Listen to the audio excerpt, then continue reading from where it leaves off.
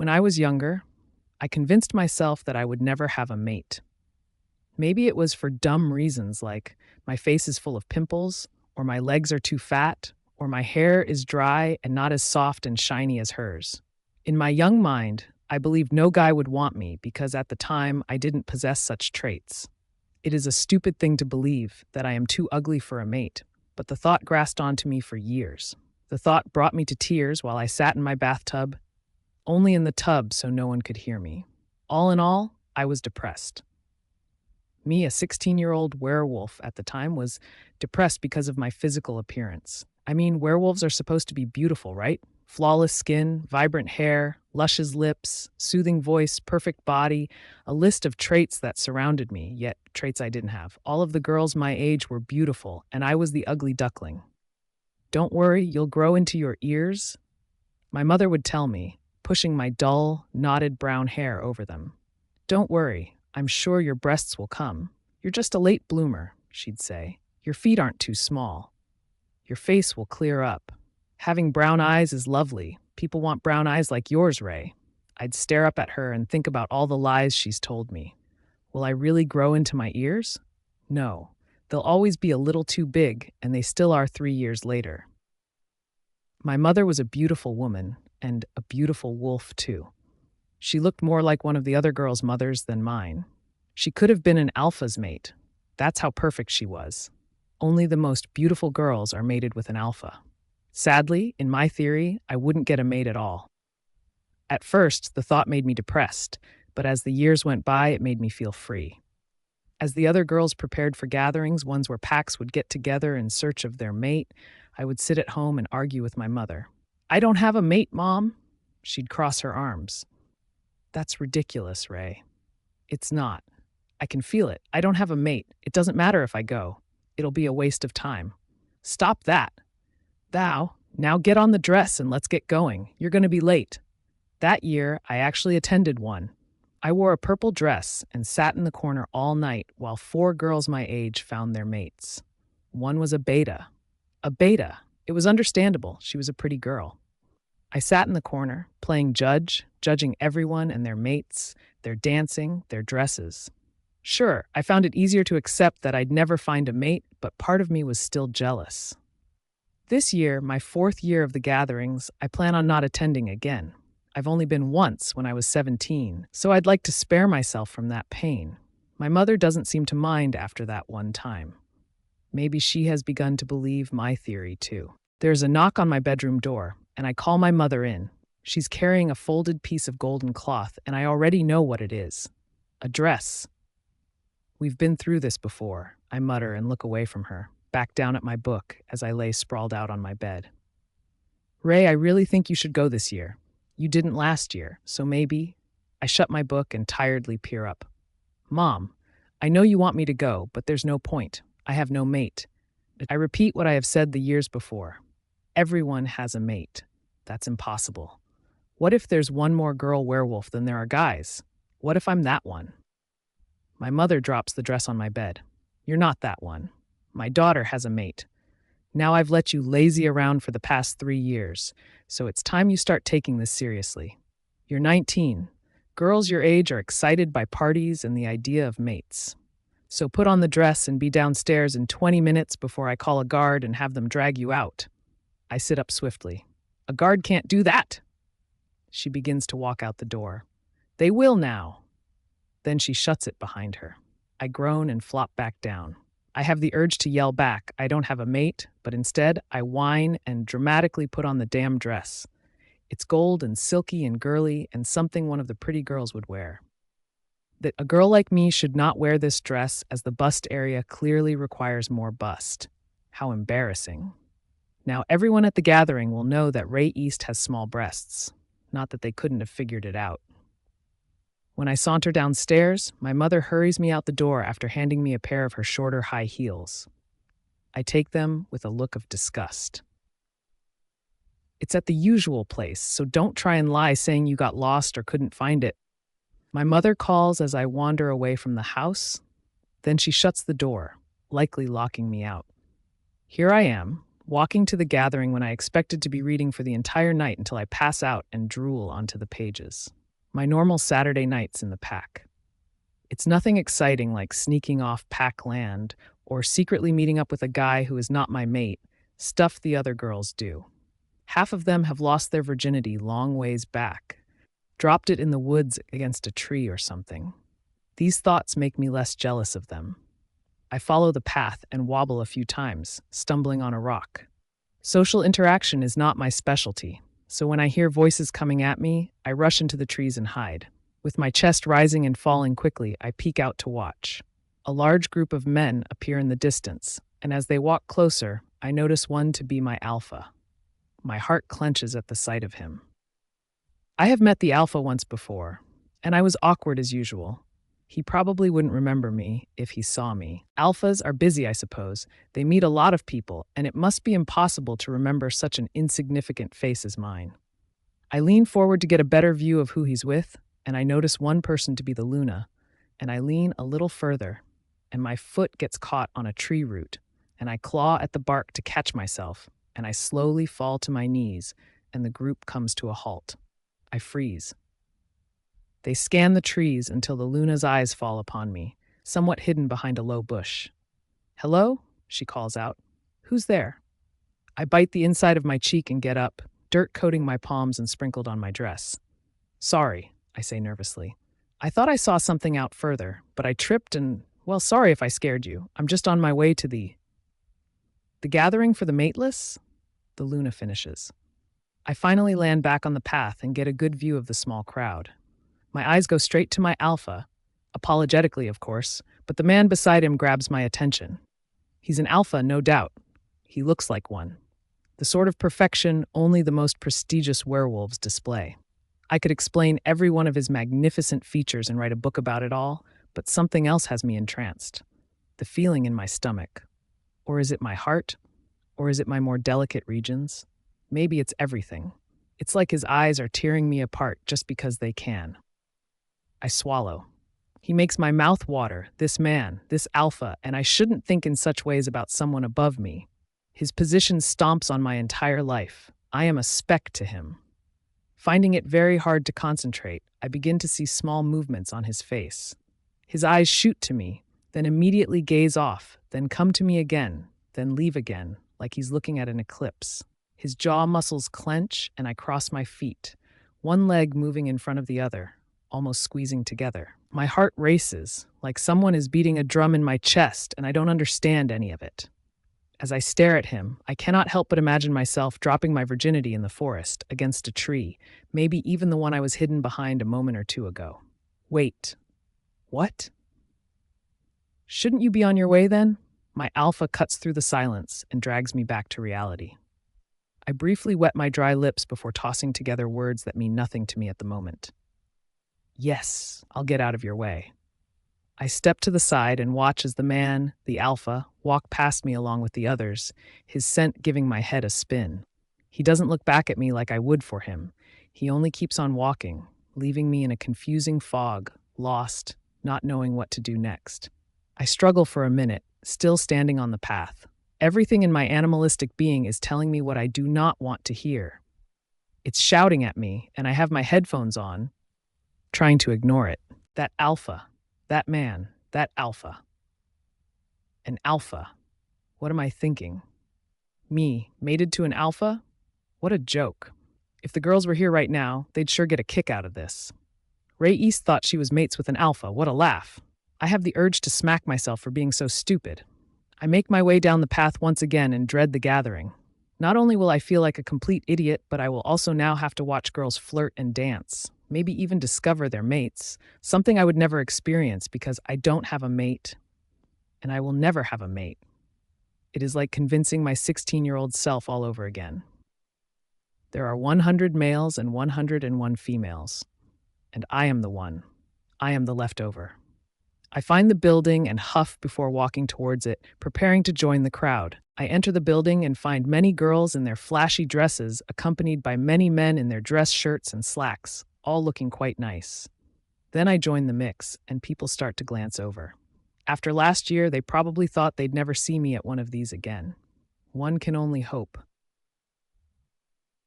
While trying to get that damn mysterious alpha out of my head, his image infecting my mind, I search the room for anyone that can help me. These girls must know everything about mates, unlike myself. When my mother tried to teach me, I forced myself to ignore her, not wanting to get excited about something I will never have. Now I just have to make sure. The girls will tell me what finding your mate is like, and my little run-in will turn to nothing after all. It was simply minor attraction to the man, I swear.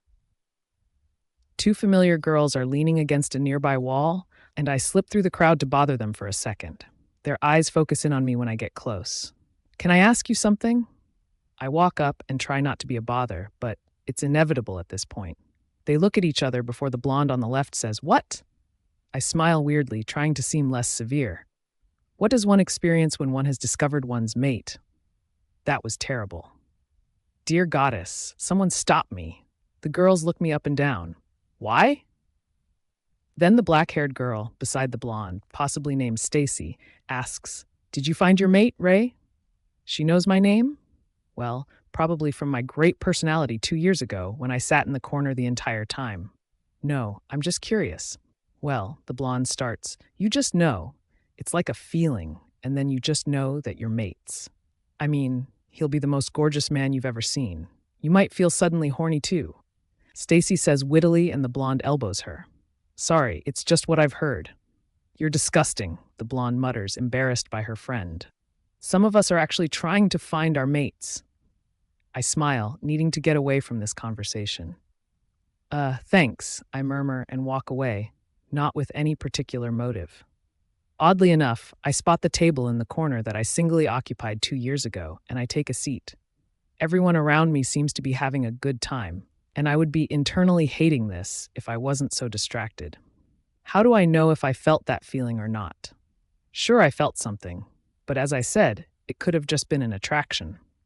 This is stupid. I am stupid for even thinking of a possibility where me, Ray, could be mated to him, an alpha. He was walking with my alpha, being all alpha, expecting to find an alpha-worthy mate for him to ravish. Obviously, an awkward girl who stumbles and falls isn't his ideal mate. She is no one's ideal mate. That is why she must remain mateless. My thoughts are jumbled. He has jumbled me. Leaning back and looking up, I watch everyone move around the room. After an hour or so of sitting and ignoring my pesky thoughts, someone finds their mate. The crowd parts for them. Everyone's watching, visible happy for her, but jealous on the inside. She's blushing, smiling, she's nervous. He looks happy, most likely because he's found himself a for sure lay. That's terrible, and I shouldn't think that. Mates aren't like that, right? Who am I to know anything about mates? I'm the blubbering idiot who thought she was mated to an alpha for goddess sakes. I hope they're happy together then. I hope she's fulfilled by him, the man she's now supposed to spend the rest of her life with. Just one glance and she's been swiped away for a lifetime. Frightening, isn't it? I'm glad I don't have to deal with that. It's obvious, right? I clearly believe that I am mated to an alpha. I look across the table and spot the tray of full glasses of wine that the guy in the white tucked-in shirt left for a moment. He went through the bathroom doors just a minute ago. My eyes narrow in on them, the glasses, the elegant red liquid that is sure to make me forget. Swiftly, I stand up and swipe 2 glasses from the tray of 6 and walk off. I gulp down one like a crazy person and set it on a random table before sipping the other normally. I'm not supposed to be drinking alcohol, but hopefully I am unnoticeable enough to the point where I get away with it. I slip through people, and at one point even cut through a couple dancing. They glare at me while I continue on my way to nowhere. My eyes fall upon the main doors as if they've been told to look, and of course, my alpha, my Luna, and the alpha are walking inside. I nearly choke on my wine and turn around, quickly heading the other way. I can smell him from here.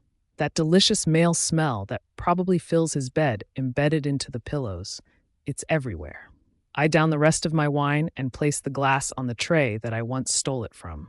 The bathroom looks like a safe place, but then I spot an exit and choose that. It's been over an hour. My mother can't be too upset if I come home now. Surely the doors are unlocked. Once I make it back, I wiggle the handle, and thankfully the door opens, letting me in. Most of the lights are off, and I assume my mother has gone to bed. I kick her heels off at the door and walk into the living room, where she happens to be sitting. I stop. It's been over an hour or so. I start, but she cuts me off with surprising news. A man came to the door, she says bluntly. What did you do, Ray? My throat runs dry. What kind of man? Tell me what you did. Was it at the party? Did you flip a table? Did you spill something on a girl's dress on purpose? What? No. Who came to the door, Mom? She stands up, her arms crossed.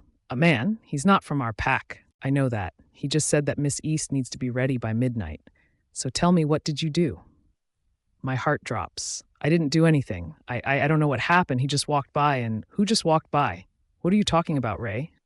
The man, the alpha, our alpha. Dear Goddess, Ray, what did you do to the alpha?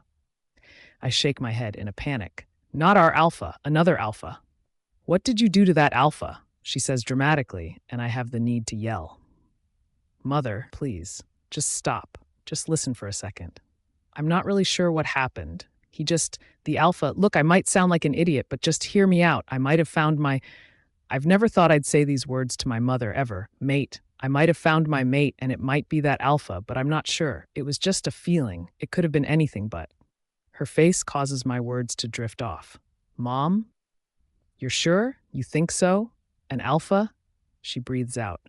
Wow, I'm not sure I don't know what to do in this situation. Well, I suppose you should be ready, whatever that means, at midnight. Just, prepare for.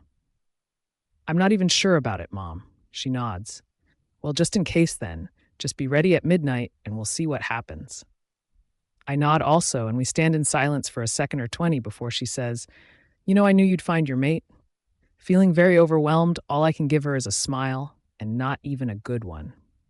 All right, I'm going to go upstairs until it's time.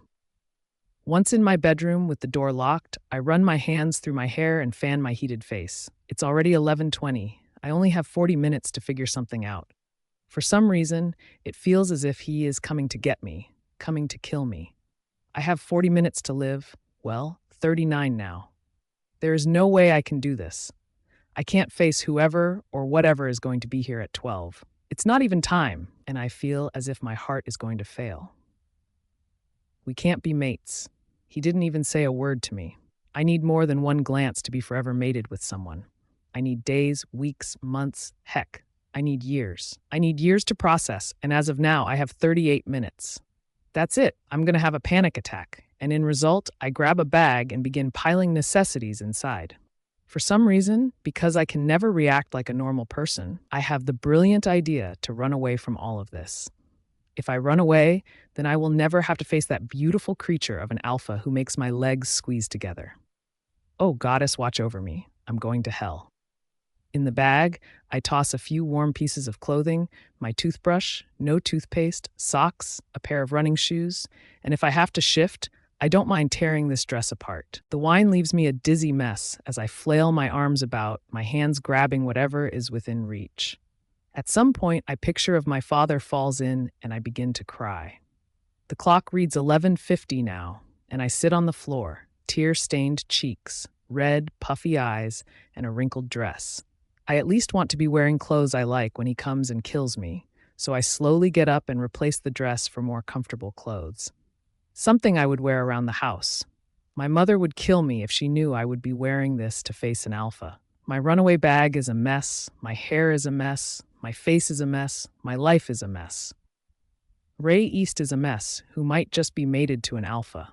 Poor man, mated to a wreck like me. He deserves a beautiful mate, some girl like the ones at the gathering, heck, even more beautiful than them. With a position, face, and body like his, he could get the moon goddess if he wanted. I hear a knock at the door downstairs. The house is quiet enough to hear such subtle sounds, and I swallow. Kiss life goodbye, Ray. With my bedroom door cracked open, I can hardly hear my mother answer the door. Hello, can I help you? She asks whoever is there. Yes, I'm looking for Miss East. I'm assuming she's your daughter. Alpha Grant is expecting her presence. Yes, she's upstairs. Might I ask what for? I was told nothing but to retrieve her. Well, I know his last name. That's something. It's not enough, but still something. I know of him, this alpha. His pack is a little farther than the ones that usually come to the gathering. It's a strong pack, one of the strongest. That's all I know. I know my mother is going to call for me, but I do not want to go downstairs and off with this stranger. He was told to retrieve me, so the alpha told him to do so. Part of me wishes that the alpha would have continued to ignore my existence, just as he did when we had our encounter on the path. Maybe he is going to reject me. Maybe that's why he needs me. It's only for a moment then. It will hurt, I know that. I can't help it. Ray, there's a man here for you, my mother calls on cue. Glancing at my bag, I sigh and head through the door, ready to get this over with. It'll just take a minute. Then I can go back to the way things were, my lovely, mateless life. Maybe I'll move to the city, live amongst the humans, and pretend to be one of them. Humans die alone sometimes, so I will fit in there. We'll all be alone together. I'll be shunned from my pack. Hell, the entire werewolf kind will reject me if they find out, but I don't need them in my life. I can live as a human. It sounds pleasant, the human life. What a dream. Ray, my mother calls again, and I steadily make my way down the stairs. It will only take a second, I repeat to myself, chanting in my head. It will hurt, the rejection, but I'll be okay. I've lost people in my life. I know how this works. If only the mate bond was non-existent, it would be a breeze without it. I'm here, I say at the bottom, and the two look to me. Where are we going? The man in the door is tall and well-built, likely one of his guards. To the Alpha at your pack house. He is with your Luna and Alpha, but he will give instructions on what to do. Instructions? For what? It's best if you leave the questions for him. I look to my mother, and she seems somewhat excited by this. She must not know that he's going to reject me, or maybe she does. Maybe she's just trying to hide it, so I won't be too upset about it. All right, I murmur. Let's make this quick. I know where the pack house is, but I have never been inside like most of my pack. It is where the Alpha and Luna live, where important people stay, where they love each other and make love until the sun dries up the sky. That is at least what the girls daydream about. They dream about the Alpha, what it would be like to be mated to him, the feelings, sensations only he could give. Some girls say that's why the Luna is so happy and so pregnant half the time. She's had her third child, and any more seem crazy to me. Who am I to judge, though? I follow the man, walking a few steps behind him. He will glance back at me, maybe making sure that I haven't run away off into the trees. He knows too, doesn't he? He knows that I'm going to be rejected. I wonder if he feels bad for me. Can an alpha reject their mate? Sure, but it is not a good option unless they have a woman with alpha blood to replace her. And even the woman of alpha blood, a highly desired woman, isn't as good as a mate. Nothing can replace one's true mate, but I suppose this Alpha Grant has his backup for when he dumps me.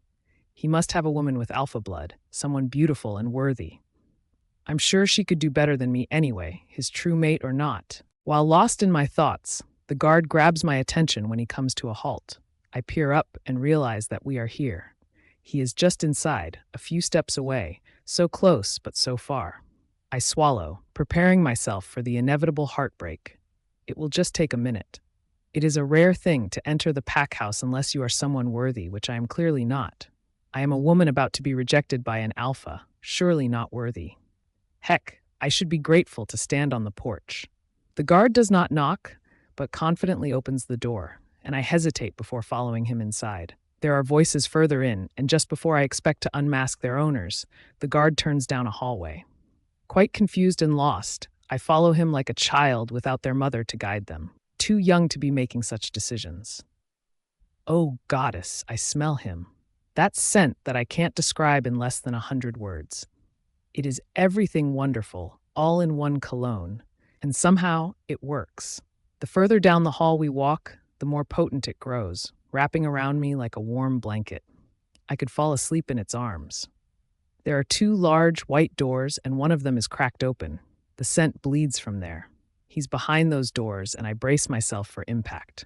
The guard pushes past, and I have the need to ditch the situation, but it's too late. I, too, am inside.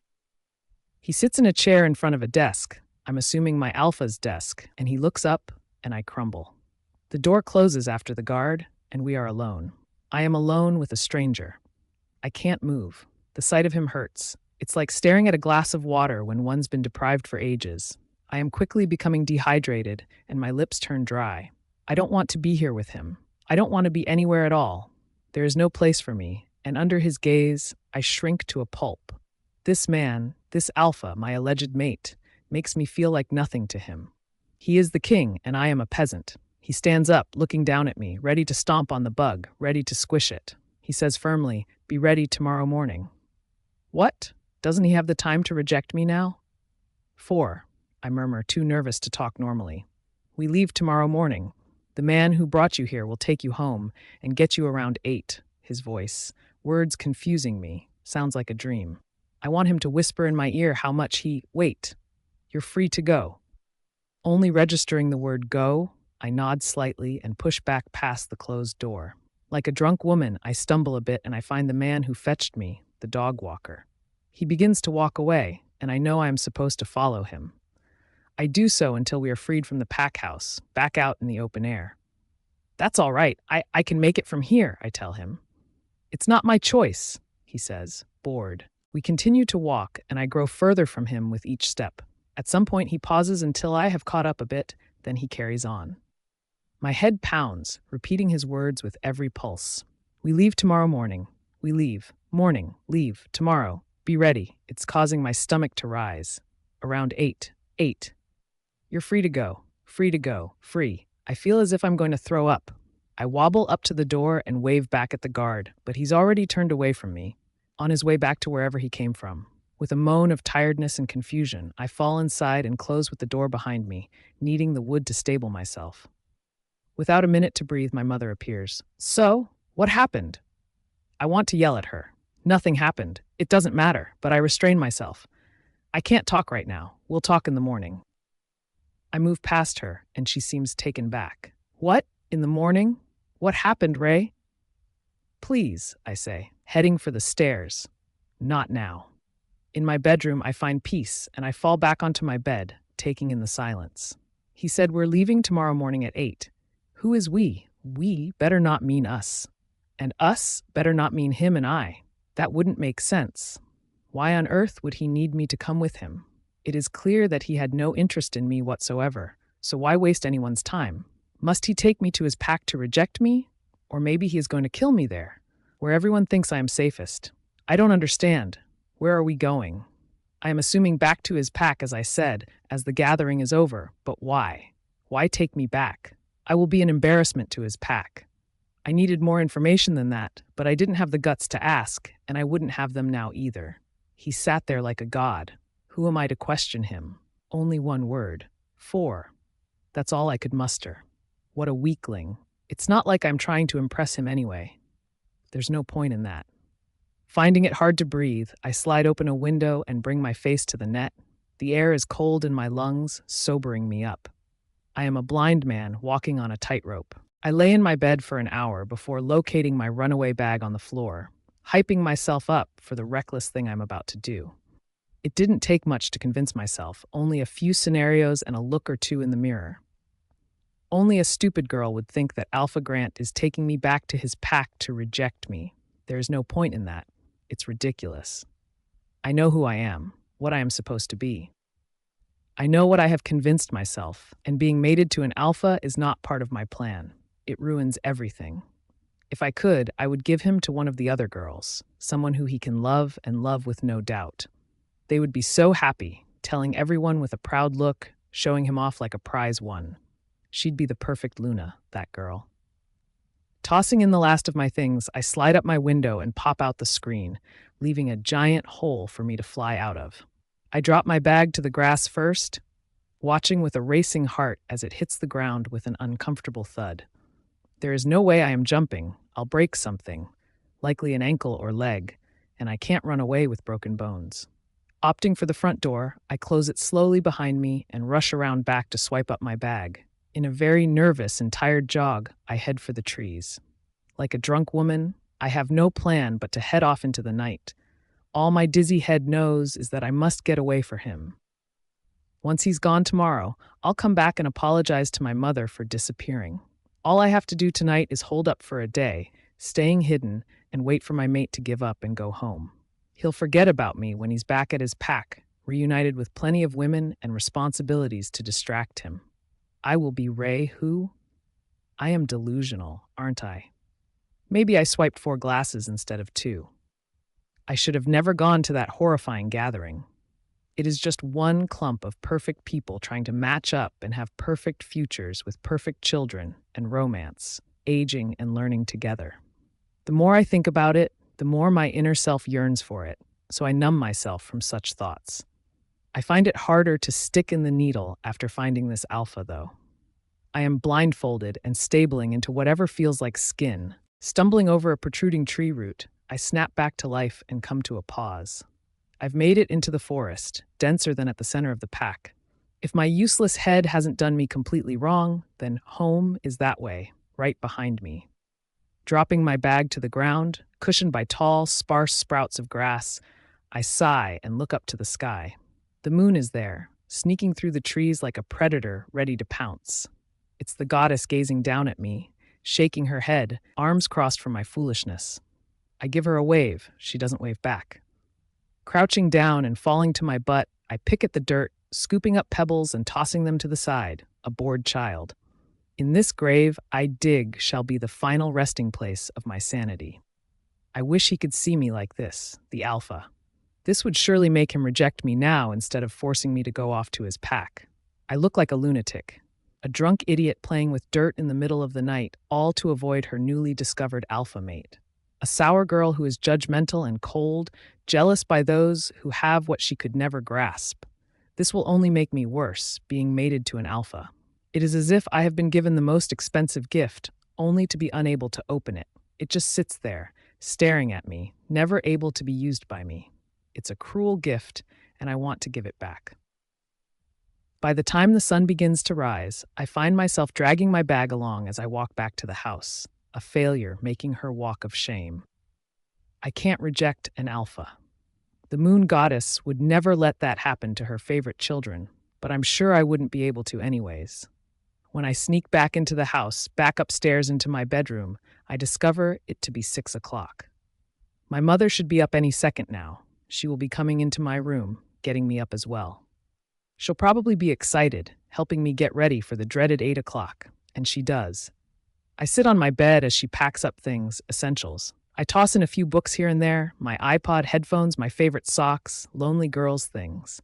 I don't care what she puts in. I lay back and take deep breaths, calming my raging nerves, my racing heart, and warming my frozen fingertips. Slowly, my body grows cold. The infection of the mate bond is eating me alive from the inside out. When the knock comes to the door, my mother gasps, then rushes downstairs, yelling at me to finish everything up as she does so. While I zip up the 2 bags, I dream of the feelings the wine from the gathering gave me, wanting to feel it all again right now. A part of me misses dizzy and reckless Ray, so maybe she doesn't have to go. Maybe she can stay. If I am going to be Alpha Grant's embarrassment of a mate, something hidden in a box in the attic, I might as well find entertainment in myself. I wonder if I'll see him now or at all. Maybe we will be in separate houses at all times.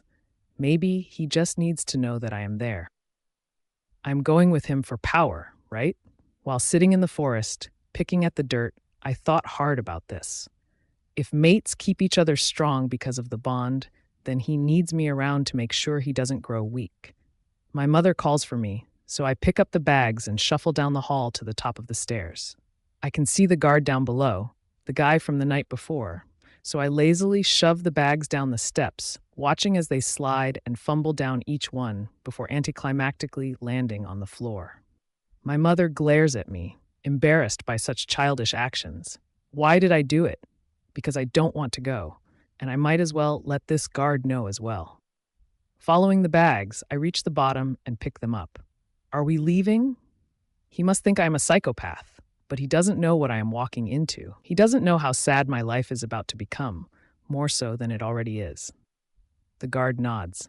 Yes, the car is just outside. He takes the bags from me, and I don't stop him. Might as well take advantage of this pampering before being shoved into the attic. You can sit in the back. I hug my mother and promise to call her as soon as I get there. She holds on to me for a minute or two before releasing me from the nest, a baby bird falling. about to be touched by humans and rejected. I smile, though, something too happy to be real, and she knows this. I want to tell her that I'll be back soon once this alpha realizes that he doesn't really need me, but I stay quiet and get into the large car. I don't expect the alpha to be in here, and he's not. The guard then gets into the driver's seat and does whatever he has to do. I don't bother watching my house shrink or watching the trees swim by. I just close my eyes and lay back. Hoping to sleep through the drive, since I spent all of last night in the woods, I get as comfortable as I can and drift off. It was sudden. One day he was alive, then the next he was dead. He told me good morning, told me to have a good day, then he was off to the borders. My mother stayed home while he was a guard for our alpha, and as I was a child learning about the creature I am supposed to be. They said it was an accident. A few rogues appeared, seemed to be friendly, then suddenly weren't. They accidentally trusted these strangers, I suppose. I don't think my father did, though. He would be the one to doubt them, to believe that until proven innocent, every man is guilty. Our alpha came to our door to tell us that our mate and father was dead. He seemed to feel guilty. Maybe that's why he would remember my face. Not my face now, but that child's face, the big eyes flooded with tears, hands grasping for her father who would never come home. Whenever I see him, I think of that day. I thought he would come and congratulate me on finding my mate, as he does for every other man or woman who discovers theirs. My mother expected this too, hoping to replace our old, sad memory of him at our doorstep with a new one, but he never came. Alpha Grant must not have told him, and I know that I repeatedly tell myself that I don't care, that I expect this from him. But there will always be that part of me that aches no matter how many times I try. There is that part in everyone, the last piece that nothing or no one can convert. The door beside me is yanked open, and the abrupt sound shocks me awake. Having to remember where I am, I peer around the car and sigh. The car is no longer in motion, which tells me one thing. "You're free to get out," the guard tells me as he appears with my bags in hand. "I'm supposed to bring these up to your room, so just follow me." Still foggy-headed from sleep, I nod and slide out of the car, slipping off the seat and landing unsteadily on the ground.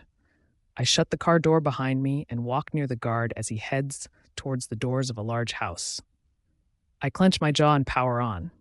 Is the alpha? No, he's not here yet. The guard interrupts as if I am his annoying younger sister. We arrived before him. He'll be here soon. Somewhat insulted, I cross my arms and follow him into the house, my thoughts babbling on and on about how I am leaving here anyways, and how he can leave because I don't need his help. Not wanting to grow attached to the place, I ignore my surroundings and focus on the guard's back. Up a staircase and down a hall is the door he stops in front of, and I know this is supposedly my room. He waits for me to open it, so I reach forward and swing the door open, pretending not to care when I am actually quite curious. Before stepping inside, I peer down the hall. 2 large doors stand at the end, tormenting me, haunting me, acting like the gates of hell. His scent seeps from there. The guard leaves and I stay in my room, dreading the moment when Alpha Grant comes home. He said that he'll be here soon, which makes me restless, speaking that I'm in his pack house with my own room. So much for a separate building. I can't lie to myself. The house is beautiful, my bedroom is a dream, and all of these feelings are making my head explode. It wasn't supposed to be like this. I was supposed to hate it here. I was supposed to want to leave. The bedding smells like roses, my nose stuffed into the pillows as I lay here trying to collect myself. The soothing scent helps keep my mind off of his at the end of the hall, trickling through my door. It's going to wrap around my ankles and drag me down the hall, locking me in his bedroom for him to find me as a wild animal. His scent is not my friend, but an enemy. My bags are set off to the side, and I refuse to unpack them, convinced that I won't be here for long. I push the promise to my mother to the back of my head, in no mood to search this place for a phone. Some girls at the pack have one, but I personally had no need for one. Everyone I know is in a 3-mile radius of me, and yet that number is even lower than expected. I could call my mother. Maybe the dark-haired girl from the gathering. She seems to know me. Rolling onto my back, I stare up at the ceiling just as I hear sounds coming from downstairs. My heart hurtles forward, pulling me up, causing my throat to swell closed. In a sudden panic, I look for a place to hide before I realize how stupid that is. I'm sure sooner or later he would find me under the bed. Instead, I switch between sitting and standing before deciding to act as if I am unpacking my things. I snatch up a bag and drop it onto the bed, zipping it open and digging for my books first, moving past clothing. Casually, I place them on the partially filled bookshelf beside the door, across from the bed, sliding them into their own little spot. I do this very slowly, waiting for someone to come in, checking if I am here. When the door opens, I shoot into position and slide the second book into place, holding my breath. His scent floods the room, a tsunami washing through, drenching everything. I look to my side to find him entering, and his eyes connect with mine. I swallow and grip the books in my hand tightly. "You're unpacking?" he questions, and I nod. "All right, I assume Theodore showed you around where everything is?" I nod again, lying. "You're comfortable in this room?" I nod. "Goddess, Ray, say something." There is a few seconds of silence between us, and my chest feels as if it is going to cave in. He speaks so smoothly, acts collected but reckless at the same time, seems to have everything under control in his life, as he is the one in control. This man makes me look like a fool, pretending to put books on a shelf. For what? I can't remember the reason anymore. "I'll leave you to it," he says. I manage a weak, "okay," and then he leaves, closing the door behind him. With nothing else to do and being too scared to leave my room, I unpack the rest of my things and find myself listening to music afterwards. I was reading for a good hour or two, and then my stomach started grumbling like a distant earthquake. Trying to ignore my hunger, I blast alternative songs and lay back on the bed as if this will feed me. After another hour goes by, I find myself pacing back and forth, trying to make a decision. Is eating really worth the possibility of running into my mate? The majority of my head says no, the majority of my body says yes, and a few minutes later I am creeping down the hall, heading for the stairs. It is almost dinner time, the drive taking up most of the day, and I realize I haven't eaten at all. He must know that I require food, right? Even a pet fish has to eat, though I am sure my inevitable hunger is the last thing on his mind. Holding my breath, I carefully make my way down the stairs, listening for any voices. When I hear two people talking off to the side, I freeze.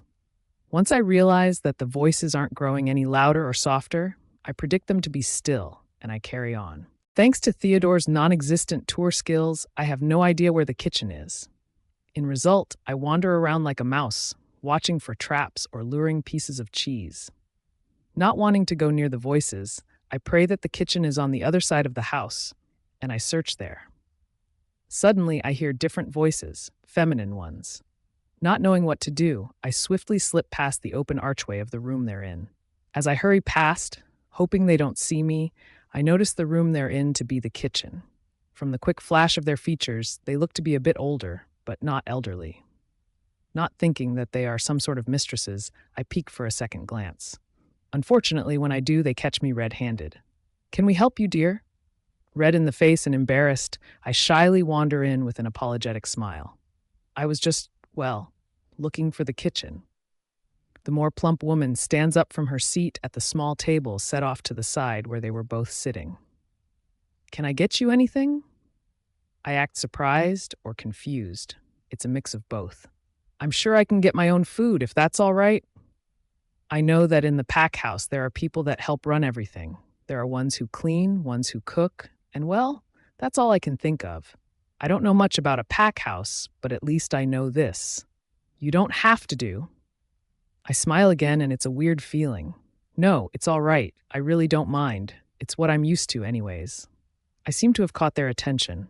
"Sorry, but are you not—" I don't mean to sound rude, but didn't you live in the pack house at your old pack? They think I am alpha blood. It's not their fault anyone would. I am surprised they know I am Alpha Grant's mate, though. Maybe Theodore did do something useful, and he warned them of my presence. "I'm not from an alpha bloodline," I say casually as if it's no big deal, so they don't feel guilty for asking. "I'm just a regular." I smile again for effect. Will I ever become good at simple conversation? Oh, I'm sorry for assuming. The woman apologizes and looks to the other, and the other nods in agreement. Here, let me fetch you something. I step back and watch her whip up something, letting her really apologize. It is weird to watch someone else make you food, especially when you don't feel deserving of it. All I did was somehow be mated to an alpha, and suddenly people are cooking for me. I sit down with the other woman at the table. Did you meet at the gathering? I heard we were going over to the waters pack for it. Yes, we did, I fib, not wanting to explain the entire embarrassing and anticlimactic exchange. I'm sure your family must be very proud that you're mated to an alpha and all. I only dreamed of such things when I was your age, the woman says, and I have the urge to tell her that it's not what it seems, that I won't be here for long, and that Alpha Grant doesn't actually want me here. Yes, my mother was very happy with it. I lie again, not knowing if I should completely remake myself or not. I was actually supposed to call her later. Do you know where a phone is? Yes, there's one in the living room. We continue to talk about the discovery of my mate and how excited I am, and it tears me apart. I want to run up to my room and wish to teleport back home, back to where I know who I am and what is supposed to happen. Once eating, the other woman joins in the conversation, and I feel as if I am drowning. How's your bedroom? Do you like it? Are you excited to sleep in the same bed soon? I remember when I started sharing a room with my mate.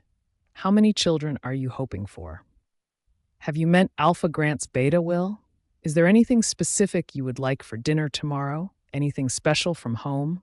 I can fetch you toiletries and towels and such if you'd like a shower. When do you expect to move into his bedroom? Will your family be visiting? Do you plan on visiting them? Do you have any siblings? Are you feeling well? You look ill? I'm fine, I mumble. Just a little tired, that's all. Long drive. The plump woman swipes up my empty plate. You'd better get some rest then. I'm sure you'll be busy these next few days getting settled in and learning your way around the pack. You're right, I should get... Just before I can finish my sentence, I smell him. It's strong, it's close. I turn to the archway, and not even a second later, he appears with another man. I freeze again. Good evening, Alpha Grant, the plump woman says while the other one acknowledges his presence with a charming smile. Good evening, Will.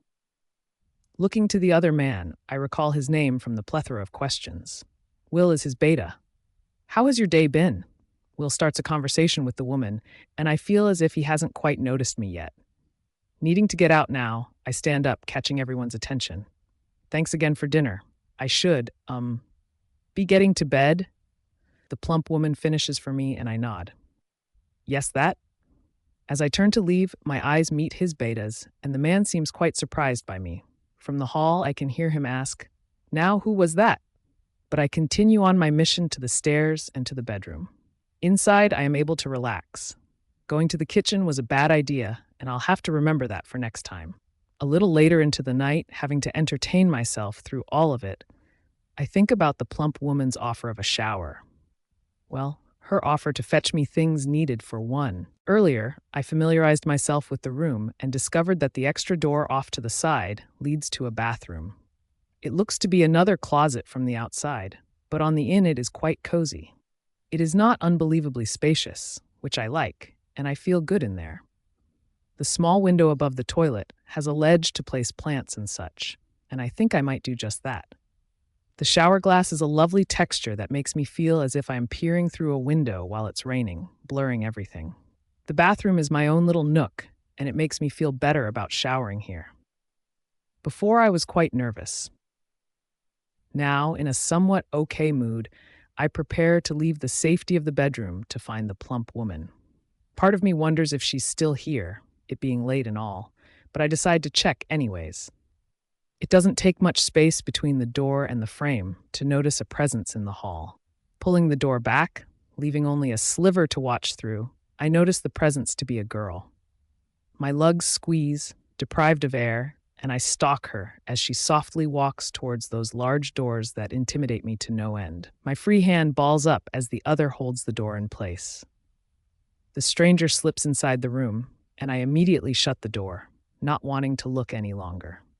That woman just went into his bedroom. I want to rip my hair out. Even with headphones in, I still know what they're doing in his bedroom. Even if I can't hear it, I can still feel it. It feels as if my nails are being yanked off one by one, my fingers bloody and shaking. I hate it. I hate him. I hate being here. I hate this feeling. It's as if he's wrapping his hands around my neck and slowly squeezing harder and harder, watching as my face grows pale, ignoring my begging.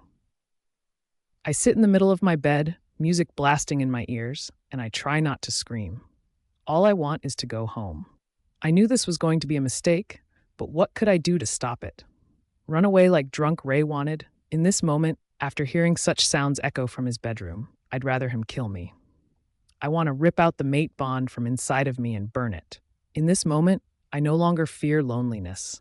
I am on foreign territory, alone, and right now I feel as if I have nothing left to lose.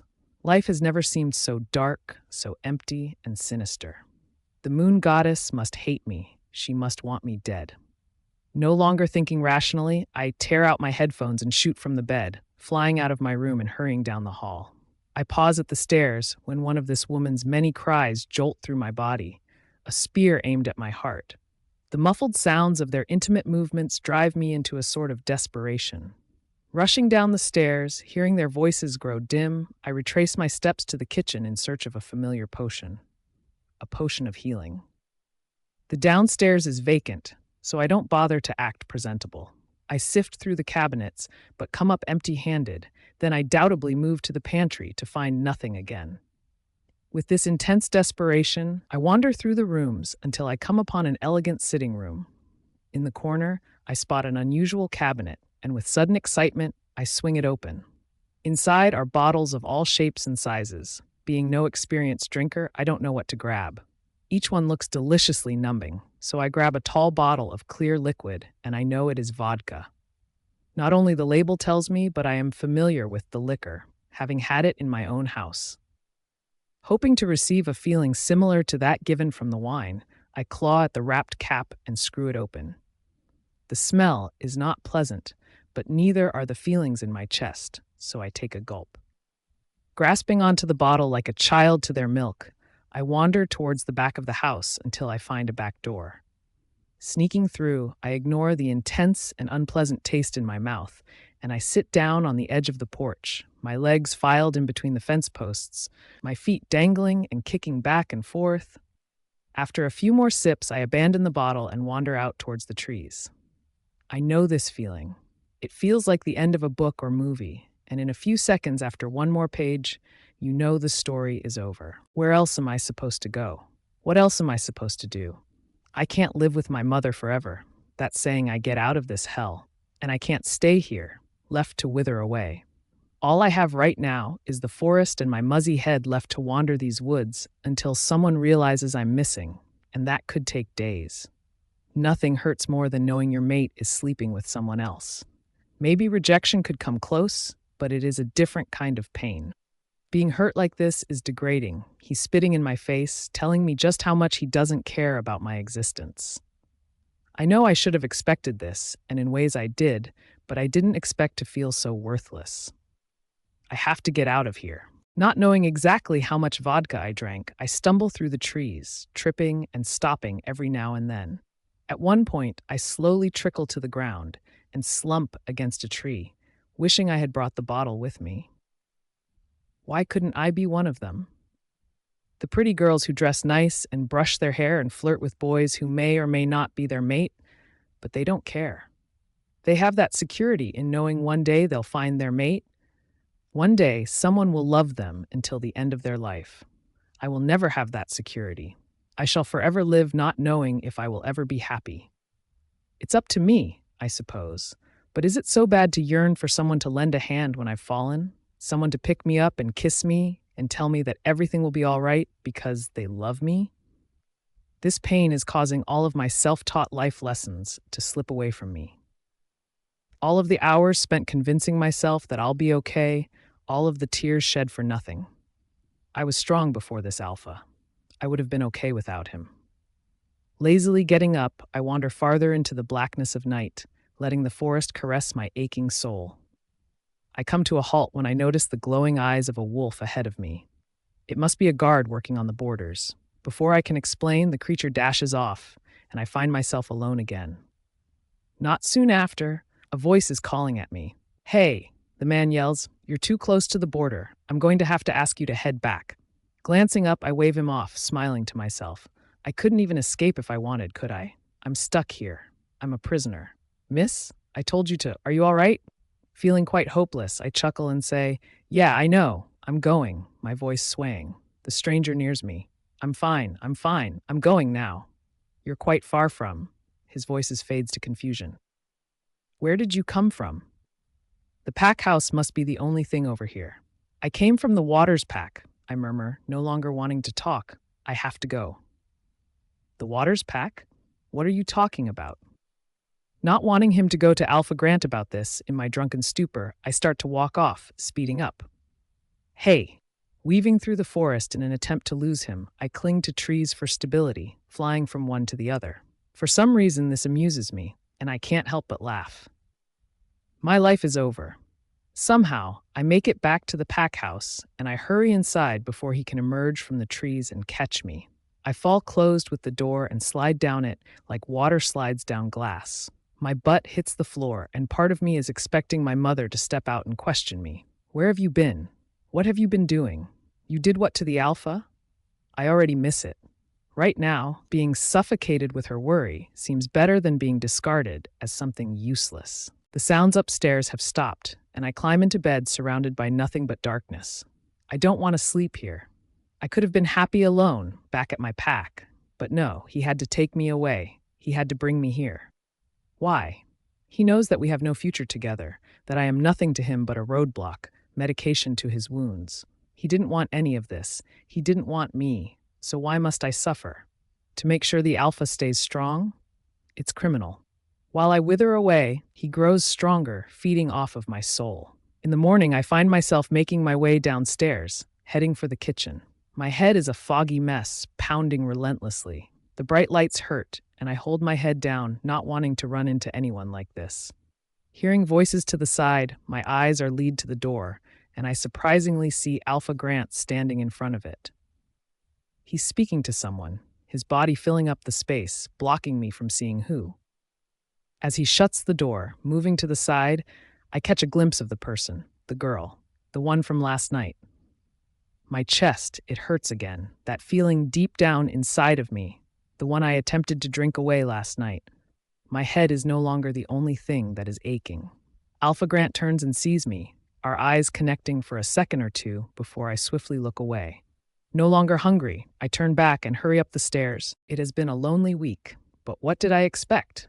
My day consists of eating breakfast, chatting with Gail and Teresa, the plump woman and her friend, eating lunch, listening to music or reading a book, hardly eating dinner, and going to bed.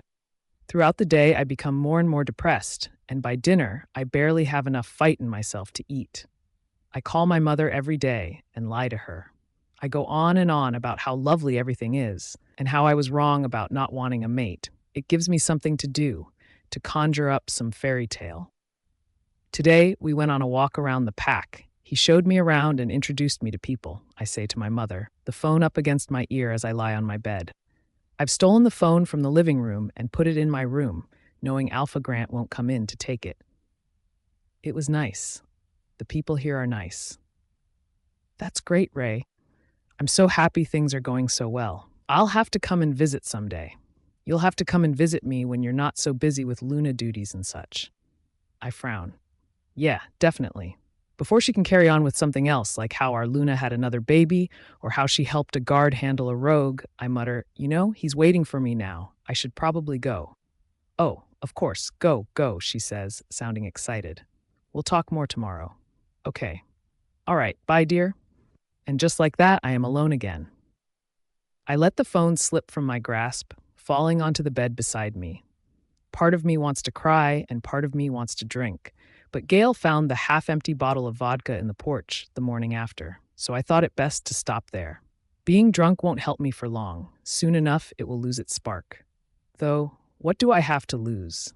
I have nothing anymore, and that's terrifying me. People who have nothing are dangerous. At least I had myself at home. I don't know where the old Ray has gone. She slipped away after one too many nights of her mate having sex with someone else. It's the same girl, and that only makes me more insane. Whenever I hear her come over, which is most nights, I creep away into the backyard and fight my urges to sprint to that odd cabinet and snatch myself a bottle of whatever looks numbing. I simply sit on the porch, feet dangling, and I cry a bit. They are quiet sobs because I am paranoid that someone will hear and come ask me what's wrong. What would I say? I've lost everything? That I have nothing anymore? I sigh and get up, leaving the phone behind. I've learned my way around the house now. With nothing to do all day, I've decided to familiarize myself with the place, looking for good places to hide or places that seem to be forgotten about. It's a large house, too big for its own good, and yesterday I discovered something wonderful. It's a library, small and abandoned towards the back of the house. The door to it was blocked off by a bookshelf filled with decorations and family pictures, something to just be there, to distract people from the handle behind the picture of an older man in black and white. It would have been better hidden if the tall shelf had a back to it, but only my desperate eyes can find such weird details. I was studying the pictures, picking them up and putting them down when I found the handle. It was tricky, though, because the door was one of those fancy ones that blend seamlessly into the wall, like in an old castle. It took me a while to move the shelf. Luckily, Gail and Theresa were out at the garden, and Alpha Grant was off doing who knows what or God knows who. I managed to inch it forward just enough to fit myself through. Thankfully, I grew into my chubby legs a few years ago. Planning to go back, I left the shelf sticking out a bit, doubting anyone would notice. So today, I only have to pull it out a bit further. Once inside, I relax and sit down in one of the old chairs off to the side, nestled between a tall lamp and a small wooden table. I plan on cleaning it up as dust coats everything, but for now, it will do. There are 2 walls cluttered with books from top to bottom beside each other. The wall across from the door has a tiny window, the shelves built around it, and I push back the dark curtain to let the sunlight filter through the dusty glass. It is a beam of light slicing through the center of the room, and I sit in the chair, watching the dust particles dance around in it. To make sure no one knows I'm here, I yank the bookshelf back in place and close the door behind me, like I had never touched any of it in the first place. Today I stand and sift through the books, picking up a few, flipping through the pages, then placing them back. There isn't enough room in here for the shelves, the chair, and a desk, so I know it wasn't someone's study, which is great because the books are actually interesting and not full of pack nonsense. On the shelf below the window, I discover something else quite interesting. Diaries. They are all in a row, lined up by year. I run my fingers over them and yank out the oldest one. I might as well start from the beginning. This one has a name on the inside, Juliana Grant. My eyes widen, and I swiftly sit back down in the living chair. This must be Alpha Grant's mother or grandmother. The book isn't ancient, so I don't go any further. I can't help but read the first entry. September 25th, 1991. I have started this because I have nothing else to do. I have forced the maids to let me cook and clean with them because I am simply driving myself to madness. To remind you of the events of your life at this time, future Juliana, you have found your mate, and he is an alpha. You expected this as anything below an alpha would have disappointed your family. A girl of alpha blood must be mated to an alpha, right? Anyway, you hated him. He was cruel and busy and didn't care about you at all, remember? I hope you do, or else none of this will make sense to you. It has only been a few days, and I already know this much about him. Alpha Grant. Alpha James Grant. I hate him. I want to leave. I want to go home to my family. Sure, Dad will be furious, and Mom will cry until she has flooded the house. But this is hell. My mother always said that being a Luna is the most magical thing, and that she cannot wait for me to be one too. But this is not magical. I am drowning, and they do not even know it. He is cold and cruel to me. He does not even talk to me. I am a doormat when he walks through the door, even if I am waiting for him with a smile. Sleeping with him is hell. He does not touch me. It is as if I have a disease, and he has to stay as far away as possible not to catch it and die. I want to be with him. I want him to love me as much as I want to love him, but he makes it seem as if he finds me repulsive. I am a beautiful girl. I am of alpha blood. I have been trained by my mother to be the perfect Luna, but he does not care. Not at all. I cry because I crave him. I cannot help it. I want to feel his body on top of mine. I want to feel his hands grabbing me. I want his lips against mine. I want his eyes looking into mine as he thrusts. I stop there and I close the diary. When I leave the room, pushing the bookshelf back into place, I take the diary with me and stash it in my own bookshelf in my bedroom. Not expecting anyone to snoop through my bedroom, I know it is safe there.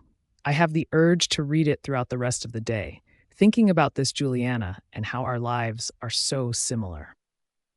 After sneaking downstairs for a light snack, I creep back up the steps. I didn't hear any other people or any other movements before, so I assume Alpha Grant's friend isn't here tonight. This makes me happy, knowing I won't have to leave the house to escape the pain. I am mistaken, though. When I enter the hall, someone is standing there, and they look back at me. It's her. She freezes, and I do too, not knowing what to do instead. I can't help but hate her. She's beautiful, something unearthly, something exotic and uncommon. Her long black hair curls at the ends and looks thick and soft. Her skin is free of any blemishes or marks, olive-toned and tight. Her eyes glow in the darkness like a cat's, green as grass and as enchanting as a spell. I can't help but hate her. Her eyes scan over me, then she turns away and slips past his door as usual. I want to charge at those doors and burst through, shouting about how I hate him and how I want to go back to my family, screaming on and on about how he can have her, about how I don't need him, yelling and crying out that I am dying here, that my body is weak and that my mind is withering away. I'm going to die here. But I don't. I hold my tongue and enter my bedroom, closing and locking the door behind me. I glance over at the diary on my shelf, then I peer to the window. My movements are quick. I slide open the window, maneuver the screen out, look down at the roof below, the one that covers the porch, and I work my way through, onto my stomach, my legs dangling down, my bottom lip between my teeth, then I jump. I land on my feet, almost falling over and rolling off of the roof. I manage to shimmy down the post and jump down from the fence along the porch. I hit the grass and run around the house, heading for the trees that I wandered through almost a week ago. Escaping across the borders isn't easy, but when I get across, I don't stop running. I strip my clothes and shift, hair spurting, bones moving, cracking, my jaw being remolded, paws growing, nails hardening, eyes changing, glowing. I become a beast. With my clothes trapped in my teeth, I run.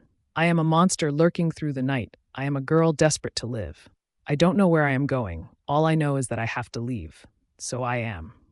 By the time the sun begins to rise, I spot something in the distance, a clearing, a road. It was my first time on a road when I had journeyed to the Grant Pack, and seeing one again gives me hope.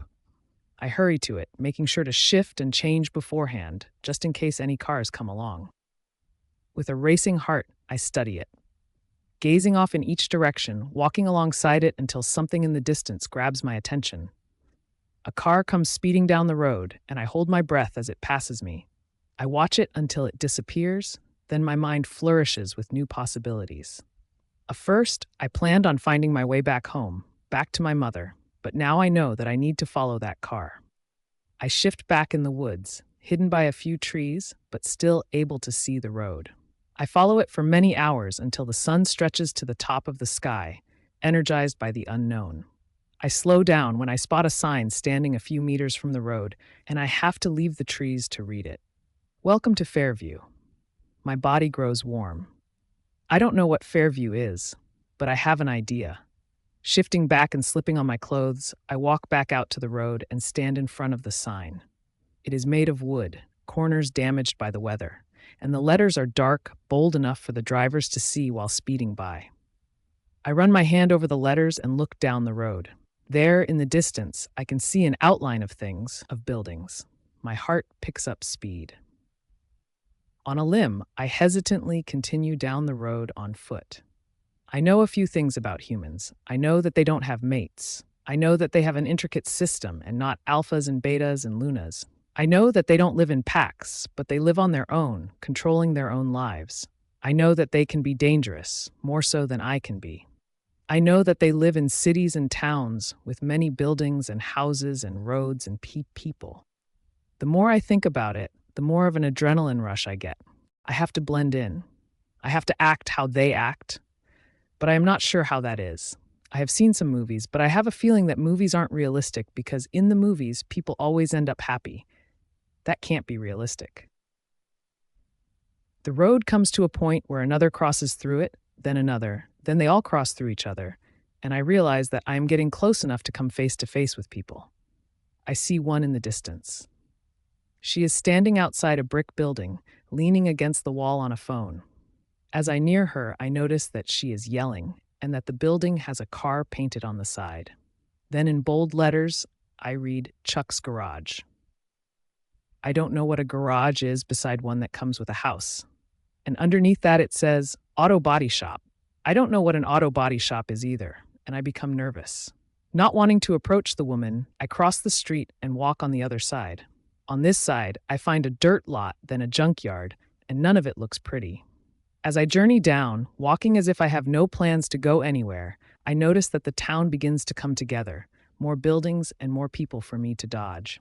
A theater, a small restaurant, a green space that looks like a park. I can no longer avoid the people, and my hands squeeze into fists when they pass me. I find a boutique, and just for kicks, I wander inside. There are clothes on display and bags and a hat with plenty of sparkles. I find it quite ugly, but when I look to the side, I see a woman with one in her hands. Curious, I run my hands over long dresses and beaded jackets, not finding any of them pretty, but simply interesting to the touch. The dress has sequins on the bottom, and when I run my fingers over it, the sequins flip over and show a different color. I leave the boutique and continue down the street, sitting on a bench when I come up to the green space. I feel lost. I feel like I'm in a parallel universe and I don't know how to act. Part of me yearns to go back and lay in bed and read the diary and live out my days like so, because as much as I want to be human right now, I'll never be. The worrying part is that I am not sure if I can go back. If they know that I've left for human society, I'll never be let back in. I'll never see my mother again. What have I done? This was a mistake. This was a mistake, and I don't know what to do. I don't know how to fix it. Panicking, I shoot up and hurry back down the street, bumping into a few people and getting groans and muffled curses in return. I want to apologize. I want to fit in, but I can't think straight anymore. My head can't focus on anything, and before I know it, I'm leaning against the wall with the car painted on it, staring out at the road, trying to make my decision. I can try and go back, or I can stay here. I can't stay here. Who am I kidding? I have no money, no friends, no shelter, no purpose. But I don't have a purpose back there either. At least there's a bed and food and a shower and my books and the diary. But he's there.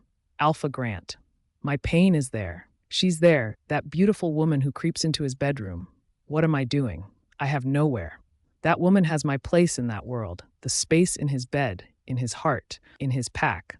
I wouldn't be surprised if he keeps me hidden and announces her as Luna. How long have I been gone? Maybe he has already forgotten about me. Maybe he doesn't need me to keep him strong after all.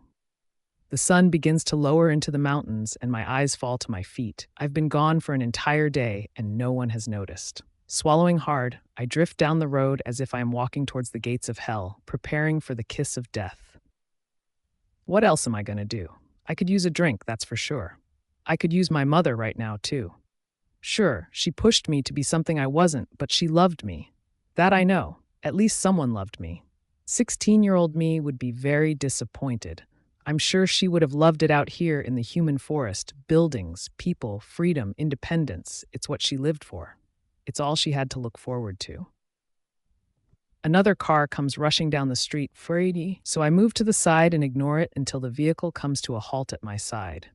I look up, worried, but feel the need to vomit when I see the guard, Theodore, in the front seat. "Get in," he orders, but seeing his face has me in shock. "How did you?" "Get in," he presses. "Trust me, you'd much rather be picked up by me than one of the other guys. You don't know how much trouble you've gotten yourself into." He rolls his eyes. "Would you get in the car?" I step back. "No, I won't." Look, if one of the others get to you first, they'll report you. Alpha Grant has a search out, and if they see you on human territory, you'll be shunned. Why aren't you reporting me? Theodore sighs. Just get in. No, I'm staying out here, I say, unsure. Trust me, he looks at me closely. You don't want to do that. Who knows, he might just come hunt you down himself. I laugh. Hunt me down himself? What a joke. I'm sure he'll forget that I'm gone sooner or later. I don't know if you realize this, but that Alpha doesn't really care for me, even if I am his mate. Theodore looks as if he's growing more and more impatient. You can get in the car or be reported. What will it be? I glance back at the foreign town and bite my cheek. Where are you taking me? Back to the pack house. I'll say you were off on the other side of the pack wandering around. He doesn't have to know you were on human territory. And why are you doing this for me again? He motions to the seat beside him, so I climb in all to hear his explanation. As he turns the car around and drives off, he explains. This may come as a surprise, me being a guard and all, but I don't care for Alpha Grant either. He took an interest in my younger sister, and now she's always off with him. I don't trust him with her. I mean, you're his mate. I thought as soon as he found you that he'd let her go. Sure, she'd be upset, but she has her own mate to find. But now she's convinced that he loves her and that he's going to make her Luna. I try to tell her it's a bunch of bullshit, but she doesn't listen to. Your sister's the girl that goes into his bedroom at night? I cut in, and he gives me an uncomfortable look. Sorry, I murmur. But, well, I didn't see this coming. Well, I would really appreciate it if you started playing the role of his mate, so my sister can move on, he says, and I chuckle. What? Did you not hear me just a second ago? I said he doesn't care for me. He couldn't care less, actually. I'm sure he'd rather be with your sister. Theodore rolls his eyes. Don't you know how mates work? Sure, he may act like he doesn't care for you, but he can't control it. There's a thing called the mate bond. Remember? He can't just ignore it. I mean, he did send out a search for you. But that's just because he needs me around to keep him strong, you know? All I do is sit in my room all day. That's all he wants me to do, I explain, trying to make him understand. I'm sorry. I wish I could help that situation with your sister, but if you'd think harder, you'd realize that she brings me to the brink of insanity. And frankly, I hate her. If you just... He doesn't want me, all right? I shut him up and sit back. He doesn't want me. You'll have to come up with some other plan, but I'm sure your sister is doing just fine. It's not like he's torturing her, because he's already doing that to me. We continue on in silence. No more questions from me. And he doesn't mention her again. The mate bond is his name tattooed on my heart, never to come off, to be replaced or ignored. It's his face and body constantly floating through my mind because I ache for him, not able to control my wandering thoughts. The mate bond is a curse cast upon me the moment I saw him, and it was cast upon him as well. Theodore's words linger in my head as he drops me off at the house, my excuse being pressed into me. And I can't help but hope. He may act like he doesn't care for you, but he can't control it. Alpha Grant can't control the mate bond, like me. He may be an alpha, but he is no god. Even if he acts like he doesn't think once about me or care how I am doing, he can't control it. He can't help it. He must think about me just as I think about him. It's in the bond. My name is tattooed on his heart, whether he likes it or not. But this is where I could get my hopes up. I make my way up the porch steps and through the door, not expecting even a welcome home. But I am wrong. When I have the door open, hardy an inch, I smell him, that intoxicating cologne that seeps into my skin and toys with my emotions. I pause, but I know it is too late to run off. He's there. He's seen the door open. He knows I'm on the other side. Before I can force myself to push the door open the rest of the way, jumping off the bridge, a force swings it open, almost taking me with it. He's impatient. I peer up and find him standing in front of me like a statue of a king, his hypnotic eyes staring down at me like a roadblock on his pathway to happiness. I shrink under his gaze, already feeling my lack of speech coming on again. "Where did you go?" he asks, his voice firm and unforgiving. I look up at him with big eyes, gazing like a deer in headlights, waiting to be hit. Speak, Ray, speak. I was on the other side of the pack. He must think that I think he's stupid because he gives me a look that says, I know you're lying. The mate bond inside of me tugs and my throat runs dry. I'll ask again, Alpha Grant says. Where were you today? I peer down, confused, and before I can stop myself, the words are spilling out. Why ask when you don't really care to know? And while I'm brave, I blurt, I want to go home. He says nothing before moving back, letting me enter. But I am not sure if he truly wants me to. I walk inside, hesitant, and I turn to face him again. I'm dying here, and the worst part is that you know I am and you're letting me. A breath escapes him. You're dramatic. I suck in a breath. You're cruel, so cruel. I went across the borders, that's where I was all day. And with that, I head for the stairs and storm to my bedroom like a child.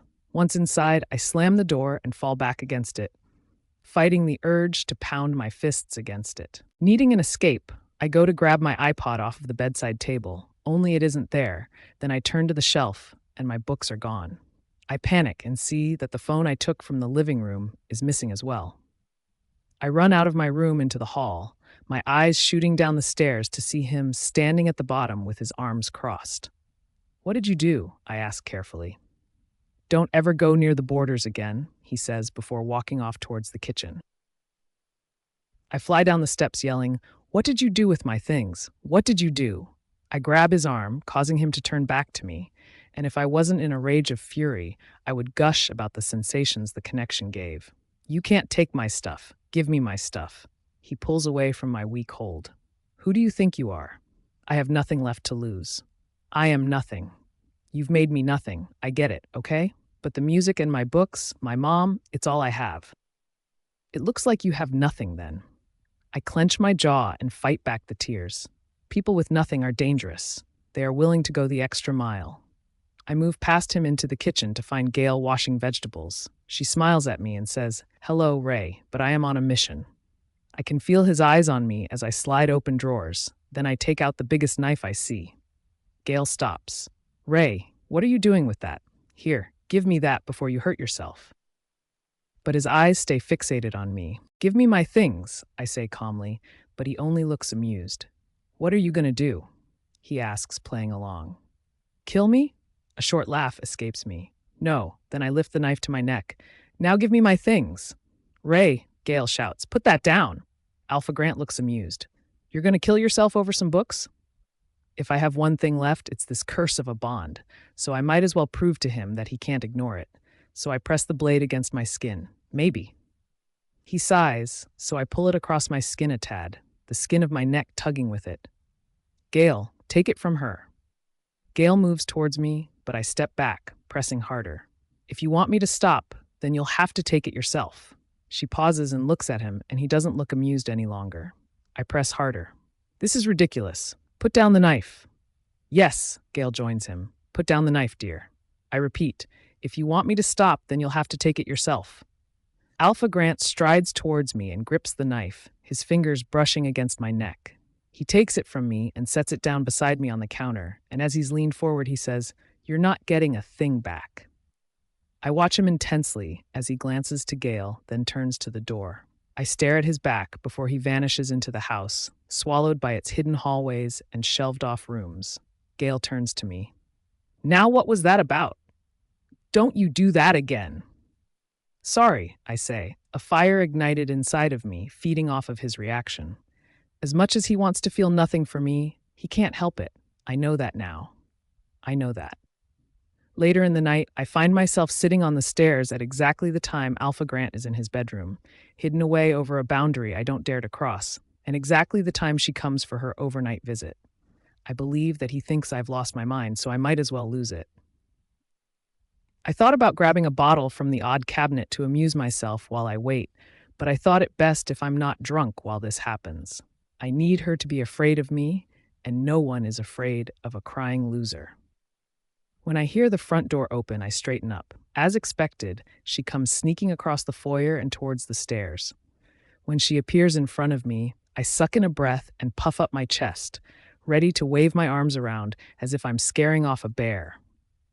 She stops abruptly and stares down at me, waiting for my response. Leave, I say strongly, go home. An eyebrow raises on her beautiful face. I stand up. Your brother Theodore wants you to stop coming here at night, partly him and mostly me, so you better go home. People with nothing are dangerous. I smile sweetly. She looks uncomfortable and she speaks. Only Alpha Grant can tell me what to do. Her voice is soft, soothing almost, like a baby animal, too young to know what's good, like me. Alpha Grant is my mate. Now go. Her face drops, her once flawless features now overcast by disappointment. She looks down, saying nothing, and she turns back to the door, and just before it closes, I swear that I hear a quiet sob. I swallow, locking the door. Theodore said she would be hurt. Welcome to the party. My eyes peer up to the stairs, paranoid that Alpha Grant may be watching me, but there is no one there. Was that too easy? She'll approach him about it. I know that. I have nothing to lose. I have nothing to lose. I have nothing to lose. In my bedroom, I sit down, frustrated that I can't listen to music. The shelf is empty, but I see something wonderful, the diary. It's still there. He didn't take it.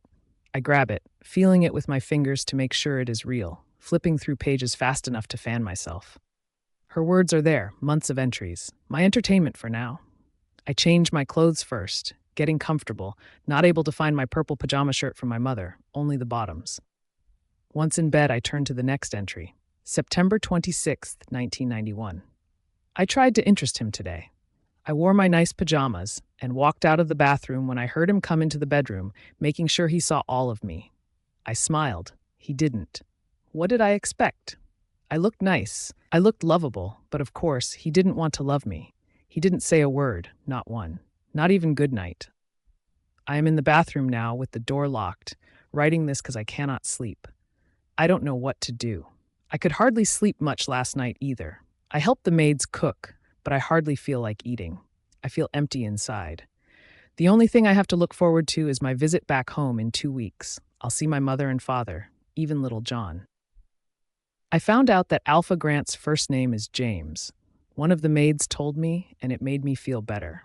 I like knowing things about him, and I'm sure he would have never told me himself. I was mated to a man whose first name I didn't know. It sounds sad when I read it back. I feel sad. I speak with my mother over the phone, and at first I was telling her about his distancing, but now I can't help but tell her things are getting better. She's happy for me. It doesn't make me feel better, though. It's all lies. I have resorted to lying. I'll go and lay in bed again. The only time I can touch him is when he's asleep, and I'll stroke his cheek or press my hand to his if I can. I'm always scared that he'll wake, but I need a connection. I need something. In the morning, when he's gone off to do whatever an alpha does, I near his bedroom doors, hesitantly, as if the ghosts of the people he's slain are pushing me towards them. My hand grips the handle, but I let go as if it is coated in silver. He might kill me if he catches me in here. Okay, I know he won't kill me, but the man still frightens me, and he takes away things I love. He may just kill my mother if he catches me in here, but I grip the handle again and push down, letting the door pull me inside with it. It's cold inside and dark. I feel for the light switch. Then I press them all down, the room dimly brightening up, just enough for me to move around. The windows are covered by thick curtains, and I don't bother to move them. His scent is everywhere. It's sneaking up my legs, running its hands through my hair, kissing my lips, and pulling down my underwear. His scent plays with me and begs me to come lay down. But I try to ignore the hypnotic smell and continue on with what I came in here to do. My things. I've searched the house for them, coming up empty-handed, so I've decided that they must be in here, hidden off in a drawer or stuffed in the closet. I breathe in, making a great mistake. The air, tainted by his everything, floods throughout my body and rubs up against me. The air wraps around my arms and leads me towards the bed. I stand before the dark bedding and milky white sheets like a woman walking across the scaffold. I reach out and run my palms over the blanket, my mind going wild, drifting off to exotic places. How Juliana slept in her mate's bed and didn't beg for him makes me praise her. Just touching the sheets makes my hands shake. All the things I convinced myself I could live without. I need them now. I want them. Like a dead woman lying in her grave, I fall against the bed and let the sheets wrap around my ankles, holding me down. I want to be naked in this bed. I can't help it. Every part of my body wants this. the bond bringing me to such desires, a virgin in the sheets of sex. My hands reach out and grab onto whatever they can snatch, my right gripping bedding and my left feeling a pillow. I drag the pillow to my body. His lips have touched this pillow, but looking beyond, I freeze. My heart stops. In the sea of white in the heart of the bed, a splotch of purple sticks out like a beacon. I sit up in all my glory and take the piece of fabric into my hands, knowing it very well. This is my pajama top, the one I couldn't find last night, the one I slept in the night before. It smells like me, the scent slicing through the addiction that is his. He took it from my bedroom, and now it is in his bed. A deep, wonderful sensation spread throughout me. He needs me. He needs me enough to keep my clothes in his bed. I don't understand. Why does he hate me if he needs me? Does he hate needing me?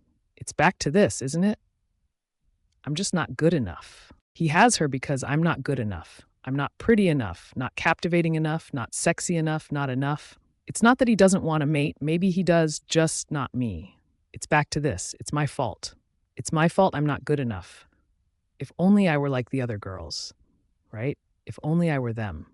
If only I brushed my hair every morning and wore tight clothes and acted properly and starved and wore makeup and... But even then, I couldn't change my face, or the size of my breasts, or the thickness of my hair, or the color of my eyes, or the sound of my voice. I feel my throat closing up. I bet he makes her wear the top, pretending that the scent is coming from her instead. I can make her leave, I can hold her from him, but that doesn't make me any more desirable. I have to leave. I have to get out of this room.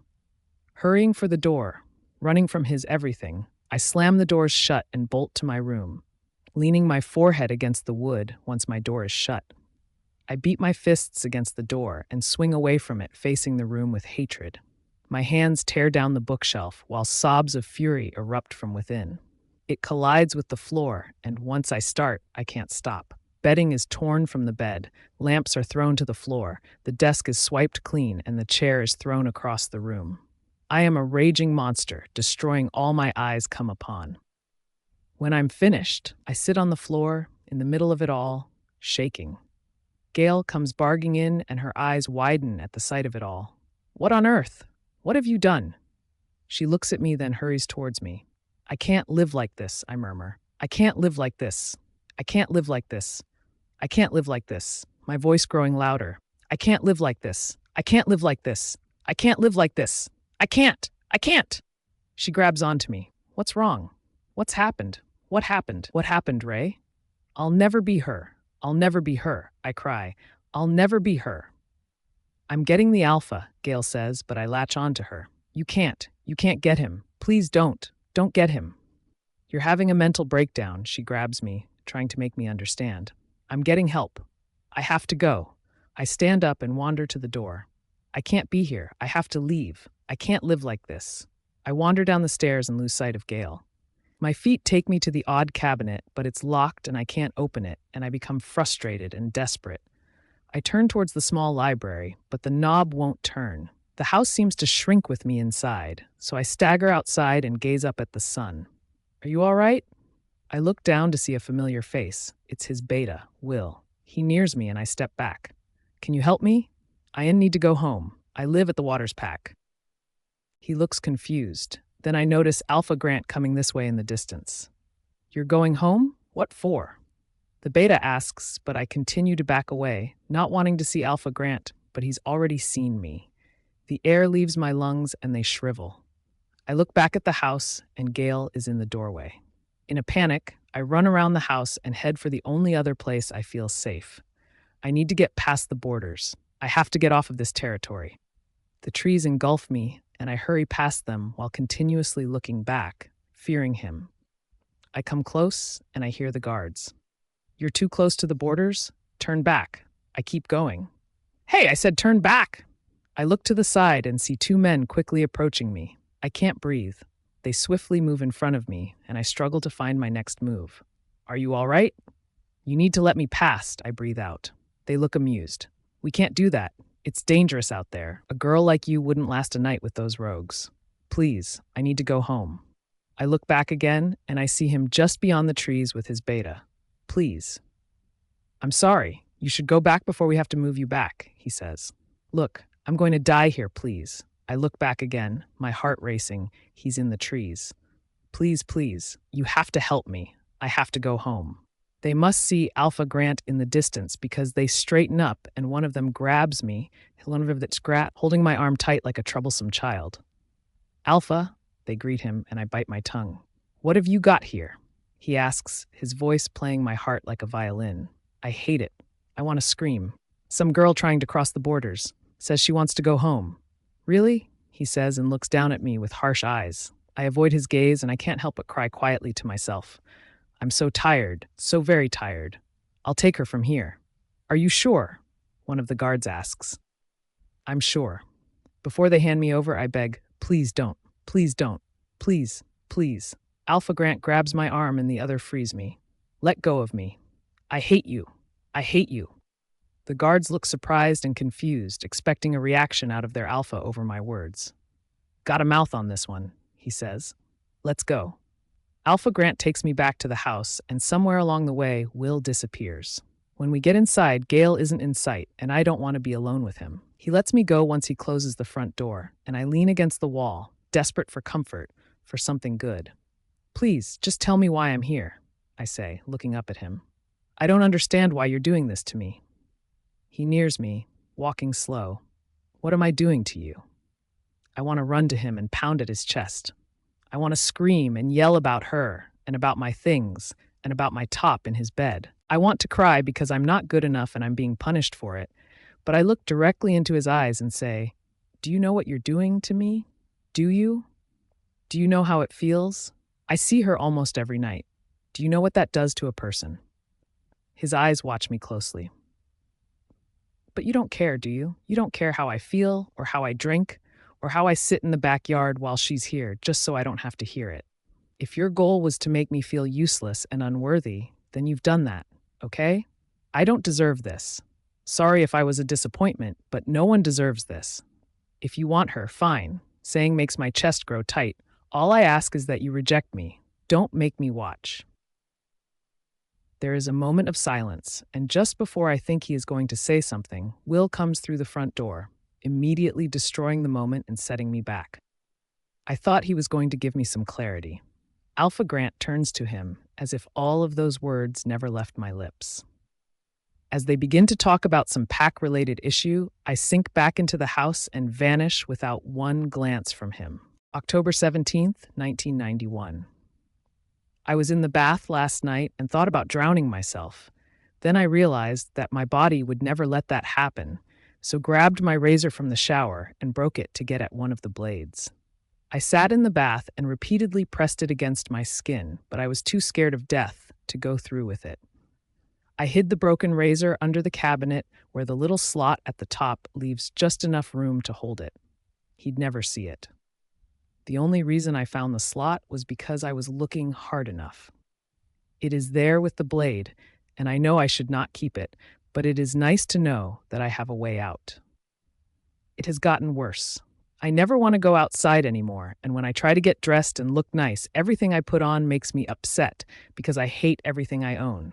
I sit in the bedroom when James is gone, and when he's back, I sit in the library. No one ever goes in the library, so I have made it my little place. October 23rd, 1991. I am in the bathroom again. James is sleeping. I had to write something about this down because I cannot think straight. We had sex, just 2 hours ago. I did not provoke him like before. I was not dressed nice or asking for it like before. Actually, I had completely let it go for a few weeks, and this came as a surprise.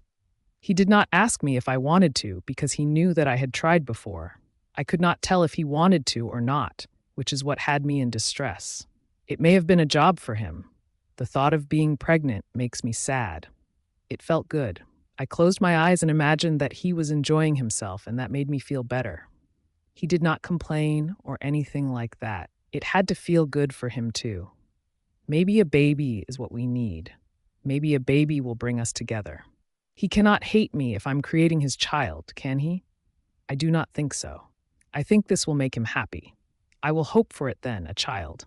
I will hope even harder for a boy, even if I had always thought of having a girl. He needs to know that I can do this job well. I can provide what he needs. I will check the library tomorrow for any books on pregnancy and childcare. I will be good at this. I set the diary to the side and get up from my bed. Broken lamps were swiped up, bookshelves were picked up, things were back to normal, besides the shattered ones. Alpha Grant is gone, so I make my way down the hall and into his bedroom. There's his scent again, but I power through it and venture into the bathroom. It too is dark.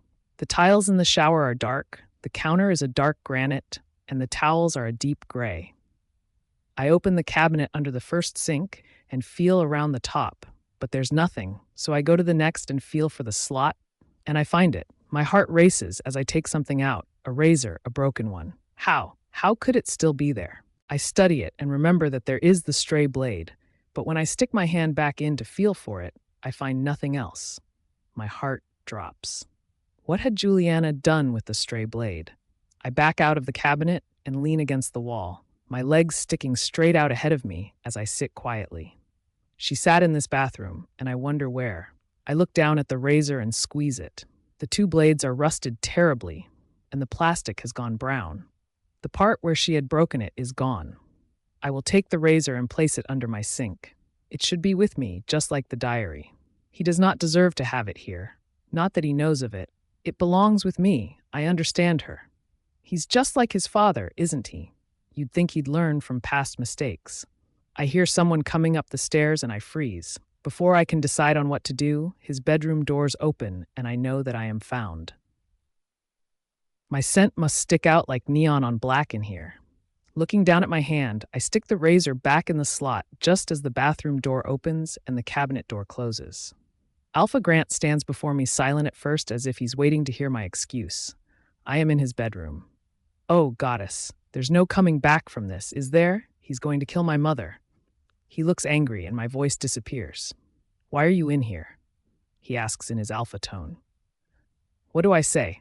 That I went to the hidden library, stole likely his mother's diary, then came searching for the razor she nearly killed herself with? I swallow. I know you were in here before, he says, catching me off guard. You laid in my bed. My cheeks flush and I want to curl up in the corner. What am I supposed to say? I came to get my things. And you assumed your things were in my bed? My eyes harden. One of my things were, actually. Alpha Grant crosses his arms. And what would that have been? I stand up and push past him, excited to prove him wrong. I grab the sheets and push them back, picking up the first pillow, then the next, then I push back the covers some more, then I toss the pillows to the other side of the bed. You moved it. You knew that I found it, so you moved it, I say accusingly while turning back to him. He looks amused by my embarrassment. So you found what? A book? And you left it here after you found it? And now you're back again looking through the bathroom for more things? He makes me sound crazy. You know what it was? It was my shirt. You took my shirt from my bedroom and had it under the pillows. I saw it. But you didn't take it? You left this shirt on my bed? I near him. Stop it. Stop making me sound like I'm crazy. I know what I saw, and I know that you can't help yourself. No matter how hard you try, you'll never be able to get over me. That's how mates work. I know how mates work. You can pretend all you want. You can make me feel like nothing all you want, but that's not going to change the way you react to me, to my scent, to my touch, to my everything. Suddenly, Alpha Grant grabs me and pushes me against the wall, his body radiating anger. The air escapes my lungs as I hit the wall, and he places his hands beside my shoulders, trapping me in. Why can't you understand that I don't want you? He says harshly. Why can't you understand that? Why do you keep me here then? Why am I here? He jerks me, grabbing my shoulders, almost shaking me to understand. My head hits the wall bluntly, and I wince, my hand nursing my wound. He knows he's hurt me, and he lets go. Why are you doing this? Why? Alpha Grant grabs me again, and this time not from anger. Before I can register what's happening, he brings his lips down to mine and kisses me. My body can't help but react in its desired ways, but after a couple seconds, I push him away. I look up at him, wanting to continue badly, wanting him to grab me again and bring me to his bed. My lips tingle and burn with pleasure, and my mind conjures up all of the other ways his lips can touch me. He looks hungry, but I can't tell if it's for my body or for my flesh. This hated desire swells between us, but before it can suffocate me, I rush out the door and do not look back. I know if I go back in there, I'll try something that I'll never forgive myself for. Once in my bedroom, I close the door and slide to the ground, needing to catch my breath. My body is triggered by him. I got a taste, and now the possible sensations won't leave me alone. I want to feel everything. I want him to do everything to me. It's the bond. That's what I have to keep telling myself. It's the bond doing this. My body grows hot, so I run a cold shower and force myself in. I sit on the floor and lean against the glass wall. Frustrated, I feel like an animal in heat. I am the unmated queen. I find myself whining. I want it so bad. I want to stop. I don't want to feel these ways, but I can't help it. He's the alpha. I want the alpha so bad I am to the point of whining for it. Who is like this? Who does this? What's wrong with me? I let the cold water run down every part of my body, and this seems to help. I was burning for it. I was almost to the point of running back down to him and pushing him onto his own bed. At one point, my mind drifts to the sensation of it, how bad I want to feel it. How bad I want it. How bad? How bad? How bad of me? He kissed me. Alpha Grant kissed me, and no matter how much I want to hate him, he will always affect me like this. Such actions will always do this to me. I just want him to give me some clarity. I just want to know why. Alpha Grant. I remember the day my mother died. I was young. My father told me to wait in my bedroom while she was taken from the bathtub. Noises came through the door as my father led two men into their bedroom, into the bathroom where her dead body was. They carried her out. I heard them come down the hall, and an hour later, one of the houseworkers came to get me for dinner, like nothing had happened. I told the woman, Teresa, to wait for me downstairs because I wanted to change my clothes. When she was gone, I went into my parents' bathroom and stared into the tub as if it was a gateway to hell. The water was marbled with her blood and slowly turned to a pool of unearthly ruby. I stepped in and sat down in the mixture of my mother and the bathwater until Teresa found me and pulled me out. I remember the water was warm and reeked of iron. Years later, my father told me that mates make you weak. He told me that he'd made the mistake of letting my mother in, but once he did, he had set himself up for ruin. He told me that mates die, and once they do, you die with them. My father told me to never have a mate. He told me this until he died, a year after I took over the pack. Once she brought the knife to her neck, I knew she was like my mother. I knew she would ruin me. She is just like her. My mother was emotional, dramatic, beautiful, depressed, loving, defensive, and testing when needed.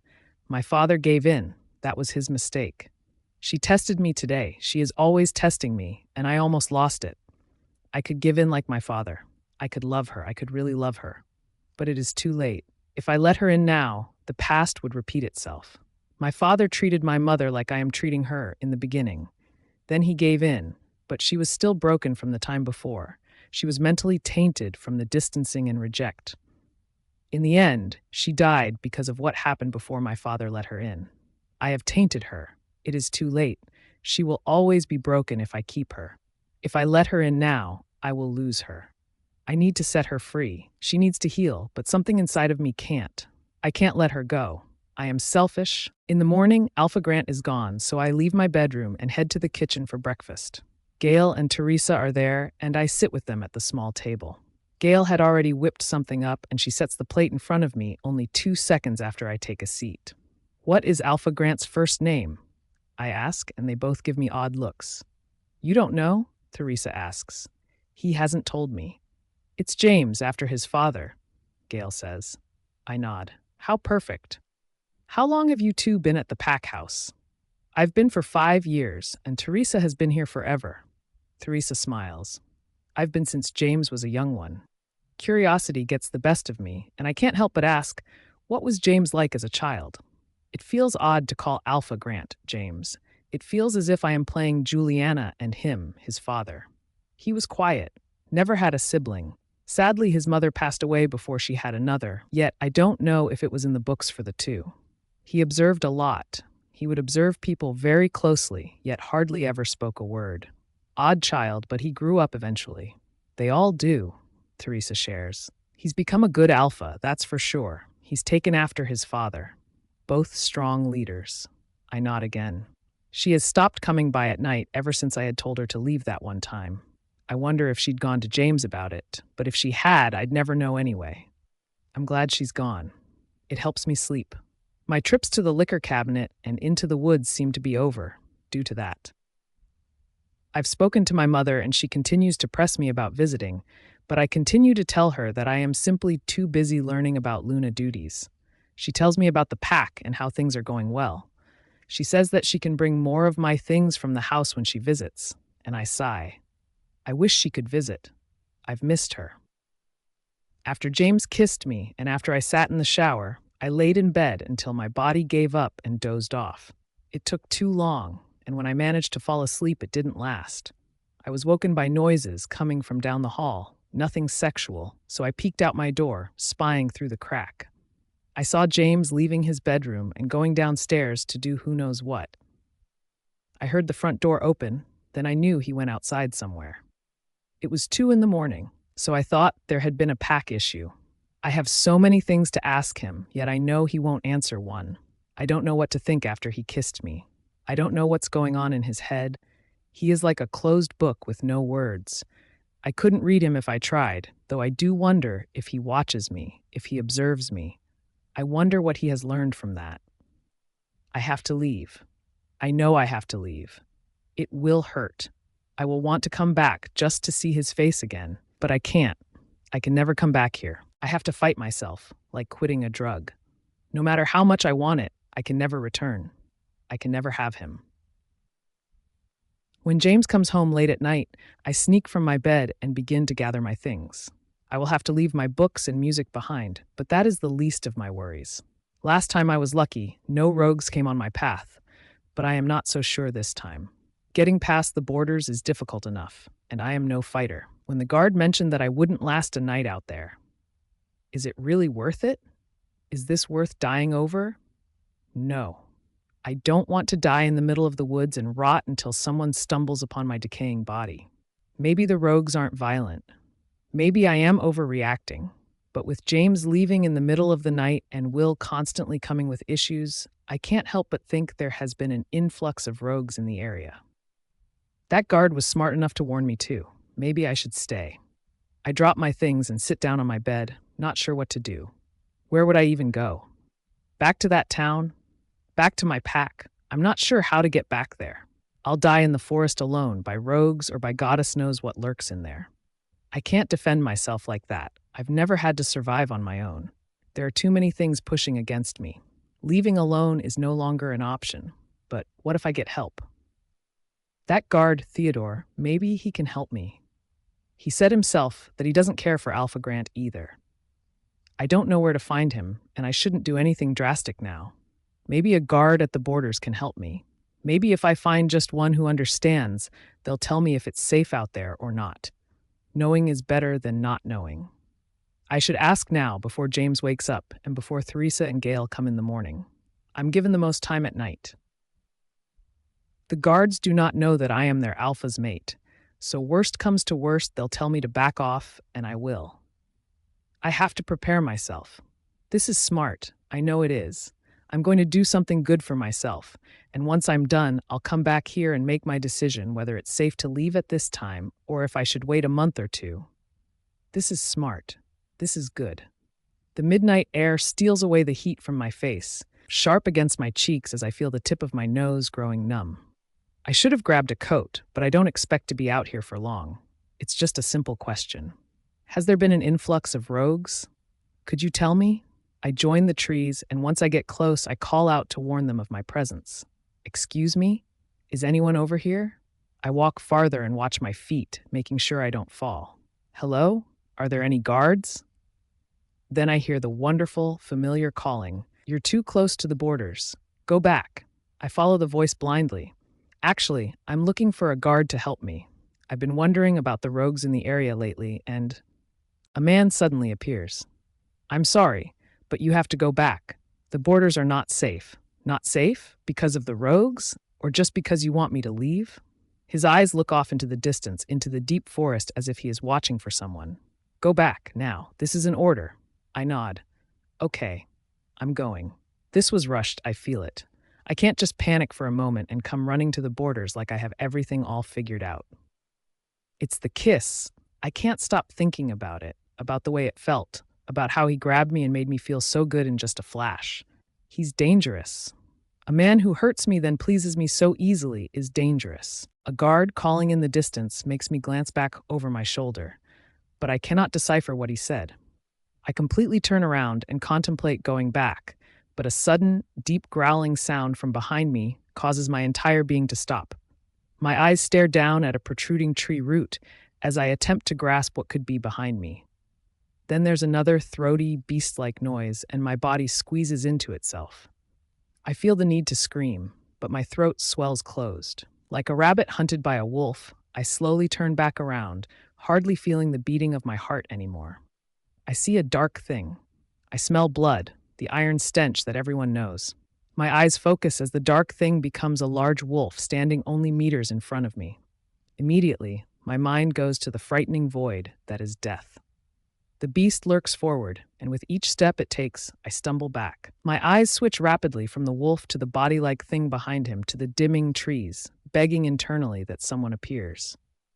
The wolf is too large. It's too strong. Shifted or not, it will kill me.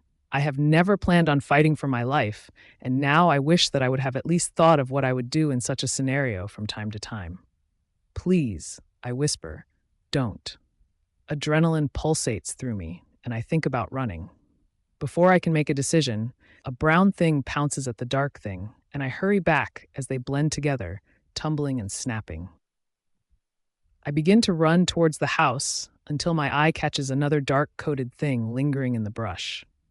Running in a different direction, feeling surrounded, I stumble upon a dead thing and feel my stomach bubbling up. Without time to process that there is a dead wolf lying at my feet, another nearby growling jumps at me. I shut my mouth and peer up at the moon. Then I lift half of the lifeless wolf and crawl underneath it, pushing myself until most of my body is covered.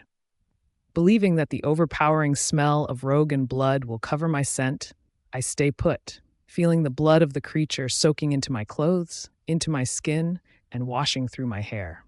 I didn't notice how much blood had poured from him until it drips down over my sealed lips. Between a dead beast and dirt, I can't help but sob softly to myself. I hear things all around me, and I do not know if they are guards, rogues, or something else. After a few minutes, I watch as a light-colored wolf moves past me, its paws only feet from my hidden face. This is how it is for me, right? No matter what I do, the result is never in my favor. Nothing can go right. The moon goddess hates me. I know that now. I really know it. The weight of the wolf makes it hard to breathe, but I stay lodged underneath it until the noises lessen to hardly anything. My eyes open and close and open and close, and I cannot tell if I am falling asleep or dying. The night air taunts me with its freshness as the stench of flesh fogs my mind. I am not cold, though. The body on top of me and its warmed blood wraps around me like a shallow bath. I begin to dream of my shower. After what seems like hours, the blood has cooled, and I grow restless. Thankfully, non-threatening sounds grow close, and 3 guards appear in the trees, heading towards the body, likely coming to collect and rid of it. I feel a need to laugh and cry at the same time. I'm here, I shout. I'm under it. They speed up, looking confused until they notice my feet and hands sticking out, my hand waving to grab their attention. Are you injured? One asks, the tallest of the 3. No, just get me out. Get it off, please. 2 men roll the beast off of me as the other helps me up. My legs are numb along with my behind, and they shake and wobble like a child learning to walk. I use the guard to stable myself. Why were you underneath a rogue? Did it fall on you? I glare up at the tall one who seems to be in charge. What the hell happened? Why were there rogues over the border? I hid underneath it so I wouldn't die. Goddess, how long have I been under there? There was an incident at one of the posts. A large group of rogues came out of nowhere. Some got in, he explains. Finally, someone giving me a taste of information. It took a few hours to secure the area and the post. I'm assuming you were trapped for longer than needed. We've been disposing of bodies for a while. We burn them. It takes time. Still gripping onto one of the other 2, I look up at him, no longer wanting information.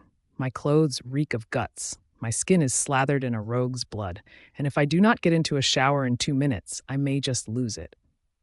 All right, I'm fine from here, I tell them, letting go of the guard's arm and straying towards the pack house.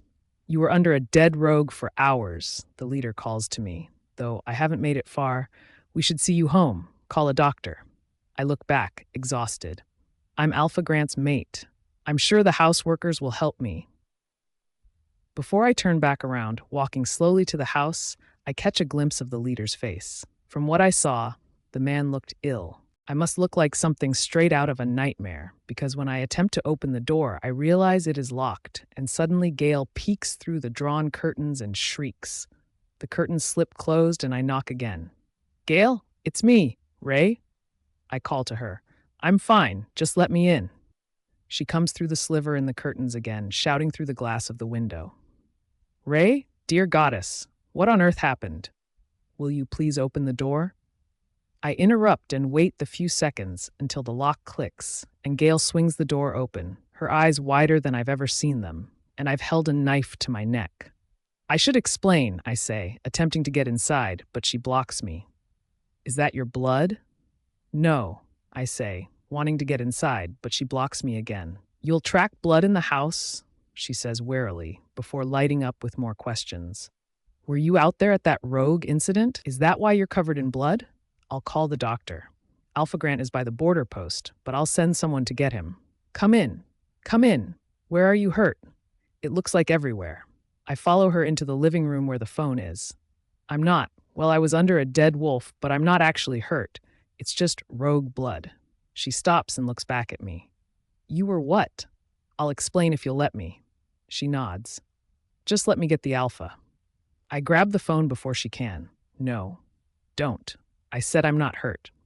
You're soaked in another man's blood. You look like Carrie. You said something about being stuck. Now give me the phone. Gale, please, let me explain first. She groans. All right. I sit down at the small table in the kitchen, while Gale grabs a dish towel and runs it under the sink, wringing it out, then sitting down beside me. She brings the cloth to my face and rubs at the blood smeared on me. Goddess Ray? It's dried on you. I explain and she rubs.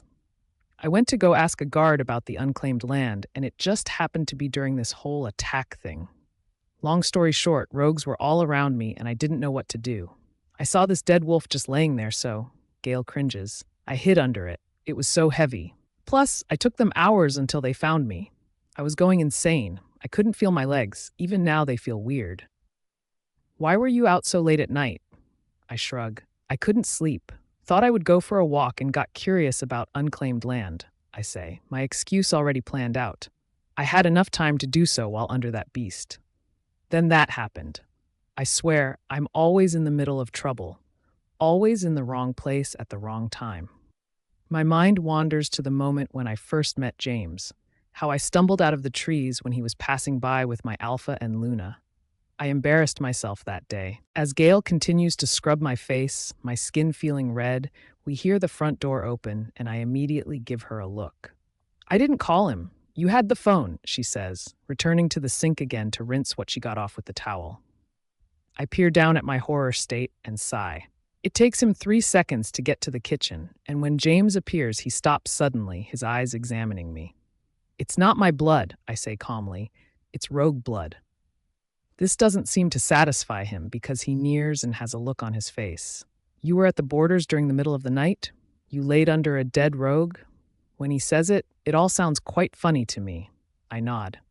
That's pretty much it. You can go now. You don't have to waste your time here. I'm sure there's a lot to deal with. I leave him in the kitchen, but he follows me to the stairs. I turn around. What? He struggles to find words. Are you all right? My heart squeezes, and not in a good way. I look up at him, trying to keep my face straight. No, I was under a dead wolf for hours, laying in his blood. I'm not okay, but you don't get to care. It's too late to care. You don't get to pick and choose when to be nice to me and when to be an ass. You told me that you don't want me. You made it very clear. You also kissed me. You grabbed me and kissed me like you had the right to when you didn't, and I couldn't help but love it. You don't get to care. You still don't know what you've done to me. what you're still doing to me, how you're treating me. I have to go wash this blood off of my body. You better get back to your duties. I head up the stairs before he can respond, and the entire way to my bedroom, I'm thinking, why did he ask me that? He doesn't say things like that. He's never asked me how I am. I said too much. I can't tell him how I feel. He'd use it against me. I lock the door and take off my clothes, placing them in the sink for now, so the floor doesn't get bloody. Light from the small window above the toilet trickles in, and I step into the shower, letting the water wash the red from my skin. The white floor of the shower is coated in a dull mix of warm colors, and I watch it drain until the water runs clear. Gail has given me toiletries, and they sit on the floor, so I reach down and squeeze out too much shampoo onto my palm, then scrub the dried blood from my scalp. The heat from the water fogs the glass walls of the shower, and I slid down the tiles until I hit the ground. The shower beats down on my legs as I curl up. Shampoo foam drips down my face and down my shoulders, and I can't help my cry softly to myself. I can still taste the blood on my lips. Time is non-existent as I sit in the shower. The shampoo has mostly washed from my hair, little patches of foam trapped underneath. I pick under my nails, scratching out dirt and blood until they look clean, my fingertips wrinkled. Knowing that I'll have to get out sometime, I squeeze out some conditioner and lather my hair, eventually standing up to rinse it out. The bathroom is clouded with steam, making it hard to breathe, so I open the bathroom door and air it out. I can't help but see things on my bed. I grab a towel and head out, finding my books and my iPod set neatly on the edge of the bed, waiting for me. I take the small device in my wrinkled hand and squeeze it to make sure it is really there. The phone is set on the desk, hooked back up. I take it and call my mother. November 20th, 1991. James asked if I would like to go on a run today, but I had to refuse. I am pregnant. I had hoped for it, and I was granted it. At first I was scared, but James is warming up to me. He has been spending more time with me the last few weeks, and it makes me even more sure in my hopes. He is beginning to accept me into his life. It was hard at first for him, but he is trying now, I can tell. Oh, he is going to be so happy when I tell him the news. I am waiting for the perfect moment. I am not sure when that is, but I trust that I will feel it. Yesterday, he took me around the pack. I met many new people, and he says that he will announce my role as Luna soon. Everything is coming together. I knew it would. I feel myself falling in love with him. He holds me at night. I no longer have to reach out to him when he is asleep. He holds me. I lay on my bed after eating dinner with Gail and Teresa, lying amongst my books and my iPod, thinking. He gave me my things back. I know that. I know it wasn't Gail or Teresa. Did he feel bad for me? Is that why? Unable to sleep, I head downstairs knowing that Gail and Teresa had gone home, and not knowing where James is. He could be in his room, he could be at the Borders, he could be with Theodore's sister, he could be dead. I walk shamelessly to the odd cabinet and grab the bottle of vodka that I left on the porch that one night before heading to the kitchen to grab a glass. The moon shines into the empty kitchen, bleaching the white countertops and giving the space an unearthly glow. I reach into the cabinet, select a glass, then unscrew the bottle cap and pour. It hurts going down like it did before, an unpleasant taste left on my tongue, but I drink anyways. The taste of the liquor covers the taste of his kiss that still lingers on my lips. I lean against the counter, facing the small table, thinking back to earlier when Gail was scrubbing my face and when James came in. I wonder what he thought when he first saw me covered in blood. It worried him. I know that. I like that. I can't help but like it. I am split in two. Part of me wants to leave and never look back, running off into the woods just to breathe, but the other part yearns for something else. The other part yearns for him. I read Juliana's diary and dream of a world where James holds me at night, one where he kisses me goodnight, and where he tells me how much he needs me. This part of me would kill for that world. This part of me lays awake at night and holds her pillow, pretending it is him sleeping against me. The mate bond is cruel to me. The moon goddess is cruel to me. He is cruel to me, but I can't let go. Every time he shows me a smidge of care, or when he kissed me, I can't help but let it blind me away from everything else has done. I look behind me from the sudden feeling of a presence, and to my surprise, it is him. He stands at the entrance to the kitchen, his eyes on me, and I swiftly grab the bottle of vodka and hide it behind my back. His scent toys with me as he draws close, but I cannot tell if he is upset or not. Without saying a word, he comes up to me and reaches behind me, and I let him take the bottle from me without putting up a fight. My cheeks heat up, embarrassing me even more. James places the bottle on the counter. "You're up late." I can't help but blurt, "Why did you do it?" Maybe I'll blame it on the vodka later, or maybe my lack of sleep, but I need to know in this moment more than I have ever needed to know. "Why did you kiss me?" He stays silent and takes the glass out of my hand, setting it on the counter beside the bottle. "Please," I mumble, desperate at this point, "will you just tell me something? Anything? You don't have to want me. I just need to know why I am here." He doesn't say anything. "Please, James. Where did you hear that?" Grasping onto his words, hoping for a conversation, I quickly answer. "Teresa and Gail told me. I asked them. They told me you were named after your father." He looks down at me, still not biting. "Do you hate me? Do you hate me because I'm your mate and you wanted something else? Are you just taking your anger out on me because you're disappointed?" James looks down at me again. "No." I swallow, not expecting an answer at all, let alone one so straightforward. "Oh," I breathe out, not knowing what to say. Well, why then? Why be so cruel?" He sighs, sounding as if he doesn't want to answer this one, but as I said, I'm desperate for answers. On a limb, I place my hand on his arm and his eyes turn right to the connection before finding my own.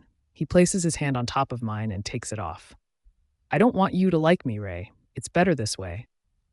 Hearing him say my name makes me shaky, but I can't control the outburst bubbling up inside of me. "Better?" I question, failing to hold back my anger. "Better. Better for you. It's only better for you." "No," he says firmly. "You are not the only one having to deal with this bond." I cross my arms to stop myself from hitting him. I'm not the one who is sleeping with other people. If only you knew how that felt. It's hell.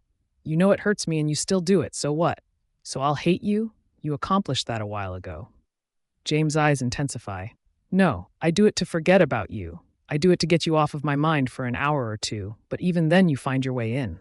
I have no breaks from you. There is no moment that is mine anymore because you're always in my head." His face is very close to mine, and the hated feelings between us swell. "That's not my fault," I say softly. "Why is it better this way? Why?" He turns away from me, my head in an emotional uprise. "Even after all I've gone, you still..." He looks back, and I can't help myself.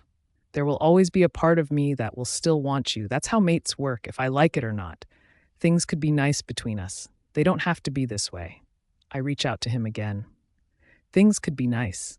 You don't have to push me away. I know you want it too. It's why you're always thinking of me, why I'm always on your mind. We're supposed to be together.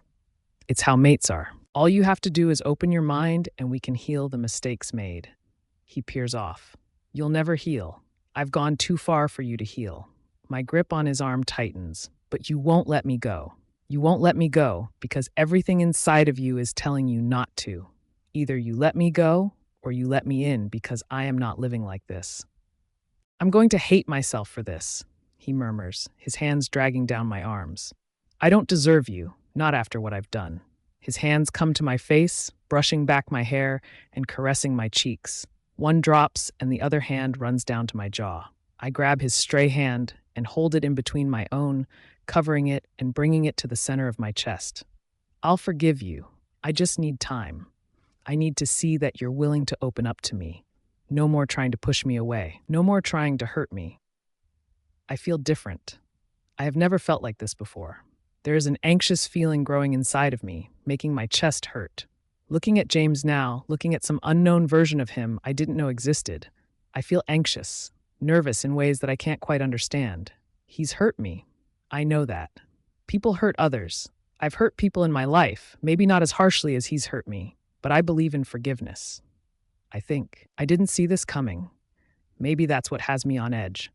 Or maybe it's our closeness. Maybe it's our closeness and the fact that he could be willing to try. My eyes study his face, enjoying themselves.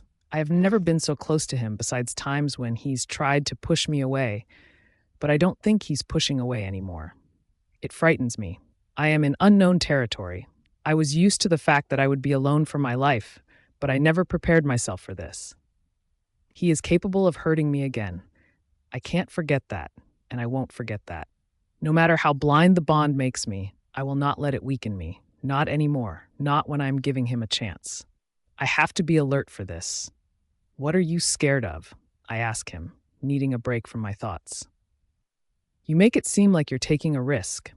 His hand falls from my jaw, but I keep the other close to my heart.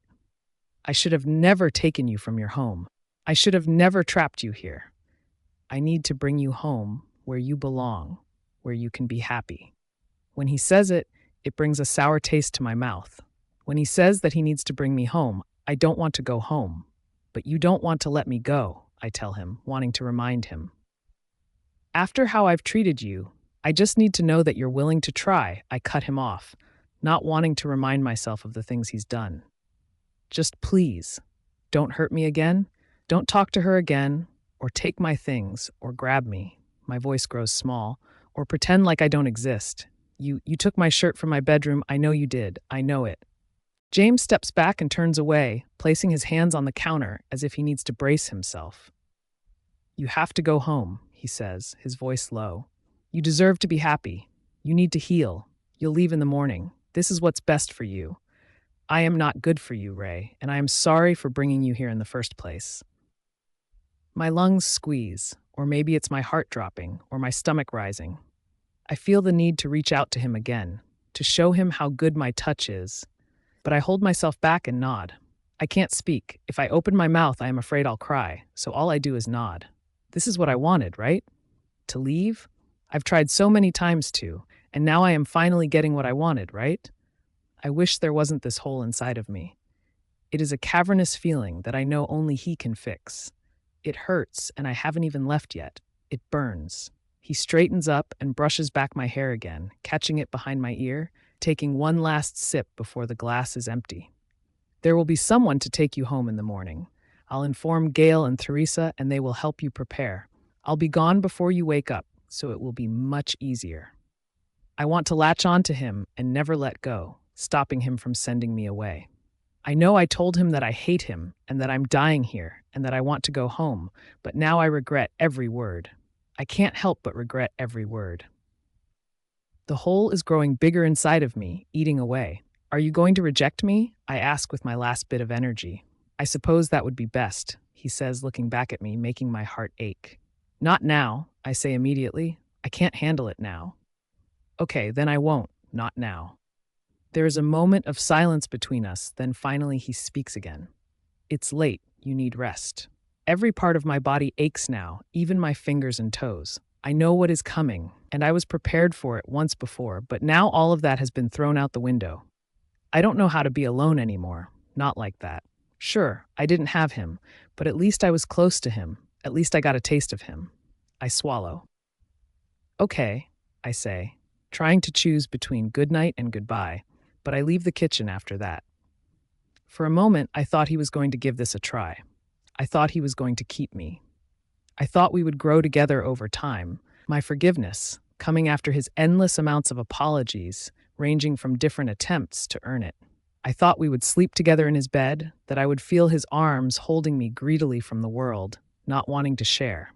I thought we would kiss 100 more times and laugh and cry and yell. But no, it's over instead. I wasn't even given the chance to forgive him. Once inside my bedroom, the door locked, I rush to my bed and collapse onto it, burying myself into the pillows and blankets. The tears come immediately like a dam opening its floodgates, wetting the pillows and filling the room with quiet, muffled sobs. It hurts already, and I know I should be happy to leave. I know I shouldn't care about leaving him, but I can't help it. I can't help myself. Just the sight of him gives me a warm feeling, especially after that inch of hope. He gave me my things back, and he touched my face, looked into me with soft eyes and brushed back my hair, only to send me home. There was no passionate kiss to mark the beginning of our healing, or gentle hug to show me that he's going to try, only a struggle to let go. In the morning, I feel the need to throw things around as I once did, pulling over bookcases and smashing lamps like a madwoman. He's gone. He's not here, like he told me last night. I expected this, but my body wants to touch him one more time. My mind wants to see him, to remember him properly. I slowly begin to pack my clothes and books and other things such as a hairbrush and toothbrush into my bag that I came with. It was stuffed under the bed, never to be used again, or so I thought before this all started. Theresa and Gail come up one at a time to offer help, but I quietly tell them that I can handle it. I'll miss them. They were one good thing about this place. I stuff my books and iPod into the bag last, seeing the diary laying on the bookshelf, begging to come with me. I take it and gently maneuver it in, needing to keep it to at least remember all of this. I'll need a reminder someday when I am old. I'll look back through the journal and remember how I once had a mate, how I wasn't destined to be alone. I make my way downstairs to find Teresa and Gail sitting at the small table in the kitchen. Gail looks up at me and smiles a sad smile. "We made you breakfast before the drive." I wander in, setting my bag against the wall. Where is he? They keep quiet as if they didn't hear me. Is he close? I prod again, sitting down. Is James close by? Ray, Gail starts, then snaps back. Hurry and eat before it gets cold. It isn't until about 20 minutes later that Gail comes back from the living room and says, "The car's here. The guard is waiting just outside for you when you're ready." I grab my bag and face the two women. "Thank you for everything." "Take care of yourself, dear," Teresa says and gives me a small hug. Then Gail does the same. I leave the house after that, not wanting to make things harder than they have to be. The large car out front is similar to the one that to me here, and I watch as Theodore gets out of the front seat and takes my bag, placing it in the back. "Go on and get in," he says. I climb in the passenger seat and slowly strap myself in, feeling as if I am not entirely here. I feel numb and distant like a ghost wandering an empty house. Theodore gets in as well and glances over to me before starting the car. "So this is it? You're going home?" "He let me go," I murmur and peer out the window, not wanting to talk. The rest of the drive is silent, but I do not find myself drifting off to sleep. I am awake for the hours that it takes to get home. Theodore attempts a few more shots at conversation, but my lifeless responses tell him not to. I want to do nothing but stare out the window and dread the loneliness I'm going back to, second-guessing the life I could have had if I stayed. Wondering if James could have loved me, really loved me like I had once convinced myself I didn't need. I was wrong. I need it. I need love. I don't want to live without it, and now I fear going home and having exactly that happen to me. His touch haunts my skin, my cheeks still feeling the warmth from his hand, and I fear it leaving me. I fear that my cheek will grow cold. My bedroom is cold and empty feeling, though my things clutter the space obnoxiously. I set my back down at the door and walk in as if this is someone else's bedroom and I am an intruder. My mother isn't home, actually. She doesn't know that I am either. I had never called and told her I was leaving, as I only found out last night. She'll be disappointed, I think. Sad for me. Her daughter was mated to an alpha, was taken to his pack, then was sent home for her own good. It makes me sad just thinking about it. Having no desire to unpack, I leave my bag set against the wall and walk to the window, gazing out at the forgotten view of the forest, the view I used to stare out at while I cried when I was younger. I don't want to be here. Not anymore. This has become a sad place now, one where my half-filled soul will rot and wither away until I die. There is a pier of me that was left at the Grant Pack, and a part that I will never get back. Mindlessly, I climb into my cold bed and hide under the covers, depressed for the life ahead of me, depressed over my empty heart and dulled down from the loss of my one true mate.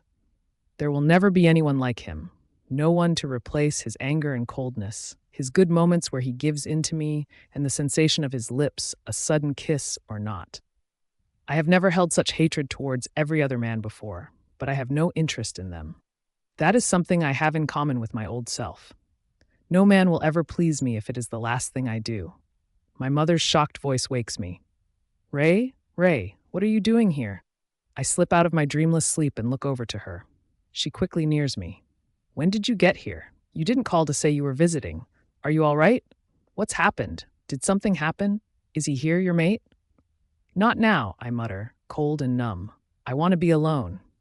Not now? She gapes as if I had told her I was pregnant. What do you mean, not now? Will you please tell me what's going on? Please, Mom, go. Please just go. She crosses her arms. Tell me what? Leave me alone. Get out. I want to be alone. I hear the door shut before I curl back up and wish to return to my blank sleep, not wanting to see or feel anything. It has been a few weeks since I had come home. I painfully explained to my mother why I was back, telling part of the truth and fabricating the rest. Other than that, my days consist of laying in bed, going down for food every now and then, staring out the window, crying a little bit, showering just to feel different sensations, and staring up at my ceiling like a corpse stares at the hood of their coffin. I open the window during the day to hear new sounds other than the excruciating noises of silence. I hear birds and occasionally voices, though it is usually my mother talking to another woman in the pack, or a guard mumbling to himself as he walks through the borders. The diary sits on my desk alone, wanting to be read, but I don't want to be reminded of him so soon because he already takes up my entire mind. There is no reminding needed. I lay in bed and daydream about our imaginary life together, how it would have been to sleep in the same bed, to feel him on top of me or underneath me, to feel his skin against mine in the most intimate of ways. Is it so wrong to want a bad man? I don't think so. It makes the dark part of me want him even more. I want to feel his body weighing against mine, holding me down, giving me no escape. I want everything from him. I need him to want me as badly as I want him, but that nagging voice always reminds me that he is gone. That voice shouts at me to get up and to put away my things and to let go, but I can't. I enter the kitchen with no enthusiasm to see my mother leaning against the counter. She looks up at me and smiles. Hey, Ray, you hungry for dinner? I made salmon. I nod and sit down at the counter on one of the stools. You know, I think you should get out of the house a bit. There's a gathering tonight. I think it might be fun to reconnect with some of the girls and make friends.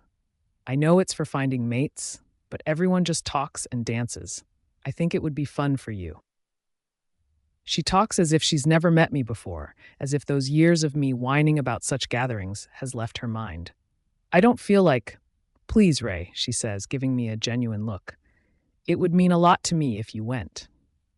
Maybe it's because I've been cold to her these past few weeks, or because she's been nurturing lately.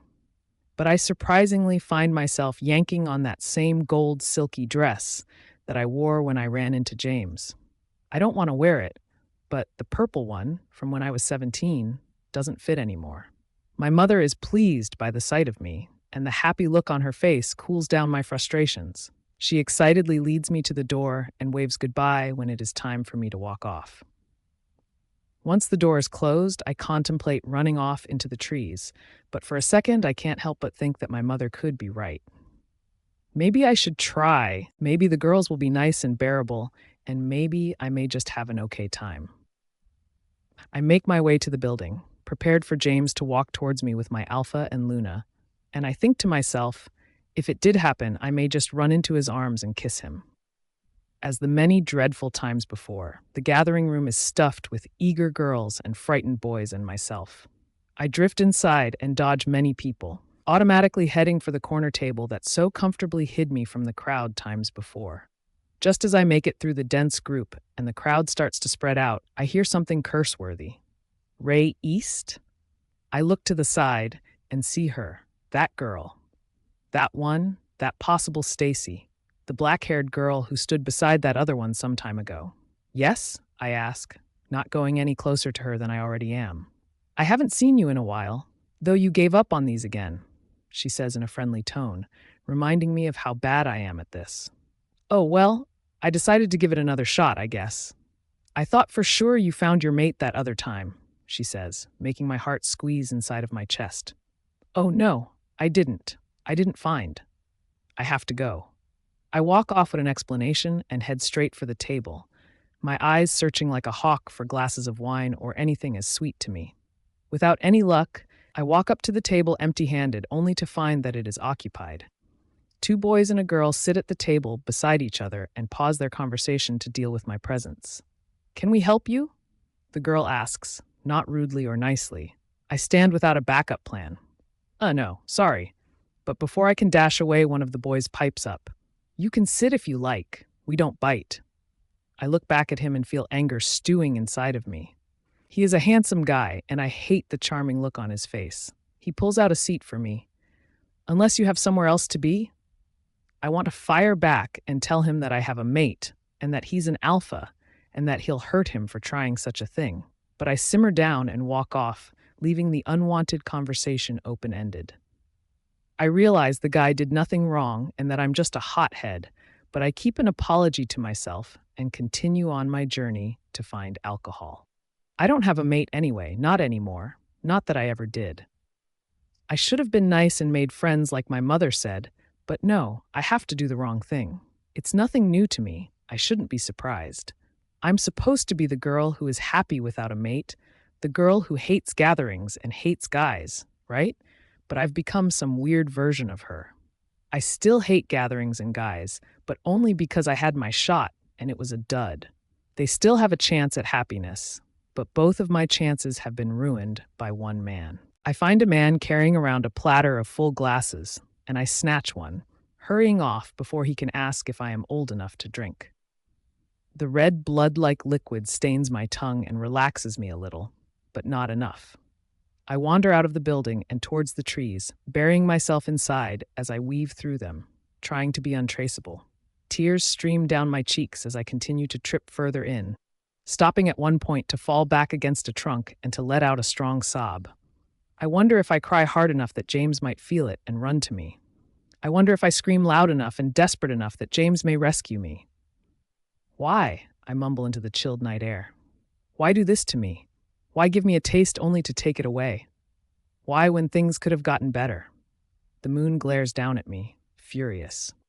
I sit in the dirt, my gold silky dress filthy. The night air sneaks its arms around me, caressing me, flowing through me. I want to cry more, but the numb feeling returns. The moon shines its spotlight down on me, and I can only hope that James sees it. November 30th, 1991. I cannot leave my bedroom. I cannot face him. I have lost my baby. My baby has slipped between my fingers, leaving me forever, never to come back.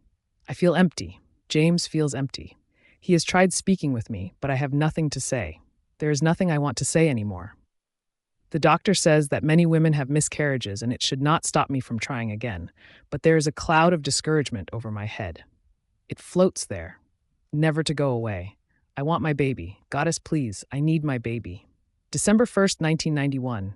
I feel sad today. I feel sad every day. I want my baby back. Please, please, Goddess, give me my child. December 5th, 1991. James says we can try again when I am ready, but I know she will take my baby again. She took my baby and I will never forgive her. James tells me that I need time to heal. I love him. It is soon, but I know I love him. He has hurt me, but I love him. Is that why she took my baby? Because I am a weak woman in her eyes? I close the diary and regret having opened it in the first place. I get up from my bed and set the diary back on my desk, not wanting to think about Juliana's pain. I wish I could travel back and tell her that she doesn't have to be discouraged because one day she would have a son. One day she would have a child. Since I have been home, bored and lonely, my daydreams have grown from wishful thoughts to intricate, imaginary parts of my life. Some of them are with James, and some of them are not. Those are the frightening ones, the ones where I am wrinkled and alone, sitting in this house day by day, never leaving, never dying, just existing with no purpose. No mother, no mate, no child to care for. Nothing. And I think about this often, which causes me to scold myself for not making any friends. I should have sat with those people at the table or chatted with that possible Stacy more, but no. My mother has been telling me about a boy she thinks I should meet. I told her off, angry, upset, flaming up to my room only to lock myself in and hide. The idea of meeting a boy makes me physically sick. The boy's name is Noah, and he is my age. He is my mother's friend's son, and my mother will not stop mentioning him. I told her that I have no interest in meeting anyone, but she is persistent. She has invited her friend and the boy over for dinner tonight, and I swore that I wouldn't come down from my room like a stubborn child. I swore that I will never meet this boy if it is the last thing I do. What am I scared of? Losing my one chance, I suppose. Losing James, my one and only mate. The person who was never supposed to exist, the person who shunned me, who showed a hint of love, then pushed me away for my own benefit. Would he think me weak if I told him that after everything he has done, I didn't want to leave? I wanted to stay and work through this, fix the mistakes made, give forgiveness, and move on, if he was willing? Does that make me weak? Did forgiving James make Juliana weak? I don't think she is weak. I think she is strong sometimes, but broken on the inside. Is that me? Am I labeling myself as strong only to mask that I am destroyed by everything that has happened? I don't know. I can't tell if I am broken or not. A brief warning knock comes to my door before my mother opens it and peeks inside. They'll be here any minute. Can you get dressed? I lay on my bed and peer up at her. I already told you that. Ray, please, stop acting like this. It's been weeks. It's time to move on now. My eyes harden as that familiar feeling of betrayal fumes up. I sit up swiftly.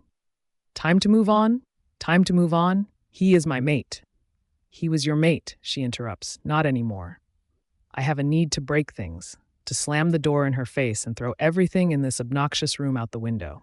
I need to scream and stomp my feet and cry about how he is still my mate. He's my mate. He didn't reject me. He is still mine.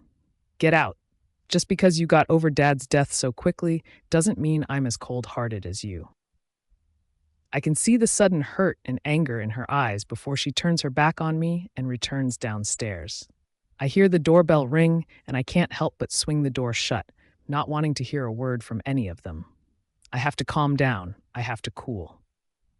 Without a thought, I rush out the door and down the steps, past my mother and through the front door, forcing the mother and son to part. My mother's voice calls after me, but I continue to run off towards the trees. Once I am covered and alone, I take a deep breath and look around for an extra presence. Taking my clothes off, I set them at the base of the nearest tree and shift. The process hurts a bit due to the fact that it's been a while, but when the mist feeling of my fur against the breeze and my paws in the dirt return to me, I feel free. Without wasting another second, I'm off into the forest to blow off some steam. I haven't been on a run like this in a long time. My father and I used to go on runs together when I was young.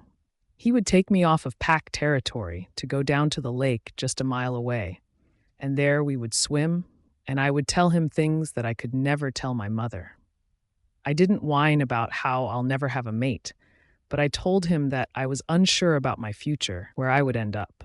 He told me not to worry about it now because things end up how they are supposed to end up. All I can do is hang on until the end and enjoy the journey to it. Maybe I have been overdramatic. Maybe all I need is to do my best and see where I'll end up.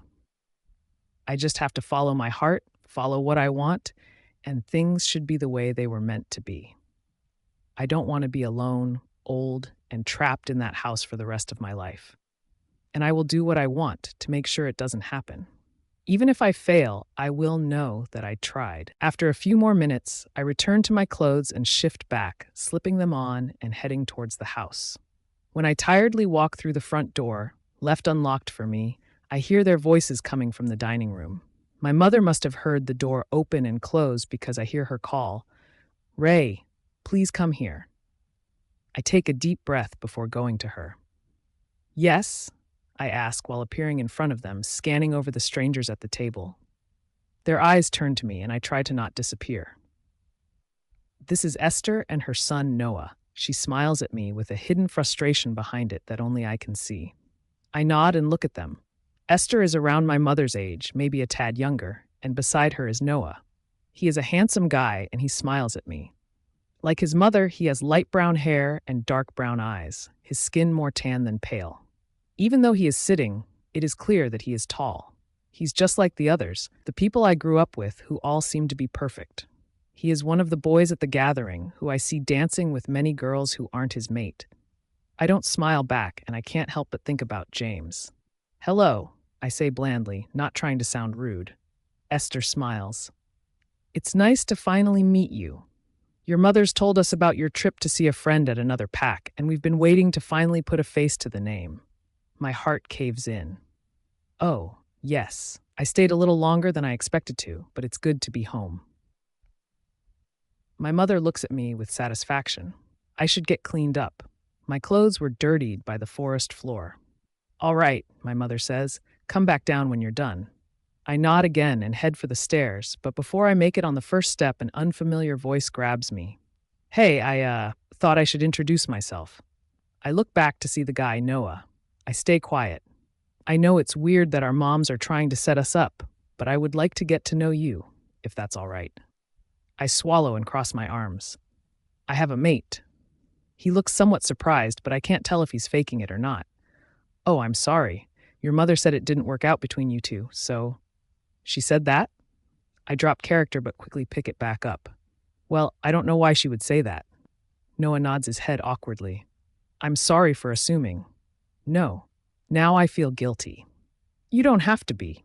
It's not your fault. He smiles half-heartedly and shifts back towards the dining room. But I say, I wouldn't mind making a friend, though. I mean, ever since I got back, I've had no one to hang out with. Noah nods. Yeah, that would be cool. I motion to the stairs and he lets me go. Never would I have seen myself asking to be someone's friend, to have someone to hang out with. It is terribly unlike me, but my boxed-up, hidden-away attitude cannot be good for me. Making a friend for once can't hurt, right? I'm not sure what we would do together or talk about, but he seemed keen on the idea of it. I hope he was not just being nice about it. I hope he took me seriously and not seeing it as an offer out of pity. I get an uneasy feeling as I walk towards my bedroom, my brief moment of accomplishment fading away as something tickles my nose. Hesitantly, I open the door to see a figure inside. My heart jolts forward. The stranger turns around, making my lungs gasp for air. James? I immediately close the door behind me and turn to him with wide eyes. His scent is muffled, and I can't tell if I am imagining him or not. What are you doing here? James nears me and my heart begins to race. The sight of him makes me feel secure, a warm feeling spreading throughout my shaking body.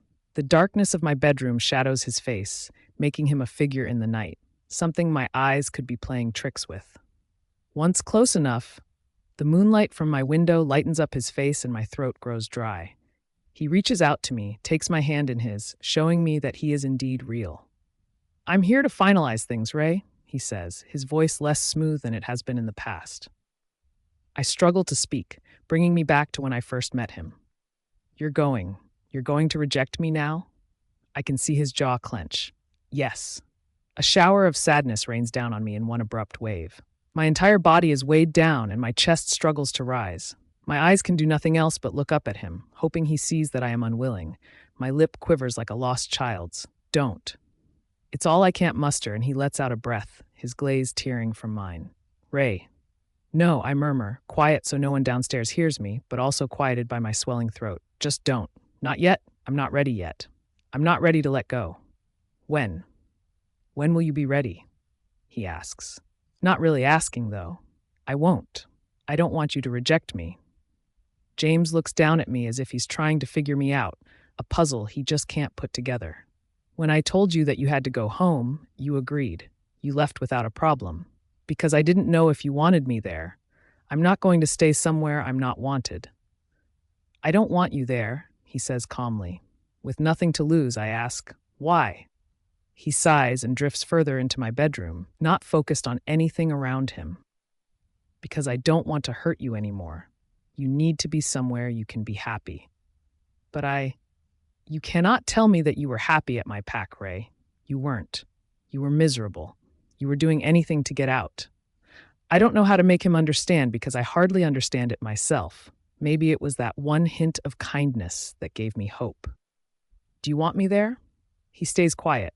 So if I were to come back, you would hurt me again? Would nothing change? Is this what you want? To reject me? If this is what you want, I'm not going to try and change your mind. You can reject me right now then. There is a pause before he says, it doesn't matter what I want, but do you want me there? I press. Would you treat me the same? James' eyes bleed into darkness. You can't trust me. Disappointment slaps me in the face. So you wouldn't change? What about my things? What about in the kitchen when you... Enough. No. You can't give me hope only to push me away. It's not fair. I told you what I wanted that night and you pushed me away. You sent me back here and I've been miserable. Stop acting like you don't want me one minute, then that you need to send me away for my own good the other. Just tell me what you want, and not what you feel like you need to say. Tell me the truth. Ray, my mother suddenly calls from downstairs. Aren't you coming back down? Frustrated, I call back. Yes, just give me a second. My head spins as I look back to James. He sits on the edge of my bed. I just want you to be happy.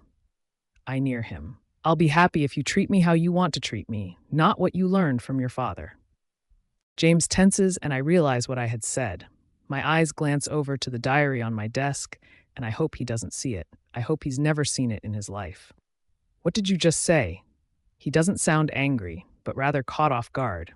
I drag my bottom lip through my teeth, discreetly, fighting the need to bite down and pay for what I had said. Teresa and Gail told me you are like your father. He stands up from my bed. Don't lie to me. Where did you hear about my father? He's bringing out the alpha in him. Part of me is annoyed by the plethora of times he's lied to me, but I hold it back for another day. I just assumed. Ray? My mother calls again, slicing through the moment. I groan and head to the door. Just wait here. I'll be right back. Before James can protest, I slip through and close the door behind me. Now worked up, the sight of my mother and her friend and Noah irks me. I wish I could yell about how I'm dealing with something important upstairs. They smile. You're not even changed? My mother points out the obvious. I know, I was thinking about taking a shower actually. The dirt is just everywhere. I mutter and make a quick move to leave, but my mother reels me back. Well, if you're not coming back down, say goodbye. I take a steady breath. Of course. It was nice meeting the both of you. Hope we can really get into things next time. Sorry for my spotty presence. The two look somewhat pleased. I better clean up now.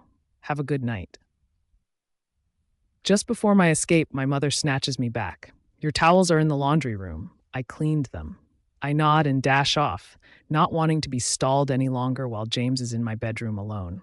I rush up the steps and collect myself in a flash before gently opening the door. He is sitting on the bed again with something in his hands.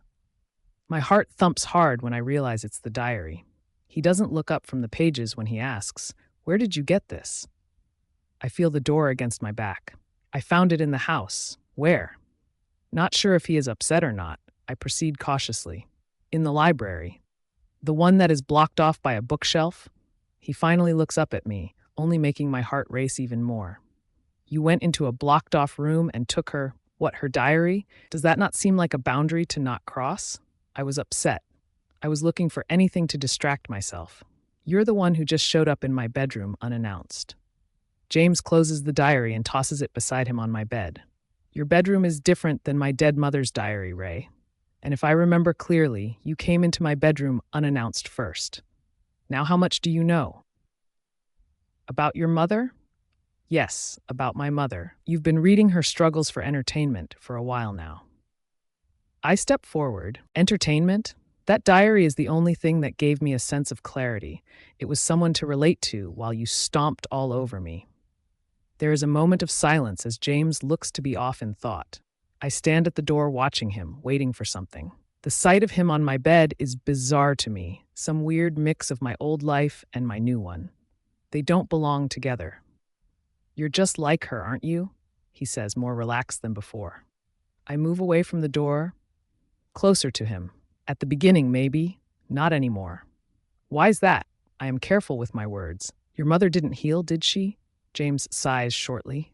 No. I don't know if she ever forgave your father. He let her in and she just took it and tried to act like everything was normal. Then after the baby, what baby? James cuts in.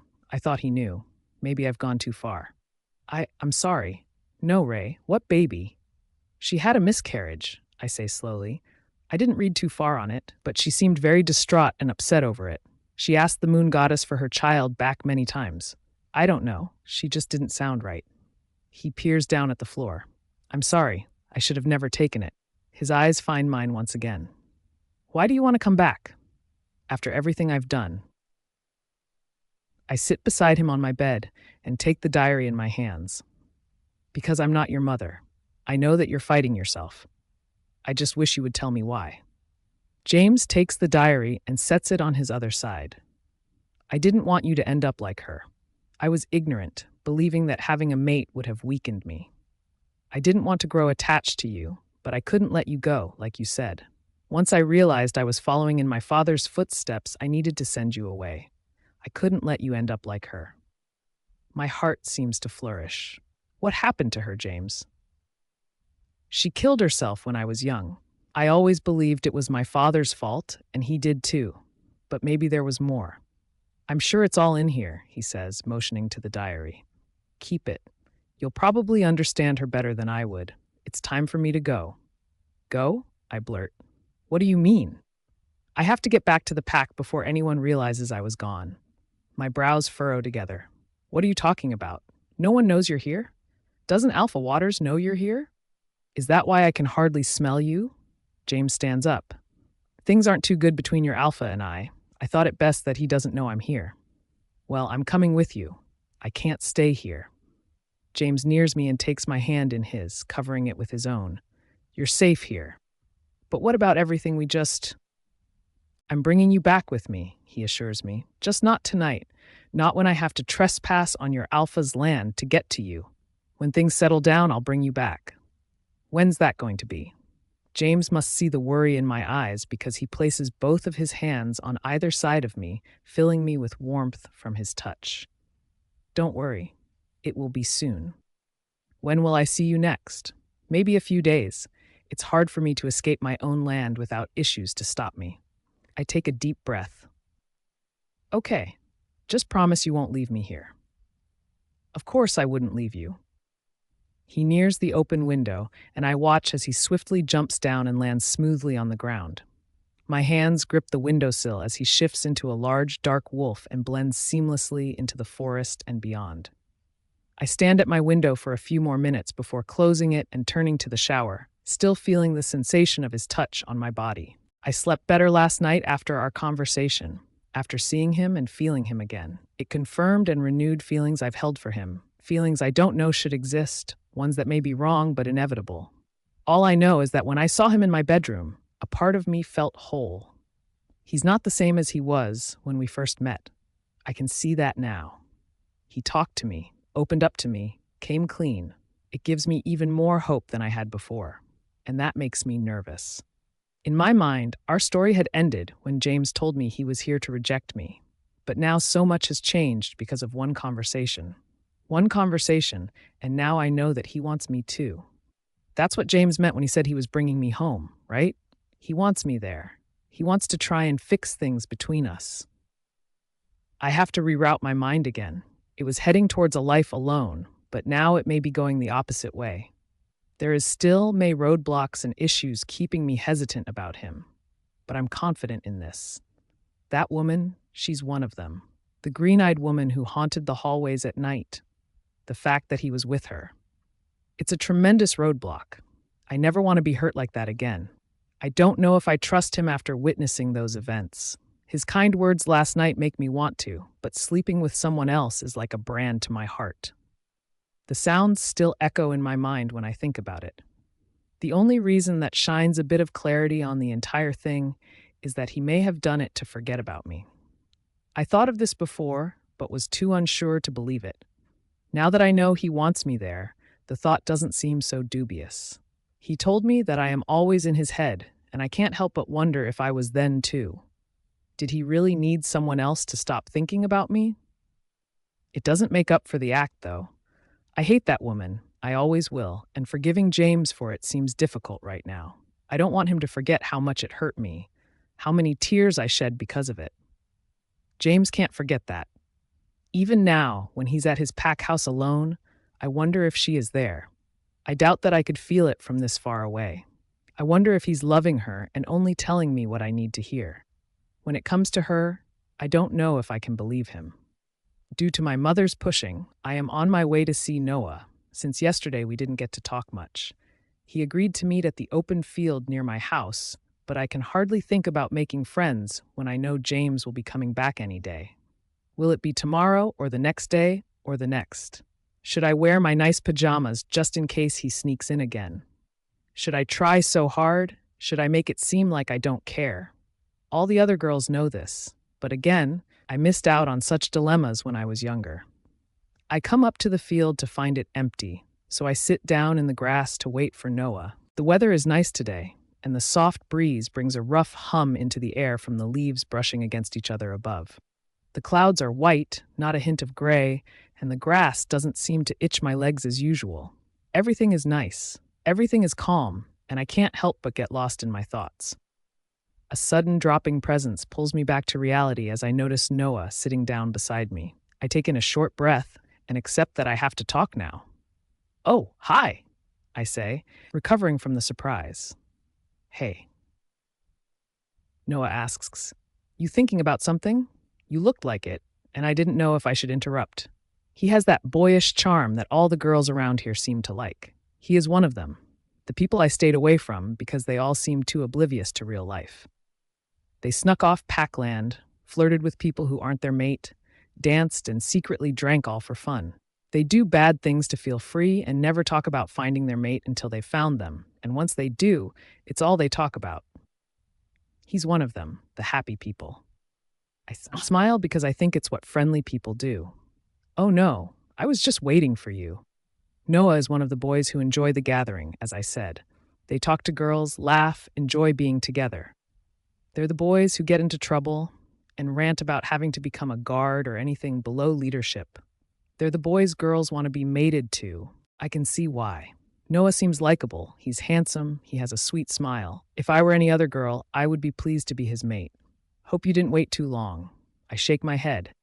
No. He gazes off into the trees, and I struggle to conjure up a conversation. Talking to him is harder than talking to girls like Stacy. "So, you don't have a mate?" What a lousy way to start things off. The obvious choice, but clearly a delicate topic. It only takes me a second to regret the question, but I can't help but be curious about it. There is nothing wrong with Noah on the surface, so I'm assuming she didn't reject him. Maybe he rejected her. He lets out a nervous laugh, and I want to dash off. It's too late. I've already ruined things. Well, she died. My body sinks into the ground. What have I done?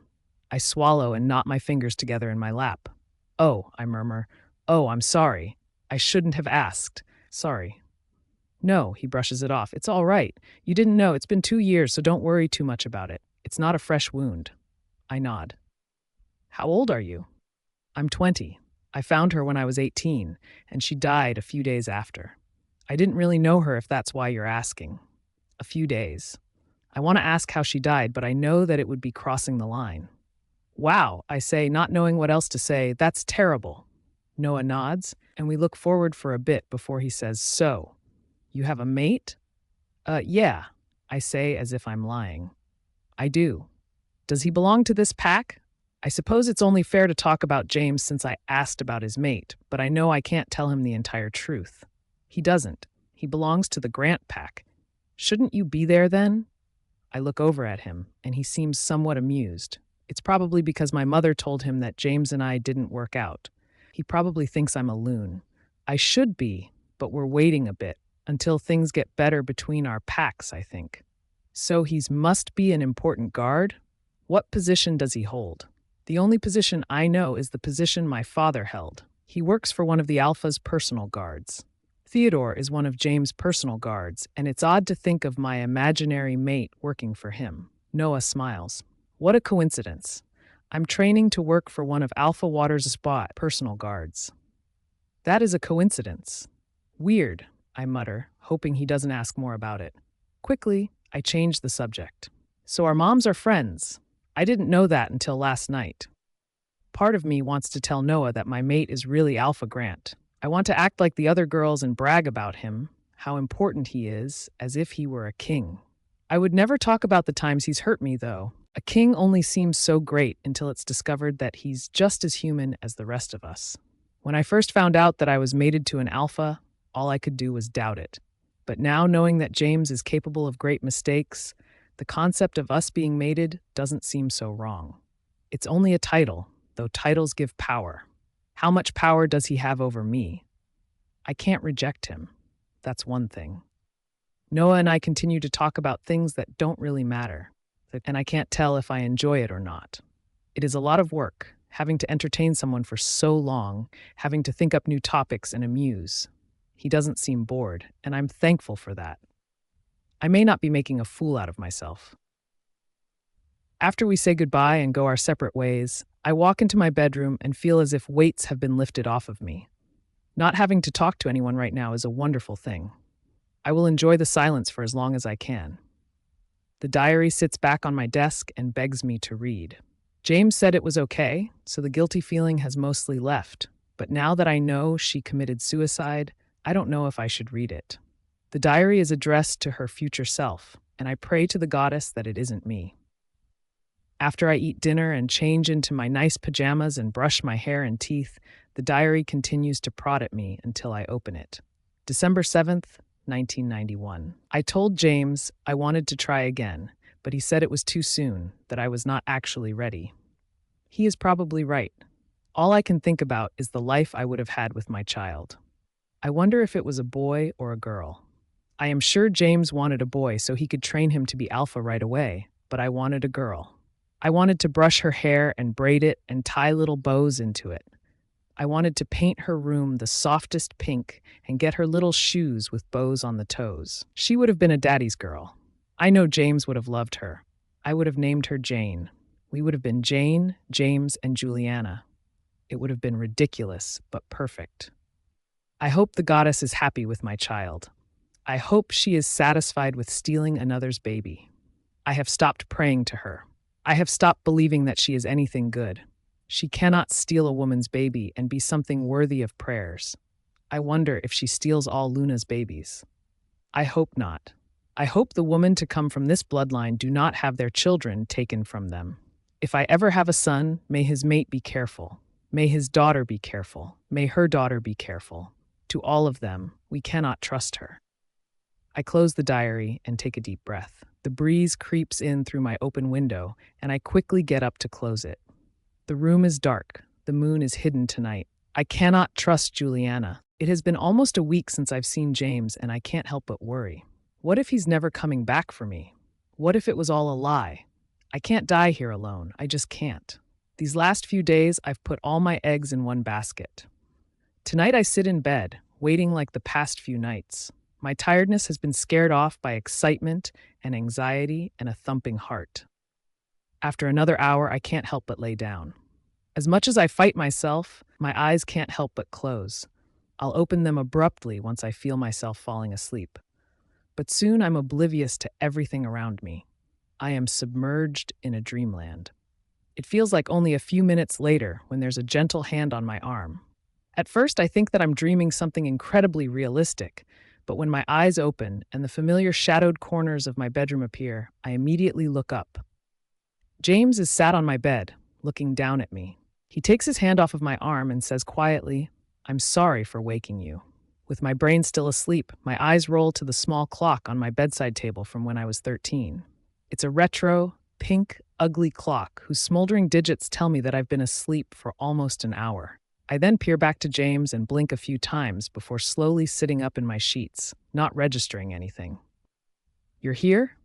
I mumble, rubbing my puffy eyes. "Yes, I'm sorry I had to come so late." His voice wraps around me like ribbon. "That's okay. Are we leaving now?" "No, not tonight," he says softly. "I should let you get back to sleep."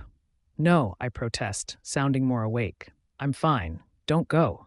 He nods, but before he can speak, my tired mind finds to bring up the things that have been bothering me the past few days. "Why did you do it?" "Sleep with her, I mean." James looks off at the open window. "I don't know anymore," he says, then looks back to me. "I'm sure it was to make myself believe that I didn't need you, to forget about you, to stop thinking about you, to force myself to believe I could be with someone else." I rest against my headboard and bring my knees to my chest, not willing to let go of the warmth in my bed. The open window allows the cold bleed inside. James seems to notice this because he gets up to close it. "Can you?" I ask. He slides the glass down and turns to me. "I can't forget about you. I can't get you off of my mind." He nears me and sits back down. "Can you be with someone else?" No, he breathes out. I can't. Satisfaction fills me. I want to go back to your pack. I don't want to be here. Is it really so bad? I sigh. My mother tells everyone that we didn't work out, so now she's trying to introduce me to other people. James looks interested. Other people? Other guys. There's this guy named Noah. Noah? Who's Noah? I'll tell you if you'll let me, I say, somewhat fueled to carry on, to give him a taste of his own medicine. He's this guy, and his mate died 2 years ago. Our mothers are friends, so my mom is trying to set us up. It's sad and awkward. She thinks I'm crazy because I won't let you go, but she doesn't know all of this. What's happened? Do you see why I can't stay here now? James grabs my hand, and my eyes drop to the wanted connection. You don't know how bad I want to take you back, Ray. Then take me back. I'll sneak off of the land with you. I've snuck off of yours before. What? James, I say, changing the subject. Please, I don't want to stay here any longer. What could be so bad between you and Alpha Waters? It's complicated. I cross my arms. Well, next time then? Hopefully next time. I can't promise anything, but things are looking good as of now. There is a moment of silence between us, and I can hear the crickets outside. I can't help but yawn. Aren't you tired? James squeezes my hand that is still in his too. I can't be. I have to be alert to slip past the guards at the borders. I know, but it is 1 a.m. On a limb, I say, you should lay down, at least for a bit. He gives me an unsure look, so I scoot to the other side of my bed. I know you're tired.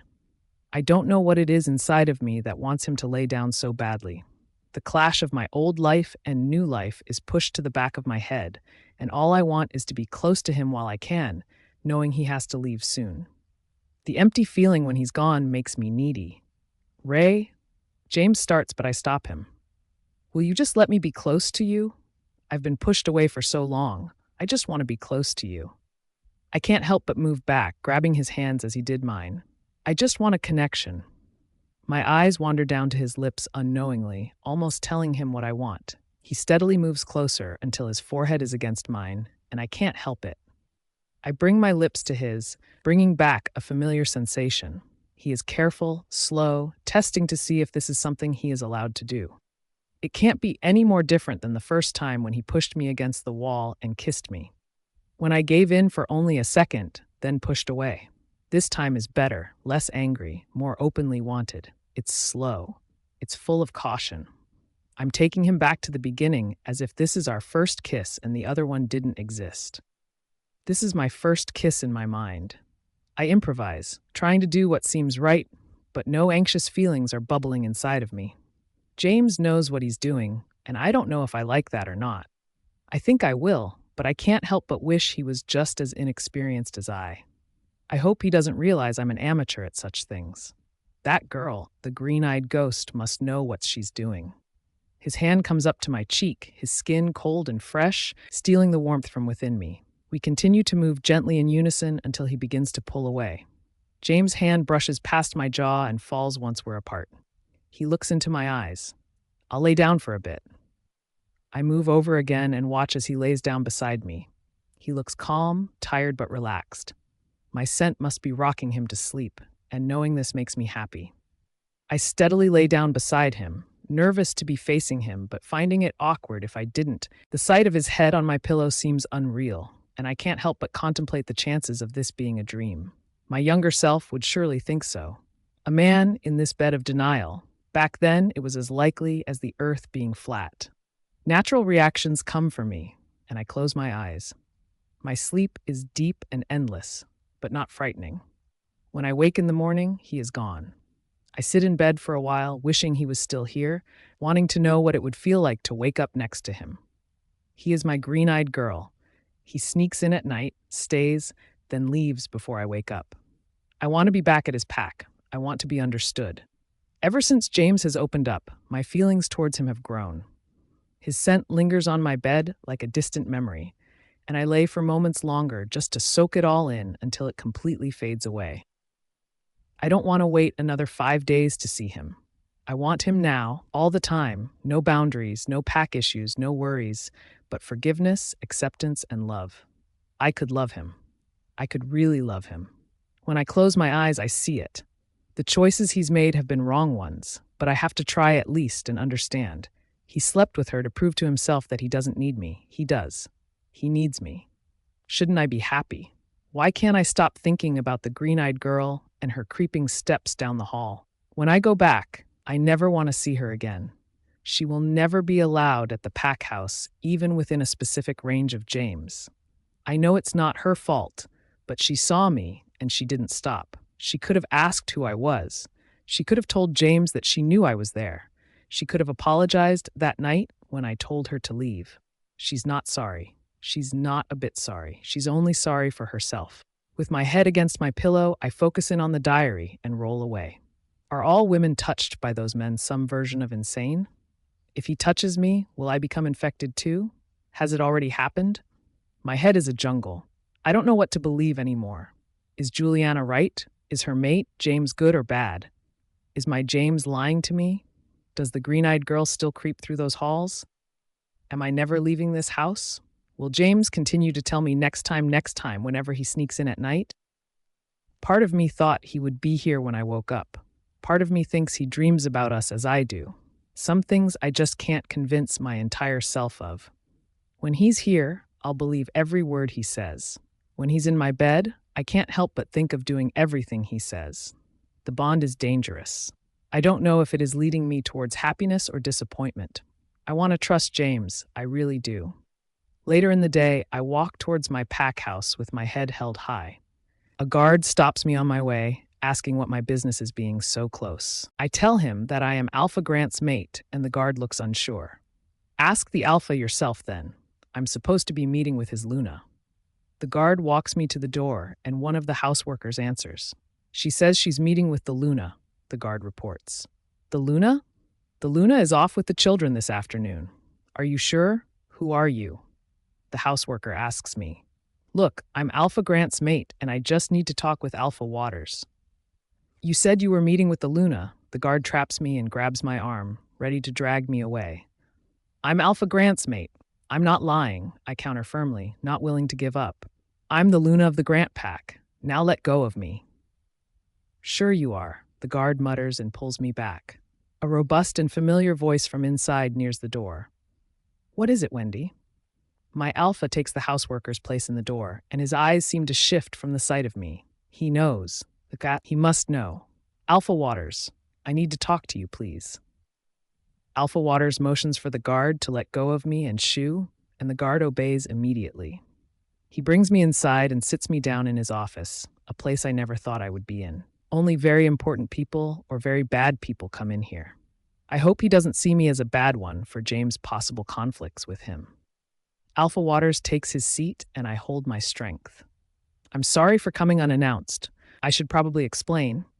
I know who you are. I know your position, though I do wonder why you are here and not at the Grant Pack. That's actually why I came to talk with you, I say, trying to keep my voice smooth. I'm here to talk about the issues between the Grant Pack and your pack. Issues? Alpha Waters questions, confusing me. Yes, the problems you have with Alpha Grant. There are no issues between our packs, Miss East. You must have gotten mixed up somewhere. The Grant Pack and the Waters Pack are very much allies in the past and present. James is no good. James is bad for me, for my mental health, my physical health, my everything. I let him fool me. I let myself believe that he cared for me. Thinking about it makes me furious with myself. How could I let him in? How could I kiss him and lay in bed with him? For all I know, he could have strangled me in my sleep. He could have contemplated suffocating me with the pillow he laid his head on. How could he hurt me again? How could I let him? James was never going to bring me back and love me like I let myself believe. I want to yell at him and never see him again at the same time. He's embarrassed me in front of my Alpha, gave me hope when there was none, and has the guts to lay in my bed with me, knowing that everything he's been feeding me is lies. He is a monster. He is cruel and manipulative. After fleeing the pack house like an idiot, I locked myself in my bedroom, ignoring my mother's questions and abandoning my plans with Noah. For hours I have been in here, and for hours I plan to stay. What will I do the next time he comes? Get Alpha Waters? Hide? Confront him in a rage of fury like I so badly want to do? He's probably been sleeping with her, on top of this. She's probably wearing my pajama shirt just so he can imagine the scent coming from her. And here I've been, waiting like a fool. Here I've been, staring out my window, naive and optimistic, waiting for him to emerge from the trees every night. Ray? My mother softly calls from the other side of my door, along with knocking. Didn't you have plans with Noah today? Do you want me to tell him you don't feel well? Do you want me to reschedule? I don't answer. I haven't answered the last 2 times either. Oh, Ray, will you just tell me what happened? Unlock the door so we can talk. You don't understand, I murmur, not wanting to hear her say I told you so. Honey, what happened? Is it Noah? Did he do something? I roll over in bed, constantly hot-headed with her. No, Mom? It's not Noah. Nothing is about Noah. My mother sighs, jiggling the handle. You're an adult. Act like one and open the door. You're not 16 anymore. You can't cry all day in your room and hate everyone. I can feel my mother growing impatient. Please just leave me alone. Please go. Ray, open this door, right? I'm not letting you in, so just leave me, I cry out. She hits the door. Fine, cry. Be glad you're not a Luna, because they don't act like this. They aren't babied by their mothers. They don't lock themselves away. You wouldn't have made even a decent Luna. Her footsteps grow quiet. December 29th, 1991. James has agreed to try for another baby in the new year. I am excited for the possibility of a new life, another chance, but frightened by the possibility of losing another baby to her. She watches over me like a tyrant, ready to swipe. Things will be better in the new year, I can feel it. With the new year will come a new diary, and it will be filled with happiness, unlike this one. That will be my promise to myself, to write only of happy things. Hopefully, the journey of my pregnancy will be written in it, all the wonderful aches, emotions, sensations. A sudden knock at my door pulls me away. Expecting it to be my mother, I groan, but it's not. Ray, it's Noah. Your mother asked me to come by. Feeling betrayed and exposed, I shut the diary and panic. What? She asked if I would talk to you. She said you're upset, he says through the door. I swiftly shove the diary under my bed and sit up amongst my pillows, not knowing what to do. Well, right now's not a good time. She said it's about your mate. I thought maybe I could help. I bite my tongue before climbing off my bed and opening the door. Noah hesitates before coming in, not knowing if he should cross the line into my private place. He stares for a moment at my bed, my messy sheets and thrown pillows forming a mountain range. I clear my throat, keeping the door open. I don't know what she told you, but nothing happened with my mate. Noah turns to me. You don't have to lie to me, Ray. It's not like I'm above you. My mate's dead, remember? I'm not lying. He gives me a look, and I'm sure I've never seen it before. Why are you scared of people knowing the truth? So what, you and your mate didn't work out. What's the big deal? No one is going to judge you, not here, not me. It's not like that. It's not that simple. Then explain so I can understand. I cross my arms and lean against the wall. I can't. Some things just can't be said. Then tell me the things that can be. I sit down with Noah on the edge of my bed, oddly similar to how James and I were. He listens closely as I share what I can. He didn't want a mate. His father told him never to accept one, so when I came along, he was cold to me. He hardly spoke to me. He said rude things when he did. He was with this other girl when I was in the house at night. It was just terrible, and I thought that I could never forgive him, but I tried to. We had a few progressive conversations, and I was willing to try with him. I wanted to trust him after he's lied to me, I explain, but I found out he's lied again. Noah sighs. It sounds like a cycle to me. He's just going to keep lying to you, Ray. And even after all he's done before, you still wanted to be with him? You never tried to reject him? I couldn't bring myself to reject him. I lie. He sucks me back in. It's the bond. It's his face, his voice, everything. When we're apart, it hurts. All I want is to see him. It's because of the bond, because you haven't broken it. You have to reject him. My eyes wander down to my hands as they sit on my lap. I know, but I don't want to. Is that bad? Does that make me weak? Pathetic? Am I pathetic? Some part of me believes in him, that he wants the best for me. What if he's just making mistakes to protect me? What if the lies are for my own good? Noah shakes his head. Relationships aren't built off of lies, How could you trust him? You couldn't. You deserve better than that. I stay quiet. Noah reaches out and takes my hand in his, and it doesn't feel right. I know it's not right because he's not trying to be my friend. I look up at him when he moves closer, not sure what he's trying to do. When his foreign lips abruptly touch mine, I pull back. My eyes stray away from his flushed face, and I immediately stand up from my bed, stepping to the side. Uh, I don't. I don't think you. Ray, We're friends, Noah, I say firmly. That's what I first told you. I can't be with someone else. I know, he cuts me off. I'm sorry. I shouldn't have done that. I crossed the line. I'm good for you, Ray, and from what you've told me, he's not. You deserve better than him. Overwhelmed, I struggle to speak. I think you should go. Who is he? Who is this guy? Why can't you see that he's toxic? You're a good person. You deserve someone good in return. Noah, you should go. You have to reject him. Annoyed, I spill, I can't reject him, okay? I can't reject him.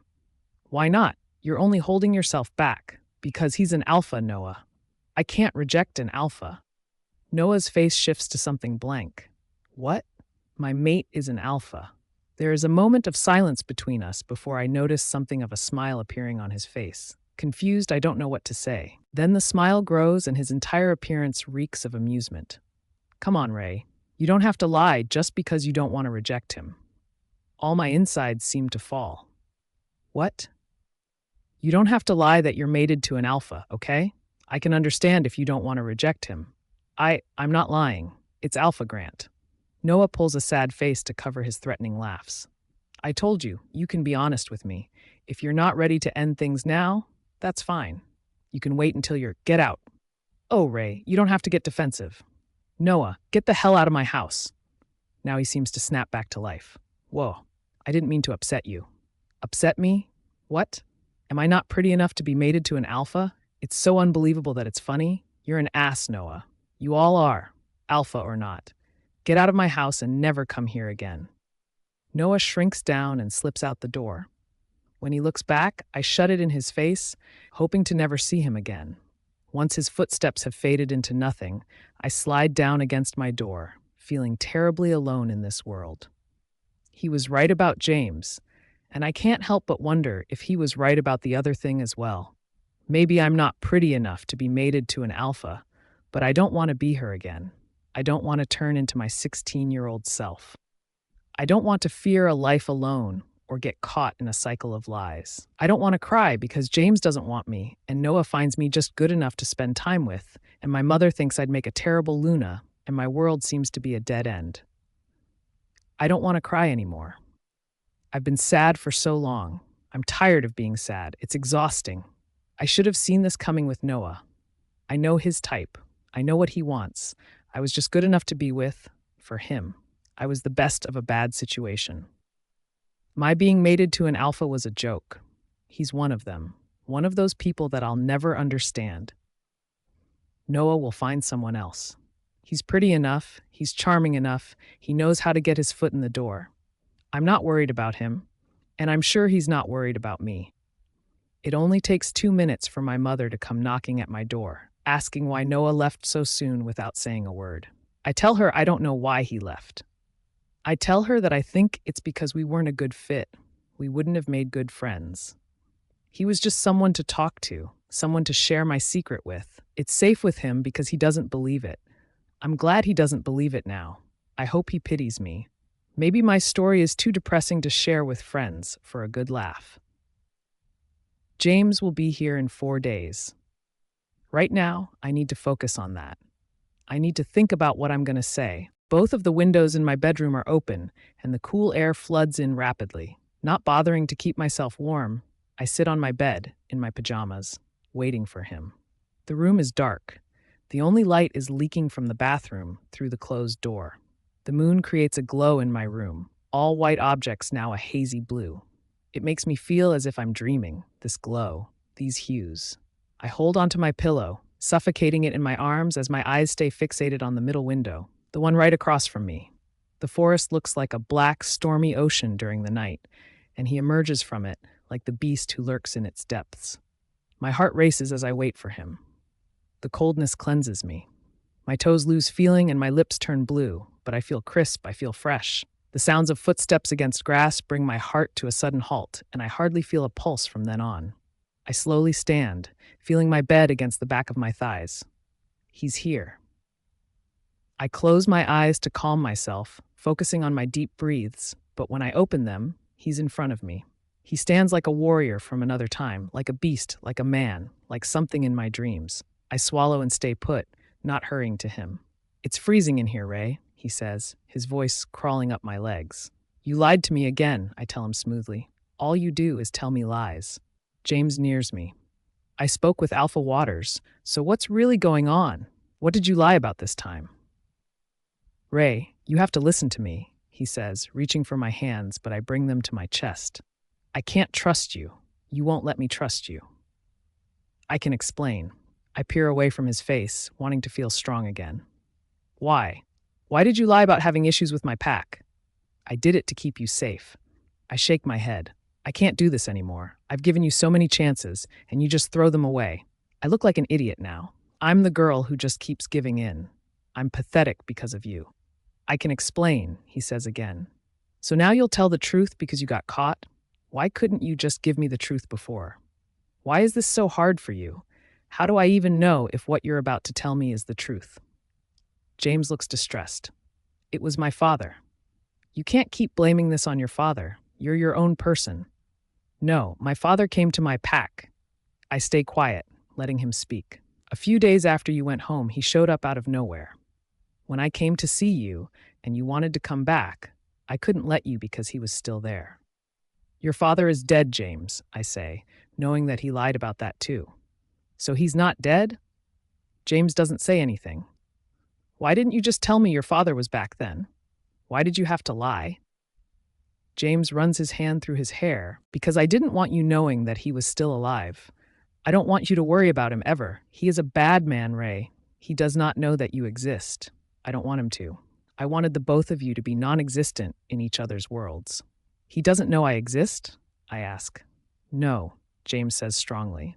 "And it's not because he doesn't want you to have a mate? It's not because you still want to impress him?" James grabs my hands, feeling my cool skin against his warmth. "No, it's because I don't want him to come near you. It's safest if he believes I don't have a mate." "What about her?" I ask readily. "What do you mean?"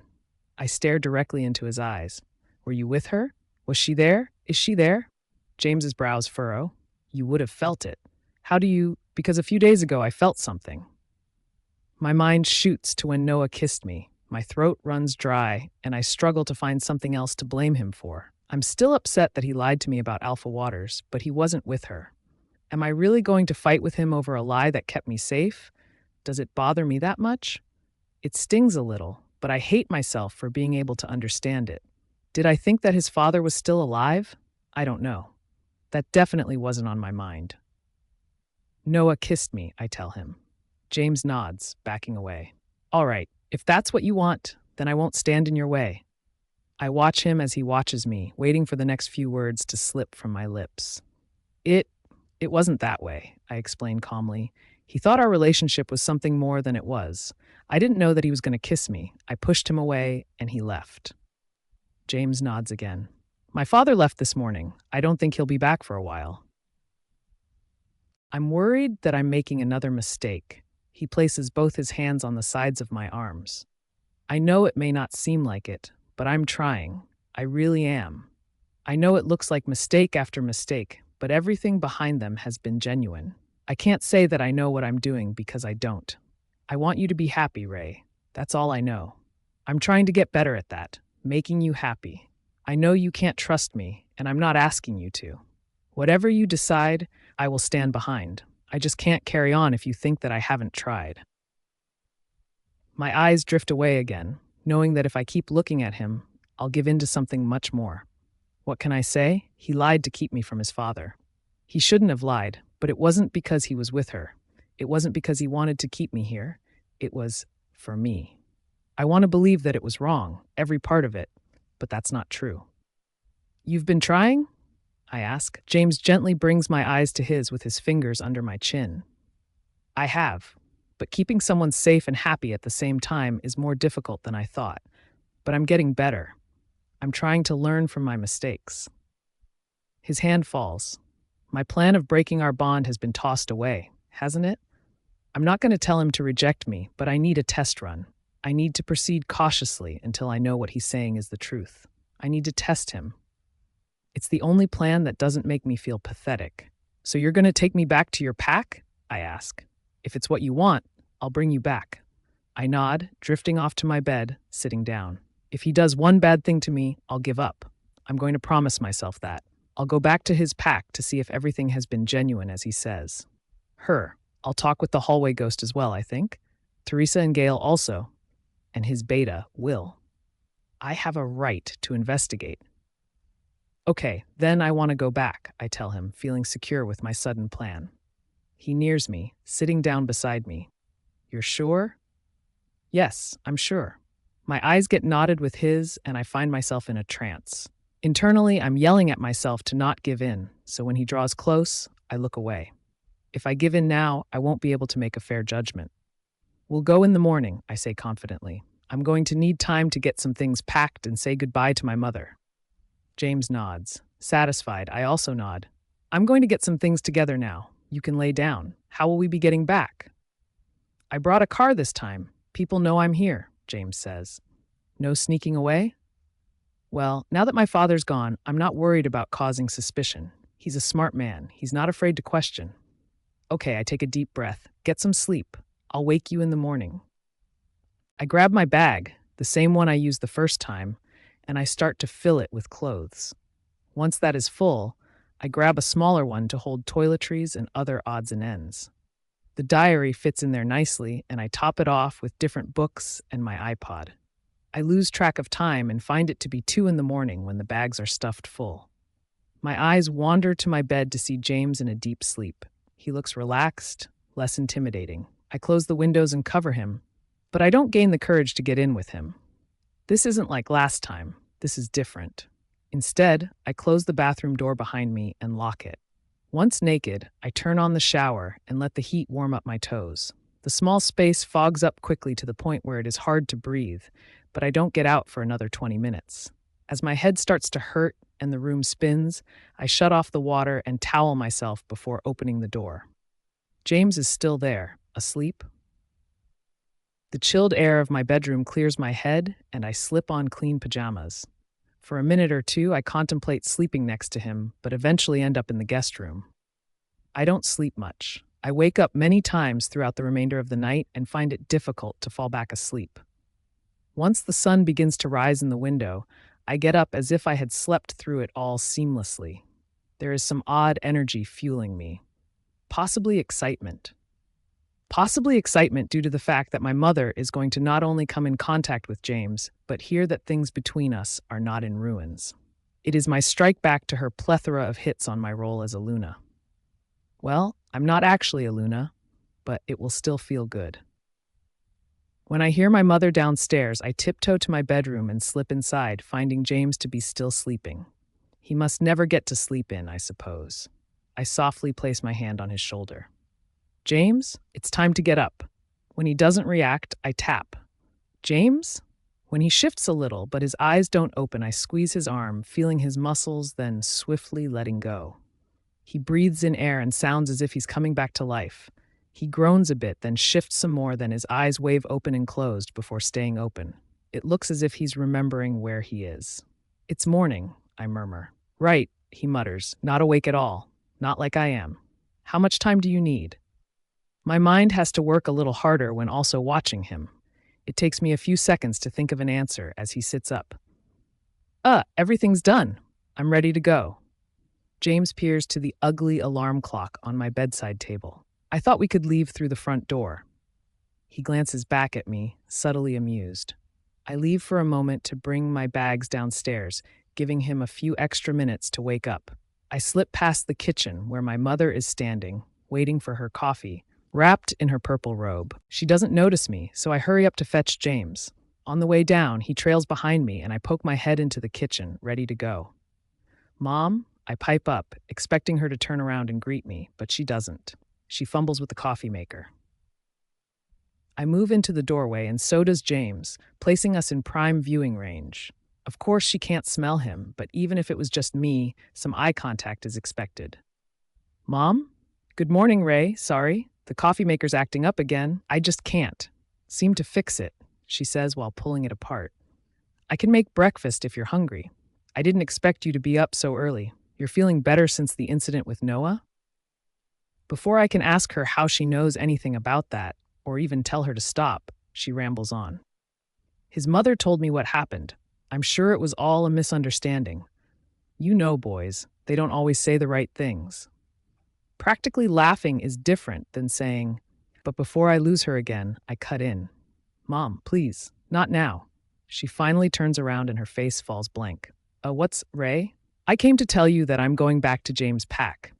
She places down the stray piece of plastic from the coffee maker, not taking her eyes off of the alpha in her house. It's clear that she doesn't know what to say. You are? Oh, well, and I'm assuming you are. He reaches his hand out to her properly. James Grant, alpha of... Of course, of course. She breathes out. I finally get to meet the man behind all of this.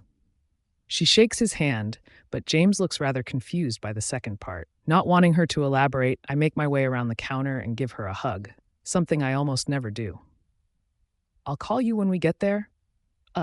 Sure. Yes. You're leaving right now?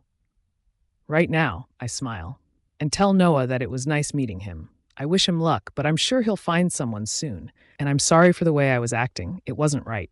But don't worry. I won't forget what you said. I promise. Maybe I'm an addict. Maybe he's my own personal drug, my own breed of liquor. When I look at him now in the front seat driving, I can't help but think about jerking the wheel and colliding with the monstrous tree just ahead. It's the call of the void. It's that one split second where the real darkness within seeps out and takes over. My eyes stare at the wheel, my hand fists my shirt, then I glance off out the window. I try to do things that are good for me sometimes. I convince myself that I'm not going to give in again, but when you're addicted to something, who knows? Maybe I don't care anymore. Being hurt is familiar, unlike our moments when he's kind to me. Those moments are more frequent, and I'm worried that I'll grow used to them. Is it wrong to feel grounded when I'm hurting? I don't know anything else. What if I won't like being happy? My mother acts like she understands me when really she thinks I'm pathetic. She doesn't like me deep down. I know it. It's hard to like me, I think. I try to do things that are good for me sometimes, but sometimes I like being this person. I understand this person. I've grown to accept that this is who I am, so maybe James is good for me either way. If he's bad, then it will be. Well, that wouldn't be easy.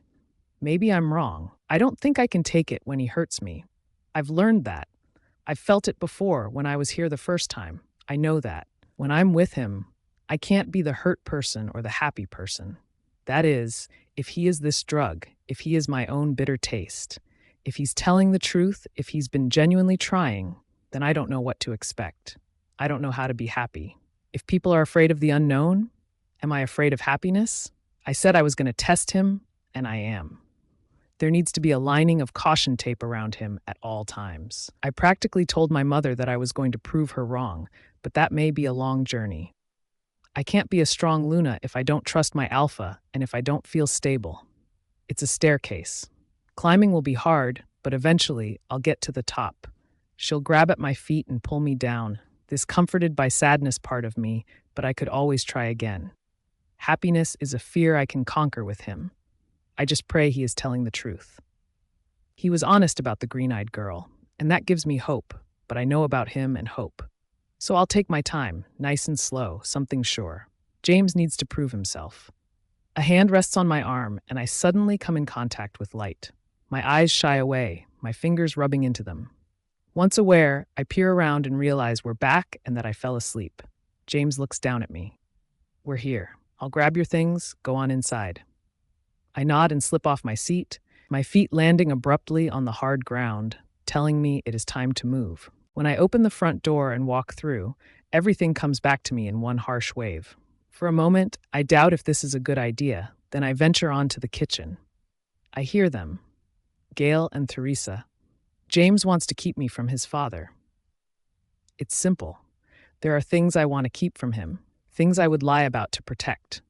I would never want him to know about my insecurities, the ones that keep me up at night, the ones that I have a hard time admitting to myself. Eventually, he may find out, though. That's the problem. Eventually, all secrets are revealed. Part of me wants to go back home, just so these insecurities never reach the surface. I lean into the kitchen and the two turn. Smiles come to their faces, and I find it relieving. "We knew you'd be back," Gail says while nearing me. She wraps her arms around me, warming me in a motherly hug. "It's so good to see you again, dear," Teresa says. I sit down with them at the table and chat about things that had happened while I was back home. Obviously, I don't mention Noah or James's visits, but I do tell them that it was very hard. "I'm glad to be back," I say. "Things are going to get better between us." If he doesn't lie again. James steals me away, and I follow him upstairs. The familiar hall and the haunting doors that sit at the end taunt me. When we reach the top, I notice James walking towards his bedroom with my things, and I'm quick to stop him. I slip past him and stand in his way. "I'll be staying in my old room," I tell him bravely. I do understand his assumptions, though. We did lay together that one night, and he did sleep in my bed last night. His free hand loosely grabs mine. "I would like it if you stayed with me, so I know you're not off in the forest in the middle of the night." I let my hand drop. "Not yet. Not until I can trust you. Then at least promise me you won't leave the house past 12. I just want to know that you're safe." I take a breath and compromise, wanting everything to go smoothly. Okay. James leaves my bags on the bed before giving me some time to get settled all over again. The bed still smells of roses, and I feel somewhat at home when laying in it. I place my books back on the shelf along with the diary and find the phone to be still hooked up on the bedside table. The bathroom has my half-used hair products still in the shower, and I wonder if anyone has been in here since I left. It seems to be untouched. Once all of my clothes are put away, I grab my iPod from the side pocket of the bag. It accidentally slips from my hand and falls to the floor, tumbling under the bed. I get on my hands and knees, peering underneath to find it, and I see it resting beside something dark. My hand swipes my iPod out first before grabbing at the piece of fabric. Right when I pull it out, his scent bleeds onto my hands and crawls up my arms. It's James's shirt. He's been in here. Without thinking, I make my way towards those taunting doors and knock, hoping he is inside. It takes a few seconds for him to appear, and I hold the shirt out to him. "I found this under the bed," I say, finding my reason to see him. James takes the shirt from me, not knowing how to explain himself. "You slept there, didn't you?" He sighs and leaves the doorway, wandering in. I step inside, not going far enough to fall into the trap. James tosses the shirt onto his bed and turns to me. "It smells like you in there. It helped me sleep." I nod, satisfied. "I want to be with you, James. I want to sleep in here with you, but you have to understand that your bed smells like her. I'd be sleeping in her place, and I can't do that. What you did to me, it can't be fixed with an apology and explanation. The pain I felt can't go away so easily." "Then tell me how to make it better," he says genuinely, almost begging for the answer. "All I want is for the past to go away, for your pain to go away. Ray, I want you to trust me. I don't want you to see me as a monster anymore. Then you're going to have to show me. That's why I'm here, for you to prove that you've changed. Show me that I can trust you." James crosses his arms and nods, hopefully understanding. It must be odd for him to hear orders from someone else rather than giving them. I never thought I would be telling an alpha how to act and what to do. He reels me in and wraps his arms around me, embracing me, and it takes a few moments for me to realize what is going on. My cheek is against his shoulder, and I can almost hear his heart. It is as if I was wired to be able to hear it, to depend on it, the constant thumping. My muscles quickly relax, recovering from the shock. "I'm sorry. I've never felt this regretful and thankful. I'm going to fix this, Ray, all right? I'm going to make things better," James murmurs by my ear, almost whispering to me, only needing me to hear it. "I just need you to know that I'm sorry. I can't believe I did this to you." I feel his hands grip the back of my shirt, holding on to me as if I am about to fall. "I really hope so, James." He lets me go and tells me he has to check up with Will, but that he'll be back by dinner. I watch as he makes his way downstairs and towards the door before finding my way back to the kitchen. Thankfully, Gail is still there. She smiles when she sees me, telling me to sit, asking if I'm hungry, offering to make me a snack. She starts putting something together anyway, even without an answer. James said he'll be back for dinner, I say, sitting at the counter watching her. That's lovely. It's about time he sat down for a proper meal. I swear, every time I get here in the morning, food that was in the fridge the night before is gone. I offer to leave him a plate, but he just says I don't have to go through the trouble. Oh, I can make something nice for you two. What do you like? Red meat? I'll go fetch a few things. Should I get a bottle of wine? Do you drink wine? No, that's all right. No wine, thank you. Are you sure you can bother with all of this? Gail waves me off. I've been waiting for this. My heart begins to race just from thinking about sitting down with him for a meal. It seems odd, out of place for us, but it may be a step in the direction of healing. I'll be back in an hour or so, Gail says while placing a plate of cheeses and crackers in front of me, sliced into little cubes are ready to be spread. I look down, not knowing any of the cheeses, most of them foreign to me. Dinner will be around 7. Then she's out the door as well. I take a deep breath, then pick up a square cracker, taking a bite while I try to calm myself. It's not a big deal. It's only dinner. Gail is just excited, that's all. It's only your first actual sit-down with James over food and chatting about things other than your problems. It's only actually getting to know him and him getting to know me, asking questions. Questions about my family, my past, my opinions, my dreams. At least that's how everyone else makes it seem. Oh, goddess. My heart begins to beat even harder, and I swiftly bring another cracker to my mouth, needing to focus on anything else. Do I have to dress nicer than average? Can I wear normal clothes? Do I have to wear a skirt? Do I own a skirt? Will I be expected to know what each utensil is for? How many utensils will there be? Is this my first date? Is this a date? How can it be a date if we're just having a normal dinner at the house? I don't know how these things work. The other girls, they'd know what to expect. But of course, I'm not like them. Of course, I've never had dinner with a man before. Maybe I've been dreaming, because no situation has felt as real as this one does now. My heart won't settle, my hands won't keep still. I have to take deep breaths every little bit to calm myself. It's only dinner. We've dealt with many more nerve-wracking things before, but for some reason, this one scares me the most. It's the most normal, the most foreign to me. I brush my hair while standing in front of the mirror in my cozy bathroom, stroking the dark strands as it runs through. This seems to relax me.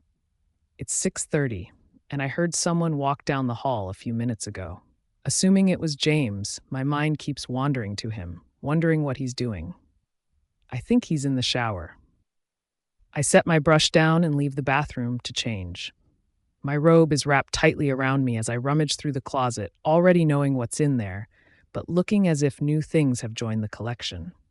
My shaky fingers tug at dresses, nice pants, blouses, and pull down a few. I set them on the bed to try things on. Before letting my robe drop to the floor, I close the shutters and lock the door. First, I shimmy on a dress. I check how I look in the mirror on the back of the door. It's silver and detailed and princess-like, but I don't look like a princess in it. The dress is black and flowy and much too short. If I bend down, I'll flash my underwear, and if I reach up, I may just do the same. I switch to another dress, then another, then a lilac blouse, then to a navy sweater. I eventually admit to myself that I hate this, trying on clothes in an attempt to look attractive. That part of me will never change. This is all an unwanted flashback to times of getting ready for the gathering. The purple dress, the whining, the fear, the gold dress, the stumbling, my mother's encouraging, and that bagging chest area that was never filled out. Only this time I will be talking to a guy, which right now makes it worse. I feel like old Ray, wanting to stay in bed, reading a book under the yellow light of a lamp. My eyes shoot to the clock once I realize I've been sitting on the floor for a while. It's 5 minutes to 7. I have 5 minutes. Naturally, I bring myself to a panic. I can't do this, I murmur. I can't do this. I can't, I'm not. All while slipping on my pajamas and throwing myself into my bed. I can't. My eyes stare at the clock until the 59 flashes to two zeros, then they smack shut, squeezing all of the light out. My hands fist the covers before yanking them over my head, wanting to be anywhere else. I'm scared. I don't know how to act normal with him. It was all fun and games when we slept and kissed and argued and hugged, but now it's just straight conversation, getting to know each other, how we eat, how we drink, how long I chew for before swallowing. Just us alone over food, which makes me even more anxious. Food. I remember when I was 16 and chubby-legged and cheeked. I remember the rules I had for myself. No more than some obscure amount of calories, and absolutely no foods that weren't guilt-free. Yet, every food had guilt in it back then. I wouldn't eat in front of my mother. I wouldn't look in the mirror for long periods of time. I would cry because I wasn't them. It always comes back to them, right? Those girls. The girls like her, the green-eyed girl, and she had him. She had James. He had her. He wanted her. That can't be denied. Maybe he used her to distract himself from me, as he says, but he still had her body. She was able to give it to him. She knows that she's irresistible. She knows her hair is thick and soft, her skin is smooth and unmarked, her body is lean and curved, her touch, I bet he loved it. I bet he did. I want this to work, I really do. But I know that she's going to haunt me. She'll stride into his bedroom, the girl I'll never be, and she'll seduce him with the qualities I'll never have. How do I tell him that it will ruin things? How do I tell him that I'm scared to be vulnerable to him like that? I was wanting to sleep in his bed, but did I think about what's to come if I do? A sudden knock strikes the door, and I flinch, my eyes returning to the clock as my heart jolts forward. 20 minutes passed. Ray? James's voice calls from the other side, making me freeze. Dinner is ready. Do you need more time?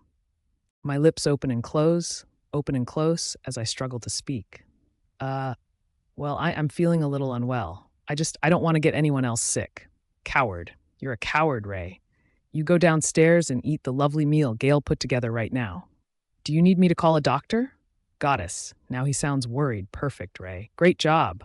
Why are you like this? Why can't you just get up and answer that damn door? Why do you hide away? Be strong, Ray. Tell him the truth, Ray. Stop being pathetic, Ray. My stomach begins to bubble up, my chest growing tight. No, say with a shaky voice. It's not. Come on, Ray. Come on. The deep-rooted panic sets in now.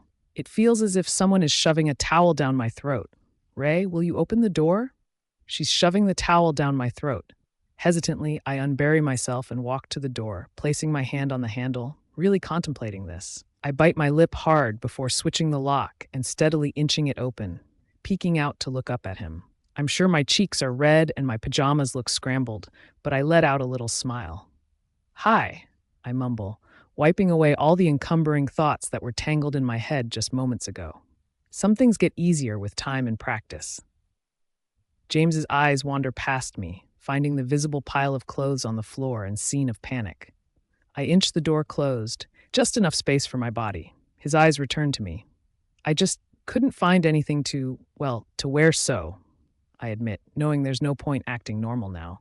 It's ridiculous, right? I'm sorry, I don't know. Something of a smile flashes on his face. You're dressed now, aren't you? I glance down at my pajamas, feeling silly. Well, yes, but then come on, before the food gets cold. Unsure, I stay in the doorframe until he turns and heads towards the stairs, catching up to him. James, He peers behind, having a perfect view of the mess I am, but he simply carries on. It's only dinner, Ray. I follow him to the dining room, which I haven't been in much. Most of the time I ate with Gail and Theresa in the kitchen, which was less worrying.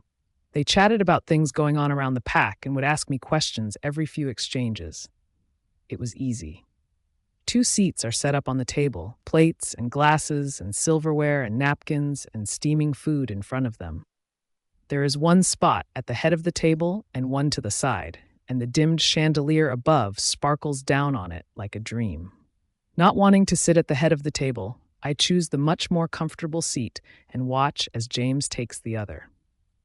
My heart won't settle. It feels as if something terrible is about to happen, and I predict it to be my oncoming embarrassment. I sit cross-legged, needing to feel more at home and stopping myself from bobbing my knee. The table covers the childish action, not worrying me much, and I hesitantly take the fork in my hand, trying to remember the position my fingers go in. It's steak and potatoes and grilled vegetables, and the aroma clouds my nose. Since I sat down, I haven't looked at James, but I hear movement from him. My eyes are stuck to my plate, lifting bits of food to my mouth as a squirrel would eat. Nibbling. My hair creates a curtain between us, but I feel the curtain being pulled back. I look up to James with a flushed face, my fingernails pressing into my palm. "Are you all right?" he asks, looking rather relaxed. I force a little smile along with a breathy laugh sort of sigh. "I'm fine." "You look tense." What will you be doing tomorrow?" I attempt, and he gives me a questioning look. "I've always wondered what alphas do all day." James' brows furrow. Well, I'll meet with Will in the morning, and we'll talk with the commanding guards. Then we might head over to observe training before stopping by the border posts." I nod, coming up with plans of my own. "That guard, Theodore, I want him to show me around the pack." "My personal guard, Theodore?" James questions. "Why the specific request?" "Well, I know him the most. I've been around him the most. He's nice to me. I don't know, I just prefer him." I assume James knows that Theodore's sister is the green-eyed girl, but I don't think he knows I do. "Sure, then. I'll fetch him tomorrow. It will be nice to know what's around me and where everything is, but I am more keen on confronting her, his sister. There are things I need to know. Her ghost won't leave me until I get some kind of closure, and I don't plan on living in a haunted house." "Great," I smile, forking some potatoes. The conversation stays simple for the rest of dinner, and thankfully, no questions about the past are asked. Once our plates are clear, Will comes out of nowhere and swipes James away, talking about some rogue at the east border who greatly injured a guard. I stand and watch as they hurry out of the house, eventually sighing and helping Gail clean up. "Is everything all right, you think?" I ask while bringing the glasses from the table to the sink. "I'm sure everything is fine. It is not too unusual, I'm afraid," she assures me while taking the glasses from me. "Is it normal for him to leave a lot?" I say quietly. "Well, he is the alpha. I suppose that comes with many responsibilities." I roll my eyes playfully at her sarcasm. I know. After everything is cleaned up, I head upstairs and run a bath. I don't usually take baths, but something has put me in the mood for one. Without bubble bath, I substitute in body wash and squeeze out the gel as the faucet runs, watching as the bubbles grow and pile. I lower myself in and graze the bubbles with my fingers, poking and smashing them between my hands. Light pours into the bathroom from the bedroom, giving me a romantic glow. There is a candle on the counter, but I have no matches or lighter to light it. But this will do. I close my eyes and enjoy the warmth, wanting to feel as relaxed as James was. I think of him as the water caresses me. I wonder what he is doing. I wonder what he is thinking. I hope he is thinking of me. I hurry downstairs after hearing James call for me, saying Theodore is here. Turning to the foyer, I find the two talking, but they don't seem to notice me. James is saying something quietly, sounding quite serious. Not knowing if I should interrupt, I hang back and drift closer, hoping someone sees me eventually. I watch as James places his hand on Theodore's shoulder. "Understand?" Theodore nods, and his eyes find me. He motions, and James turns around. "Are you ready?" James asks as I walk in. Theodore opens the door for us, but just as I make my move to walk out, James holds me. I look up at him with a smile. "I'm ready to go. Just be careful. Don't do anything reckless and stay on the land." He's just showing me around. There's no need to worry about anything. I'll be back in a few hours. Unless that girl attacks me and kills me, but I think that's unlikely. I hope she isn't some skilled fighter or hot-headed monster hidden by the body of a pretty girl. "All right, I'll see you later then." "Bye," I say and follow Theodore to wherever he planned to go first. But just as I hear the door shut, I spill. "We're not really going around the pack." Theodore looks back to me. "What do you mean?" "That's what we're doing." "No, not anymore. I need you to take me to see someone." He stops and turns around, facing me with crossed arms. "No, I'm taking you around the pack. That's what my alpha said. So that's what we're going to do. I'm not including myself in your schemes." "Schemes?" I say, almost laughing. "What? So you think I want you to take me off pack land?" "No, Theodore. This person is a part of the pack." I don't care if they're on a different continent or right in front of us. That's not what we're doing. What you do on your free time without me is your own business. But right now, I'm taking you to the training grounds. He turns back around and walks, but I stay put. What did he say to you? Did he threaten you? Does it matter? Either way, if you get yourself hurt or into trouble or goddess knows what, I'm as good as dead, he dramatically calls to me, still moving. So let's go. It's your sister. I need to speak with her. Theodore stops and turns back again. What? I roll my eyes and jog, closing the gap in between us. I need to talk to your sister. I need you to take me to her, and then we can take our tour around the pack. A confused and surprised look appears on his face, though I didn't expect him to be surprised. He knows of his sisters and James' past. Why? Has something happened again? Was she back there? No, I haven't seen her since I told her off. Relief washes over him. What is it then? She's out of your life, why bring her back in? My eyes wander. I need to. I don't know. I need closure. I need to know what she thinks of all of it, what she thinks about James. Look, Ray, I know what happened was terrible, but she's finally starting to let go of him. It's not a good time to bring it up. Please, Theodore, I beg, growing desperate. I can't move on until I talk to her. He shakes his head and turns away, walking off once again. Not knowing what to do now, I sigh and contemplate finding her myself. It only takes a few seconds more for Theodore to look back and realize that I'm not following along. I hear him groan.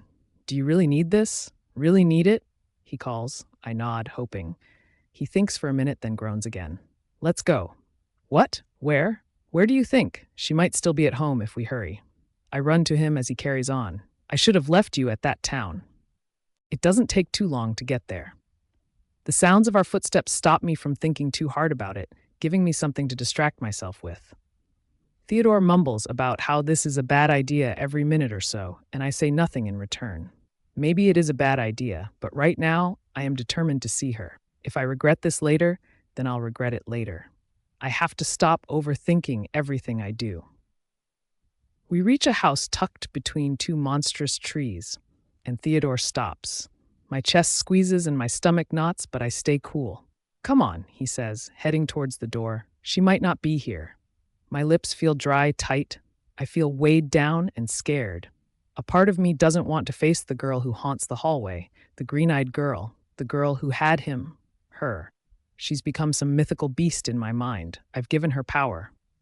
Okay, I murmur, hiding behind him, not wanting to see her so close if she were to answer the door.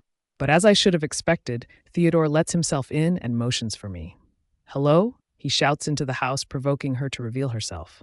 Claire? My eyes shoot to him. Claire? Her name is Claire? I expected something different, something more. What? A feminine voice shouts back, normal sounding and light. Is someone here? Who's here, Theo? She's upstairs and her footsteps travel across the floor. Theodore looks to me as if saying, here's what you asked for. My eyes harden on him. She's coming down? You wanted to talk, he says, knowing of my growing regrets. Come down, he yells again. I am. Who's here? Her voice is louder, she's closer, and my hands are becoming numb. As if she is trying to scare me, she appears around a corner like a sudden flash of light in a room of darkness. I flinch and grab my chest, my heart frantic. My eyes focus on her, and she's frozen. She looks as if she's seen a ghost. What? Why? She breathes out. What are you? Her eyes turn to Theodore for clarity, but he shrugs and backs away. I wanted to talk with you, I say, shaking, trying to retake control. Claire takes a step back. Why? She questions harshly, already putting up her guard. If this is about James, you can leave. I swallow. If you'll just give me 2 seconds, we can talk about. Get out. I don't want to talk to you, she nearly shouts. You took him from me, told me to. My jaw clenches. What? She crosses her arms, looking somewhat insulted and fueled. When you came, he started acting differently. He didn't care about me anymore. I'm his mate. You know that. I told you that. I don't care. It doesn't change the fact that I loved him. One day he loved me, then the next he didn't. Do you know how that feels? My entire world was taken from me. After you came, he told me I couldn't stay at the pack house anymore. I had to pack up all my things and leave because you were coming home with him. I was kicked out and had to sneak in at night like a fool. And you'd watch me. You'd watch from your room. See, I thrived off of that. It was the one thing I had over you. Theodore has left. He walked out of the door. My nails dig into my palms, the only thing keeping me from losing it. I had nothing. Nothing? You had everything, and you have everything. You're his mate, and you're the Luna. You live in the pack house. You get to sleep with him in the same bed, and not just for sex. So what? I slept with him for a few weeks. Big deal. Look where I am now. You don't know? I ask genuinely. Claire shrugs, annoyed. What? James wasn't nice to me. He never talked to me, and when he did, it was only to take things away from me. He treated me like dirt. He used you just to stop thinking about me. He hated me. Claire's face hardens. We both may have known that what we had was over, but he did not sleep with me to get over you. He loved me. I bet he still does. I want a calm, genuine conversation, but it seems like that option is over now. She's trying to provoke me and I can't give in. I have to be the bigger person. I can't lose, not now. I don't want to fight with you. I just want to know how. You didn't want to fight? She shakes her head, tears gathering in her eyes. So you just came here to brag about your life and expected me to sit and listen? I get it. You're his mate. Congratulations. But don't you ever come here again. It's humiliating. Please, do us both a favor and pretend like this never happened. I was feeling better and you dragged me back down. You have the man I love, so please just get out. I flinch and take a step back, my heart racing. Okay, I'll leave. I watch as she delicately sits on the edge of a living chair and drops her head into her hands, quiet sobs slipping away. I rush out of the house to find Theodore pacing outside. He perks up at the sound of Claire's crying when I open the door. I'm sorry, I say while swiftly fleeing the scene. I'm sorry. He goes inside and I continue into the trees, not knowing where I am going, but trying to follow the way we came. I didn't want that to happen. I didn't want her to have feelings. I'd rather deal with a bloodthirsty beast than a woman who loves my mate. She loves him. I wish I could unhear it. I wish I would have followed Theodore on his tour instead. That girl has feelings. She has a past with him. Why didn't I think of this before? Why couldn't I think of her as someone more than a mistress? Did James love her? Were they a couple? Can I believe him if he denies it? Confused and now lost, I walk in a random direction, knowing that I'll either end up at the pack house or at the borders. A guard could help me find my way back, though I shouldn't have left Theodore. I'll make sure he stays safe. I'll make sure James knows this was my fault. Why couldn't she have stayed as a ghost? Why did I have to go searching for closure? She lived there. She slept with him every night. She's a person, a real person. After wandering around for nearly an hour, I ran into the border and told a guard that I had gotten lost. After convincing him that James is my mate, he led me back to the pack house. Now we wait, standing at the door, for someone to answer. Thankfully, Gail opens up and looks at me, then the guard. What are you doing back so soon? I thought Theodore was taking you on a tour around the pack grounds. Before I can speak, the guard asks authoritatively, You confirm that this young lady is mated to Alpha Grant? Gail pulls me in. Yes, she is. You can go now. Come on. She shuts the door and I drift into the kitchen where Theresa is. Gail follows behind me. You're back early, Theresa comments. Where's Theodore? I left him. Gail places her hands on her hips. What do you mean you left him? I ran from him after making his sister cry, I say, and sit myself down on a stool. I got lost. That's why a guard had to bring me back. You made his sister cry? I sigh and turn to face them. His sister was James' lover. I just wanted to talk to her, but she started yelling at me, saying she loved him, that I took him away from her and shouted for me to leave, so I did. I don't know. I panicked. Now, why would you go and talk to her in the first place? Gail asks, walking around the counter. I wanted answers from her, and I got them, but now I want to give it all back. It was better when I didn't know. Gail says genuinely, Some things just need to stay in the past, dear. I nod and slip off of the stool. I need to think things over. I head upstairs and close my bedroom door behind me, facing the room with a new perception. In her mind, I probably did come out of nowhere and wreck everything she had built. I couldn't imagine what it would feel like to love someone one day and be dropped the next. I wonder where her mate is, if he's dead like Noah's, or if she just hasn't found him yet. Doesn't she look forward to that? Finding her mate? Maybe Claire is capable of loving beyond the bond. We're different, Claire and I. She seems like a passionate person, someone who falls in love hard when they do. She may have taunted me from the hallway, but maybe she deserved at least that. I couldn't imagine James abandoning me for someone else now, right when we seem to be getting places. But could he? I like to think that I'm different because I'm his mate, because I can give such pleasure with a simple touch. But am I? If the bond didn't exist, would I be another Claire in his eyes? I don't want a normal love with normal pleasures. I want the exclusive one, the one that's exclusive to James. I want the deeper, more engulfing love, the love that brands my heart and makes my toes curl. Noah would have never made me happy because I want more. Is it wrong to want more? Is it wrong for me to crave something I thought I could never have? I reach for Juliana's diary, but promptly remember that I had finished it. I'll have to grab the next years from the blocked-off room, but I'll ask James first this time. Now that I know of Juliana's end, I read more carefully, pointing out the signs and convincing myself that I don't act the same way. I'm waiting for the entry where she talks of James's conception. I'm waiting for her to sound truly happy. Wishing I had gone on the tour with Theodore, I leave my bedroom looking for some form of entertainment. At least he would have distracted me for a few hours with training grounds and meeting people and housing. That sounds better than laying in my bed until another chance at establishing a position comes to me. If I'm going to be mated to an alpha, I may as well have people know me as their Luna. I'm tired of guards doubting me. Maybe I'll tell James to spread the word that he's found his mate. It's time. I close my door behind me and stare ahead at his two large ones. I hear Gail and Theresa downstairs in the kitchen, so I begin my act towards them, playing Claire. She's quiet and stealthy, so I sneak down like a hunting lioness, my steps careful, but I also peer back at my door. She'd always peer back at my door, I think, hoping I would be watching. Like Claire would, I grip the door handle and open it just enough to slip inside, and I do. I drown myself in his scent and fall back with the door, facing his room like I'd face my own. I'd see him there, on the bed or leaving the bathroom. James would welcome her with some charming or dark look and she'd climb onto the bed, so I do. He'd stalk towards her, but I'm going to forget about her, so he'd stalk towards me. Claire no longer matters. She's right. I am the Luna. I am his mate and she's not. I have the power. So here I lay, on his bed that is my bed, and he'd near me, the woman he'd serve until he is forgiven. That's what I'm doing here, right?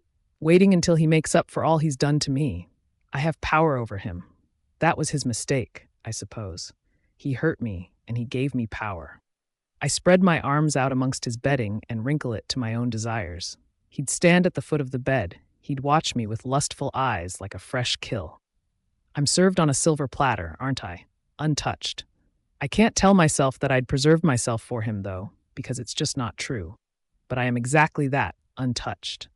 It just gives me more power now, doesn't it? He must love that his mate is only for him and will forever be only for him. She may have had experience, but I can give him so much more. Not only will my body be his, but I'll carry his children and imagine the power that comes with that. James is alpha. No, I am the alpha. He needs me, and he'd lay on the bed and I'd stand before him. I'd climb over him and he'd ache of anticipation. James would beg for me. He'd beg for just one, soft touch. Ray? My eyes shoot open. Yes? I call, frozen. His footsteps near the bed, and I immediately sit up when I see him standing before me. James watches me carefully. Ray, what are you doing? I improvise. I thought you wanted me in here. Am I not allowed to be in here? His eyes intensify. Of course you can be in here. It was just unexpected. Well, then I guess I can explain why I'm home already. No, he says, sitting down on his bed next to me. Theodore already explained after his apologies. He said that you ran off while he was distracted and he couldn't find you. Oh, well, I was going to tell you that it wasn't his fault, James sighs. Why did you run off? Was something wrong? Did he do something to you? No, not at all. I actually asked him to take me to see someone instead of on a tour, I explain, staying true to my defense for Theodore. I asked him to take me to his sister. James's muscles tense and he looks away. You wanted to talk with her, he mutters, probably hoping this day would never come. I discreetly run my bottom lip through my teeth before asking the daunting question, "Did you love her?" James's eyes find mine. "I thought I did. Are you done with her?" "Completely." I nod and grab his hand, squeezing lightly. "I told you the truth, James, and I expect the same back, so I'm going to believe you. If I find out otherwise, I'm done here." James shifts, now facing me. "Will you tell me why you were laying on my bed now?" A subtle blush dusts on my cheeks. If we're being honest with each other, then I may as well be completely honest. So I lean forward and bring my lips deathly close to his and look up into his eyes. James' fingers trail down my jaw before getting a good grip. Then he brings his lips to mine in short, passionate kiss as if we're sealing the deal. The sensation wraps around me and my brows furrow, not understanding why it has to be so short, and I bring our lips together again. And while we immerse ourselves in the addiction, I hardly take my lips from his. "No one else, James." I move closer, needing to be closer, and he suddenly brings me on top of him, onto his lap. My heart races and a gasp escapes me as we enter a new realm, one that I'm not mentally or physically ready for. Each of my legs is on either side of him, and his hands grasp my waist, and I pull away from his lips, my face hot. My hand rests on his chest like a stop sign. I look down at his handsome face and for a moment wonder how I got here. "Not yet," I breathe out. I stand in the mirror and run a comb through my hair, brushing through it before bed. My mind cannot stop wandering to earlier when James and I kissed on his bed, and the thought makes me giddy. My cheeks have been stained red, and my lip quivers as his lips haunt mine. I feel like a young girl, the one I never was. The girl that kissed a boy in the trees, then ran off to tell her friends about it. Only I have no friends here. There's James, then Gail and Teresa, Theodore, Will, Claire, my mother, Noah. Is it sad that I can list all of the people I've interacted with through these past few months? I need to find a friend, and not the kind of friends the girls at my pack used to have, always talking about each other, but a real friend. Obviously, Claire won't work, and Theodore probably finds me annoying. Gail and Teresa are lovely, but I need someone my age. Preferably a girl so we can be alone without James getting any ideas. I set down my brush and leave the bathroom, my robe tied tight to keep me warm. My bed looks the same comforter, same pillows, same scent, softness, and warmth, but my mind continues to drift to him. Do I want him here? Do I want him to sleep in my bed tonight? The night that he did was the best sleep of my life. It's not something completely new. We have done it before, so it's not too big of a deal, right? I walk down the hall softly, even though it is only us in the house at this time. I take a deep breath before knocking lightly on his door. Then I step back as if knocking on a stranger's front door. Crossing my arms, I wait for a few seconds until he opens one. "Is something wrong?" James asks, glancing down the hall. I peer behind me for a second, then look back. "Oh, no. I was wondering if you maybe wanted to sleep with me. In my bed, I mean, like we did before."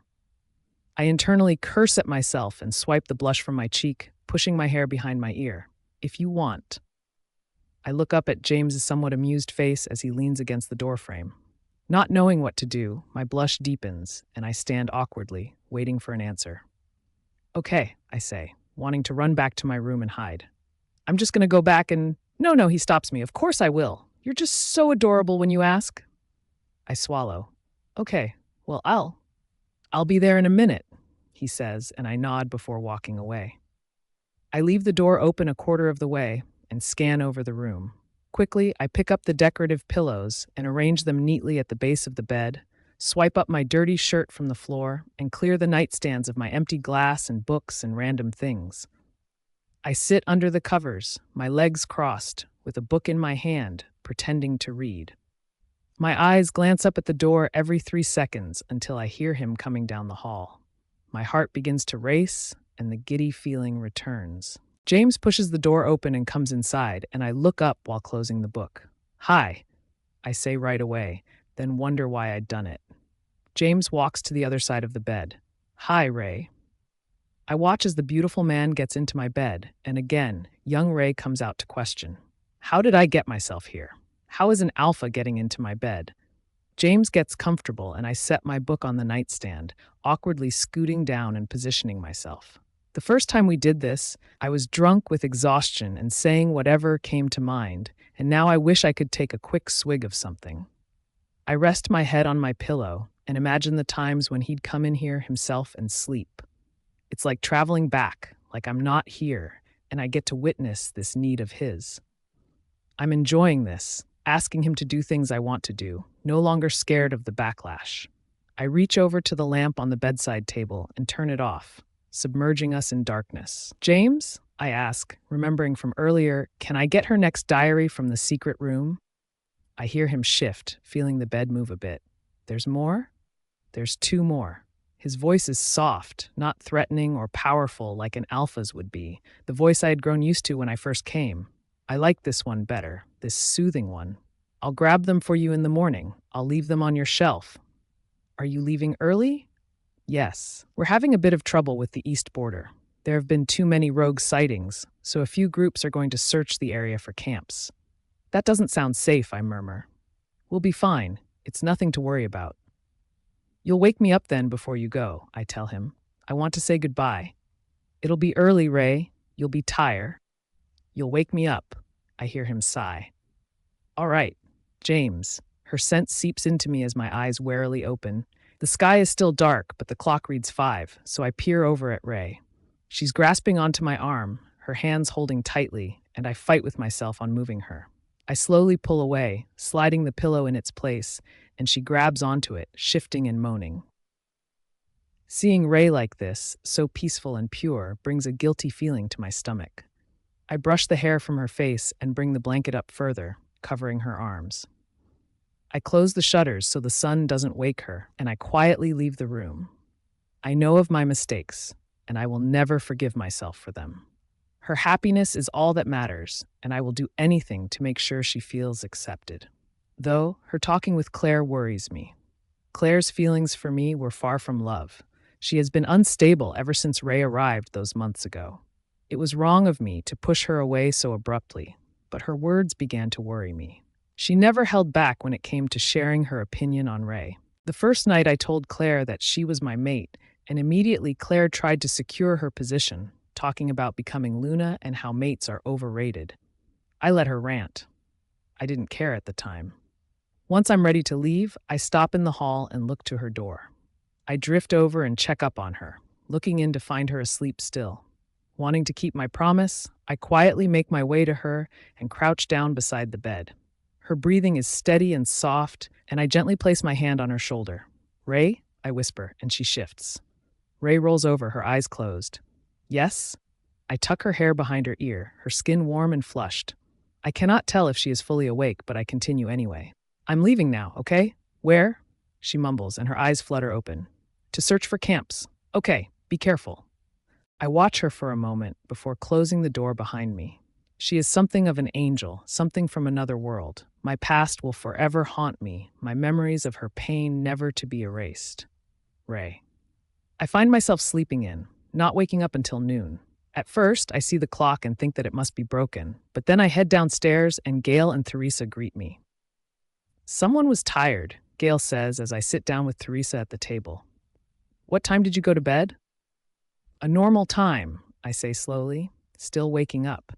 I thought someone would wake me if I was still sleeping past 10. We would have, but Alpha Grant left a note to let you sleep. He said you needed rest. You do look well rested, Teresa chimes in. We all need to sleep in now and then. I nod and thank Gail as she places a plate in front of me. How long will they be searching for camps for? Usually all day. Why? Are they searching for camps? I nod again, taking a bite out of the sandwich. That's what James said. They're searching past the east border. Well, I'd assume he'd be back for dinner then.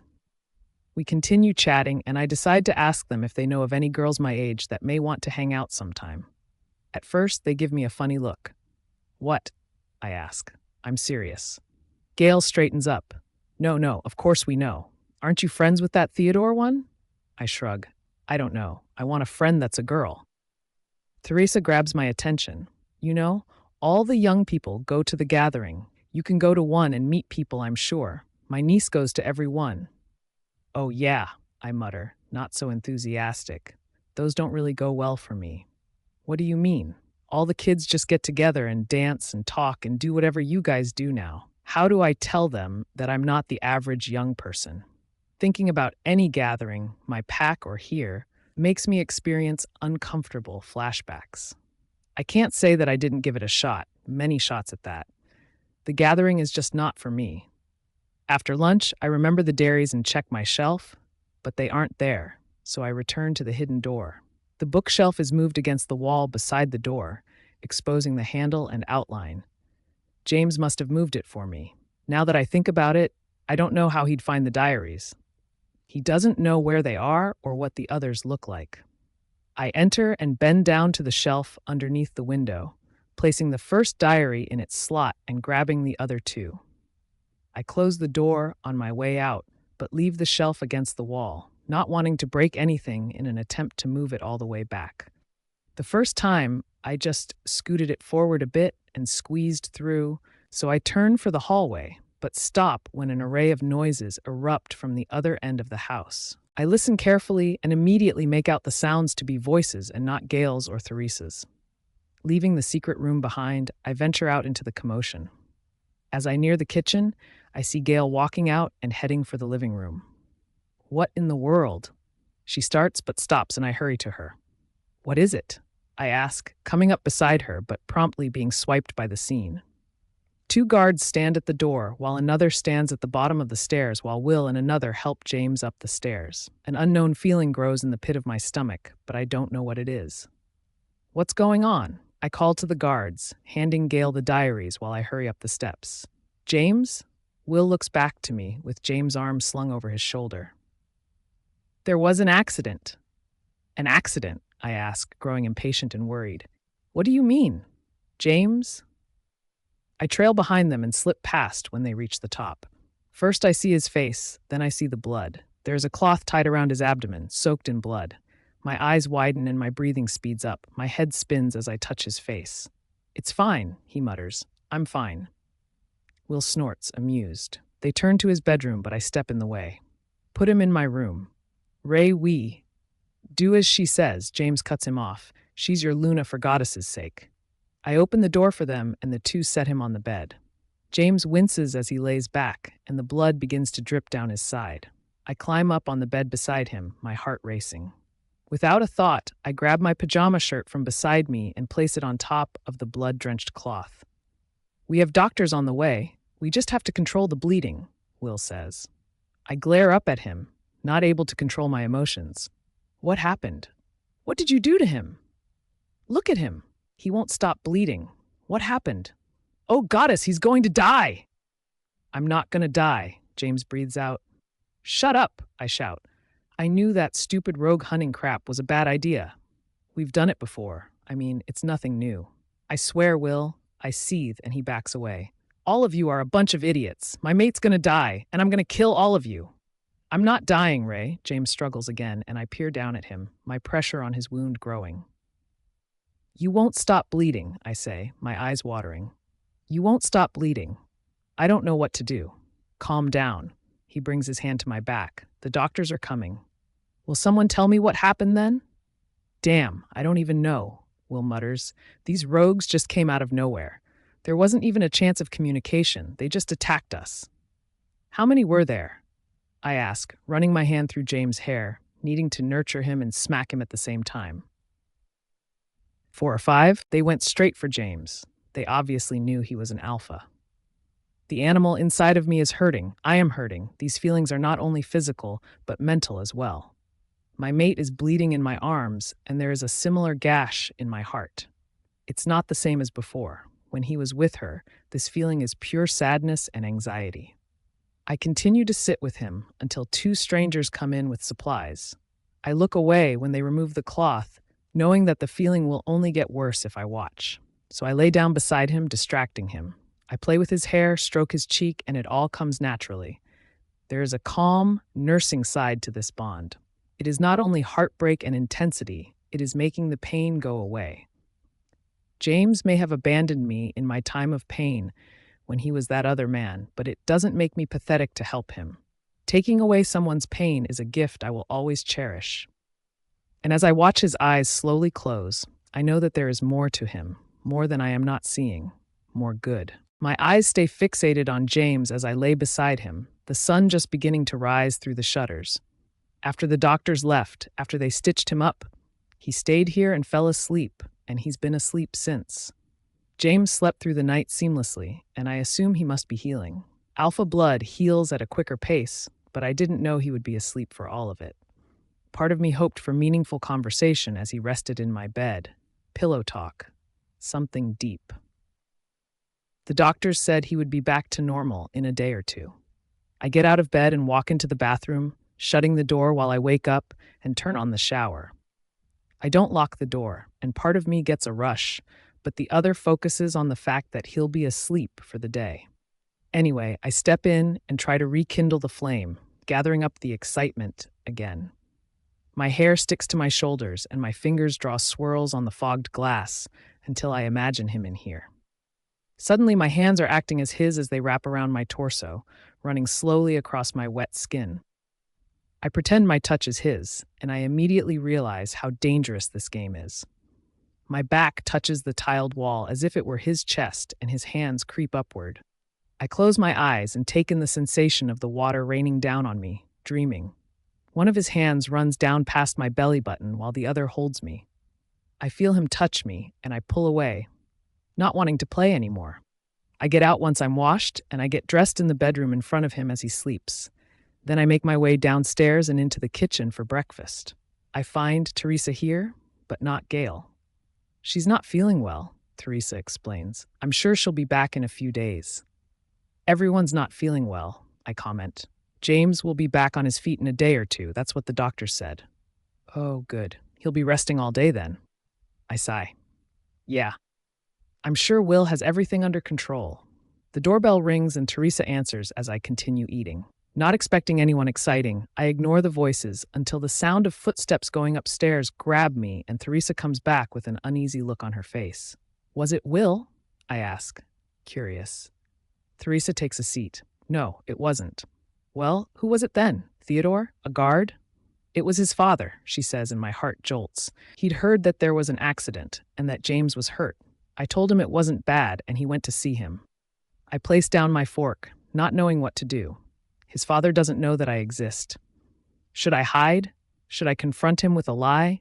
Should I confront him with the truth? My heart picks up pace and I feel the need to stand up and move. I walk around the kitchen in circles and Teresa watches me. What are you doing? She asks. Is he just here to see him? He's not staying, is he? I'm not sure, she says. Now sit down and tell me why you're acting like this. His father, he doesn't know about me, I confess. He doesn't know that James has a mate. Well, why don't you introduce yourself then? I'm sure he'd be happy to know. James said he wasn't a good man, that he didn't want him in my life for good reason, so I should wait until he wakes up. I'll just avoid his father and hope that he leaves in an hour or two. I think I should wait for James. I tell her.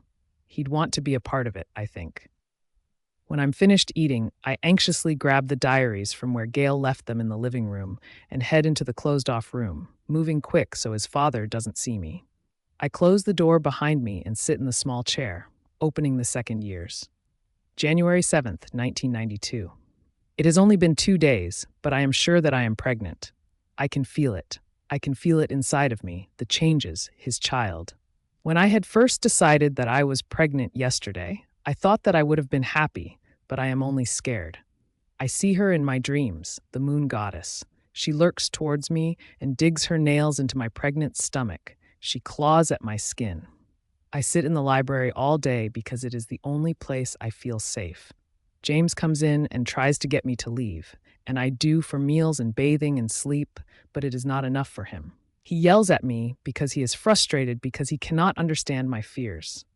He holds me at night and I tell him that I feel unsafe in his arms. I feel unsafe everywhere but in the library. Last night he shouted that I should sleep in there, so I did. It was the best sleep I had gotten in weeks.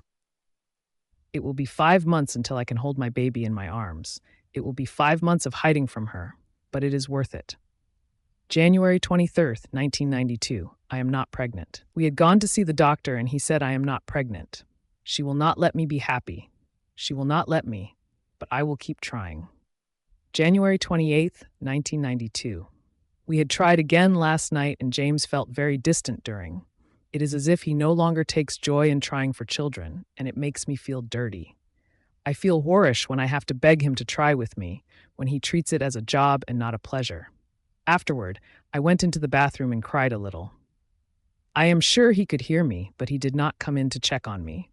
I had stayed in the bathroom for an hour, and when I came out, he was asleep, so I went to the library and slept there. Theresa had dragged down a mattress and set it on the floor. It takes up most of the room, but it's comfortable for when I sleep. January 29th, 1992. Will you talk with me, diary? James won't. I close the diary when I hear footsteps, then silence, then the front door closing. Hesitantly, I leave the library and peek into the kitchen, then the living room to find Theresa. I ask her if it was his father leaving, and she says yes. She says that he's staying in the pack until James is better. Not waiting for another second, I hurry upstairs and into my bedroom. I'm not sure how alpha blood healing works, but I try to wake him up anyway. With a gentle hand, I tap and shake and call out softly, James, James, you have to wake up. He stirs, so I continue, needing help. James, please, I murmur. Please wake up. It's your father. He's here. I don't know what to do. I don't know if he's dangerous or not. His brows furrow, his eyes squeezing. James. Everything around me is dark.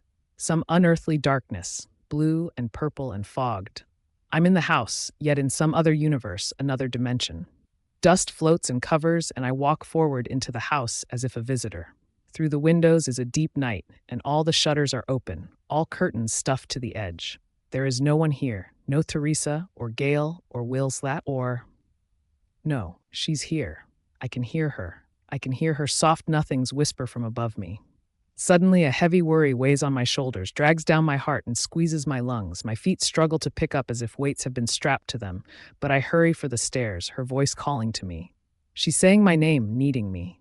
The hallway is long and dark, and I fight my way towards the large gray doors, hearing her inside. She's scared. She doesn't know what to do. She's calling for me. My feet grow heavier, and I claw at the walls, forcing myself forward. I fall through the doors and stumble to the floor, so close. Her gentle cries echo in my mind, and I look to the bathroom door, a soft light leaking through the crack. Bringing myself to my feet, I push open the door and am blinded by brightness. I see her, Ray, in the tub. Her nakedness is drowned in the richness of her blood. Her head is thrown back, her neck bent over, her wrists submerged and emptied. Her dark hair pours over and dangles while some strands float on the surface. Her skin is pale, her face angel-like. I grab her and heave her from the tub, bringing her to the cold floor. She rests in my arms, her skin stained and cool. I close my eyes, squeezing, then open them, and there's light. James, you have to wake up. I open my eyes again and she's there, leaning over me. Thank Goddess, she mutters. Your father's here? I don't know what to do. James? James, are you listening to me? I take in a quick breath and curse my head. Grateful that it's over, I grab Ray and pull her down to me, making sure that she's really here. What are you doing? She asks, laying beside me. I wrap my arms around her. Did you hear me at all? Your father? I missed you, I murmur into her hair. What do you mean? You haven't even been asleep for a day. Her eyes study for a moment, and I feel her relax. Where were you? James stays quiet but doesn't let go. After a minute or two, I find myself closing my eyes. I know you're hurt, but I like you like this. He takes in a breath, and I let go of all my worries, and we lay together until Theresa calls for dinner. Setting down the diary, I look at the clock and see that it's almost time for dinner. Needing a break from Juliana's thoughts, I get up from my bed and make my way to the door, wanting to see if I can help Theresa prepare. Just as I reach for the door handle, it opens. I jump and notice James on the other side.